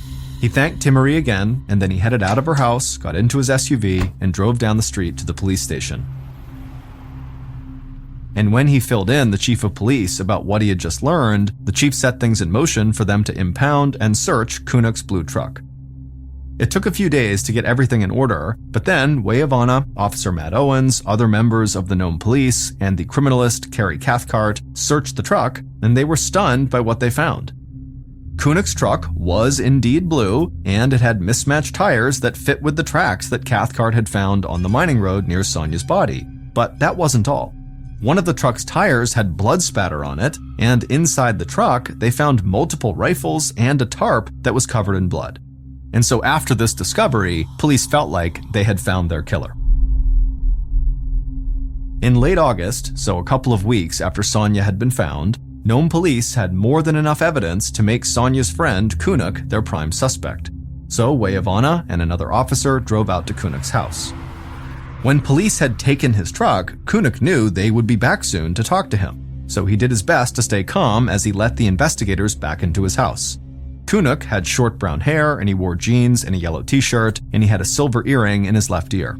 Kunuk sat down in a chair in the front room of his house, and the officers stayed standing. Weyavana didn't waste any time. He asked Kunuk when was the last time he'd seen Sonya. And Kunuk thought about it for a second, and then said the last time he saw her was maybe 2 weeks before she died. And Kunuk would say that he and Sonya didn't really even talk when he last saw her, that really they had just kind of crossed paths in town.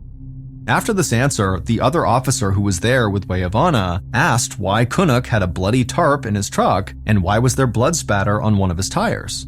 Kunuk started tapping his foot on the floor, and he looked away from the cops, and without making eye contact, he told them that he'd been out hunting 70 miles away at the time of Sonya's death, and that's why the rifles and the bloody tarp were in his truck, and the blood on the tarp was just animal blood. But the officer pressed Kunuk again about the blood spatter on his tire. And this time, Kunuk did look back at the officer, and he would say that he'd run over a rabbit or some other kind of small animal when he was driving out to go hunting, and so the blood on the tire must have just been from that.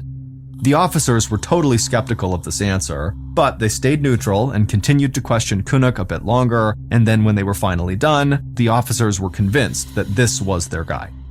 The evidence against Kunuk was solid, and the running over the rabbit story just seemed like a convenient excuse he'd made up on the spot. So Weyavana asked Kunuk to submit to a DNA test, and he told Kunuk if he was innocent like he said he was, a DNA test was the best way to prove that. Kunuk continued to tap his foot on the floor, but then he looked at Weyavana and he nodded and said he would submit samples for the test. Weyavana knew he would have to wait for the results from this DNA test and for the results from the test that the crime lab was going to run on the blood found on Kunuk's truck and on the tarp. But Weyavana hoped that soon he would be able to tell Sonya's sister and the rest of Sonya's family and her friends that they had found Sonya's killer. In late August, so almost 3 weeks after Sonya's murder, her body was returned to the small village where she had grown up. And her family and friends there had a funeral service and an outdoor vigil to celebrate Sonya's life and to mourn the life she never got to live. At the vigil, people who knew and loved her most talked about how happy and kind Sonya had been and how much her community and her culture had meant to her. And they said they wanted police to bring this case to a close quickly and to make sure the person who had killed Sonya was brought to justice. But they knew that even if that happened, the village would never fully heal from what had been done to Sonya. At around 2 a.m. on a day in early September, about a week after the vigil, Officer Weyavana sat in his SUV in a parking lot off the main street in Nome. He cracked his window, took a long drag off a cigarette, and exhaled the smoke out into the early morning air.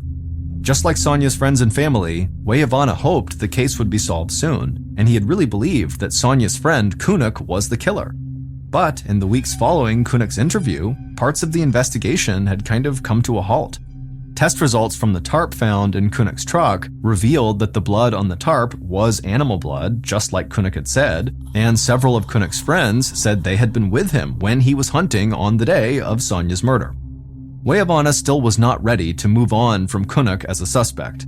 But while he waited for results from Kunuk's DNA test to come back, the case suddenly didn't seem as open and shut as it had just a couple of weeks earlier. And now, the investigation team on this case had been reduced to just Weyavana and one other Nome officer. And Weyavana was stuck working nights while the other investigator worked days. So Weyavana sat in an empty parking lot near an empty street in the dead quiet of the morning, and he felt like he wasn't doing anything to help. Then he leaned over and grabbed a file folder from the passenger seat. Inside the folder were all of the notes that he and other officers had compiled during interviews they'd conducted following Sonya's murder. He flipped through the notes and tried to look at everything with fresh eyes, just in case he'd missed something. And as he read over a page right in the middle of the files, he almost gasped out loud. Weyavana was reading comments made by a woman who claimed she had seen Sonya get into a vehicle near a gas station at the same time that Sonya was believed to have disappeared.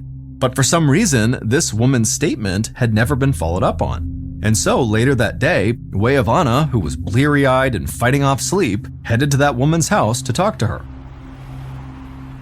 The woman said early on the morning of the murder, she had been smoking on her porch when Sonya had walked by and she had called out to her.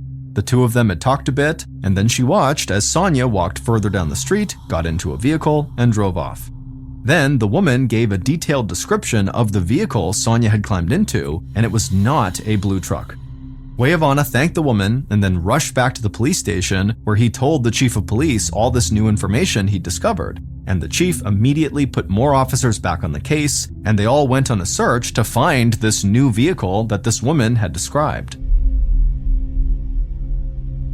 Just before 3 a.m. on September 23rd, so a few weeks after Weyavana had spoken to that woman, Officer Matt Owens, the Florida native, stood near a gravel pit down the road from where Sonya had been found. And in this gravel pit, Officer Owens saw a vehicle that matched the description of the one that woman had seen Sonya get into. Owens quickly called into the station and let them know what he'd found, and immediately other officers rushed out to the scene. But just minutes later, Officer Owens was on his cell phone to the police station again, but this time he was out of breath and he was running for his life. He kept shouting that gunshots had rung out right after he'd approached this vehicle in the gravel pit, and so now he was taking cover, but he needed backup fast. Not long after that, Ivana and other members of the force arrived at the gravel pit, and they saw that Owens was crouched down behind some bushes nearby. They leapt out of their cars and they fanned out all across the area looking for whoever had been shooting at Officer Owens, but they never found anyone. And so after the police had secured the area and made sure it was safe, they all reconvened with Officer Owens over at the gravel pit, and sure enough, inside of it was this car that Owens had found and called in. And they noticed the driver's side window was completely shattered, very likely from one of the rounds that had just been fired at Officer Owens. That day, the police would conduct a full search of this vehicle, and that search would lead them right to Sonya's killer. Based on evidence found at the crime scene, interviews conducted throughout the investigation, and evidence discovered from the vehicle that Officer Owens found in the gravel pit, here is a reconstruction of what police believe happened in the early morning hours of August 12, 2003, the day Sonya Ivanov was murdered. Just after 1 a.m., the killer drove slowly down the street in the center of Nome. Light rain fell on the windshield, and the mist gave the whole town kind of an eerie glow. The killer heard music coming from the bar, and they watched as a few drunk people stumbled outside. The killer laughed and just kept cruising down the street. And in the bright lights from the gas station up ahead, the killer saw Sonya walking on the side of the road. It was hard to miss the very beautiful 5-foot 11-inch tall teenager. The killer grinned and they felt their hearts start to race a bit. Then they drove right past Sonya and hit the brakes. Then the killer rolled down the passenger window just as Sonya walked by, and they called out to her. Sonya stopped, walked over, and leaned in through the open window. The killer smiled and asked if Sonya wanted a ride home. Sonya liked walking in the rain, but there was a chance the storm could pick up quickly and get a lot worse, and it was getting late, so she said sure, she'd love a ride.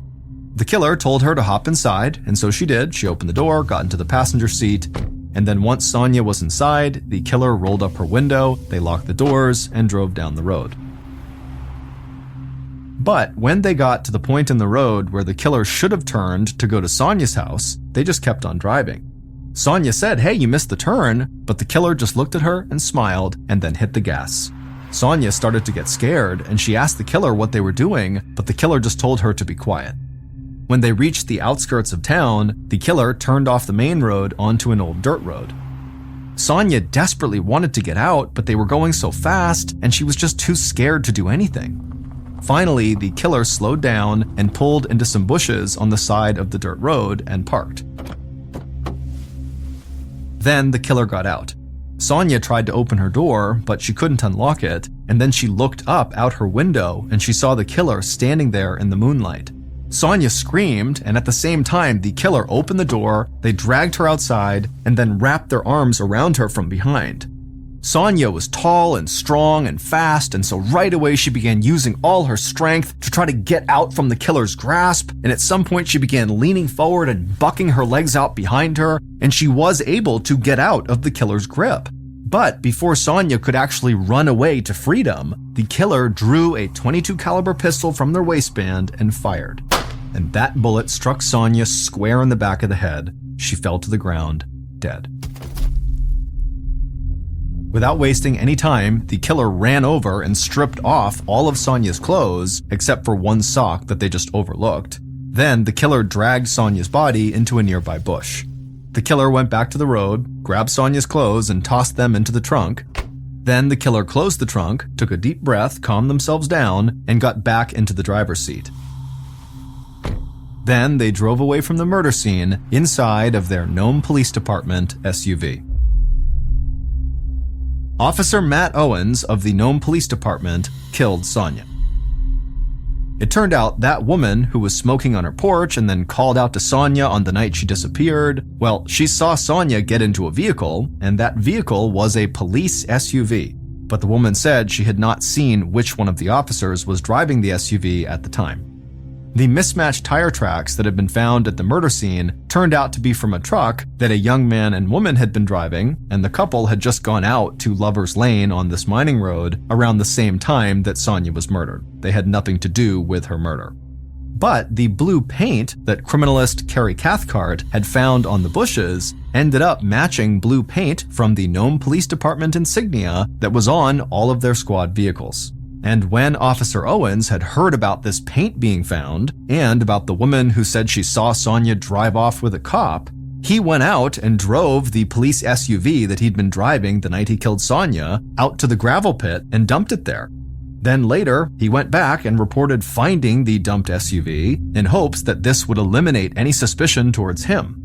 And Officer Owens would say that he thought someone from town must have stolen the police SUV and then driven it out to the mining road where they killed Sonia. And Owens was the one who shattered the SUV's window and then called the station to say he was being shot at, to make it seem like whoever had really killed Sonia was now monitoring this vehicle and gonna kill anybody who went near it. But other Nome police officers and the Alaska State Troopers saw right through Owens' lies. After finding him at the gravel pit, crouched down behind some bushes as if he was being shot at, the general consensus was, this looks staged. And so when they got out and they talked to Owens and he described who was shooting at him and from where, it just didn't really add up. And they searched the area and of course didn't find any shooter. And also just generally, the other officers just didn't buy the idea that someone from town would have the audacity to steal a police SUV and then go commit a murder with the SUV in tow. It just didn't make sense. Also, criminalist Carrie Cathcart very early on had said that she believed whoever had killed Sonia had a deep understanding of how to sanitize a crime scene because there was no evidence left behind and her clothes had been removed. And so Cathcart actually said, the killer could be a cop. And so ultimately, Officer Owens was arrested for Sonia's murder. It would turn out that in the years Owens had lived in Nome, 6 local women had claimed he sexually assaulted them. And 2 of those women said they had filed formal reports with the Nome police, but nothing had ever been done about it. In Sonia's case, there was no evidence of assault or rape, but some officers believed Owens intended to sexually assault Sonia when he picked her up, but when she fought back, he killed her. Officer Matt Owens was convicted of murder and evidence tampering and sentenced to 101 years in prison with a chance for parole after 34 years. Sonia's murder shed further light on what many Alaska Native communities believed was a history of police neglect, harassment, and violence towards Alaska's indigenous population. And so, in 2007, the Sonia Ivanoff Act was signed into law in Alaska. That law states that any peace officer, firefighter, or correctional employee convicted of first-degree murder will receive a mandatory sentence of 99 years in prison.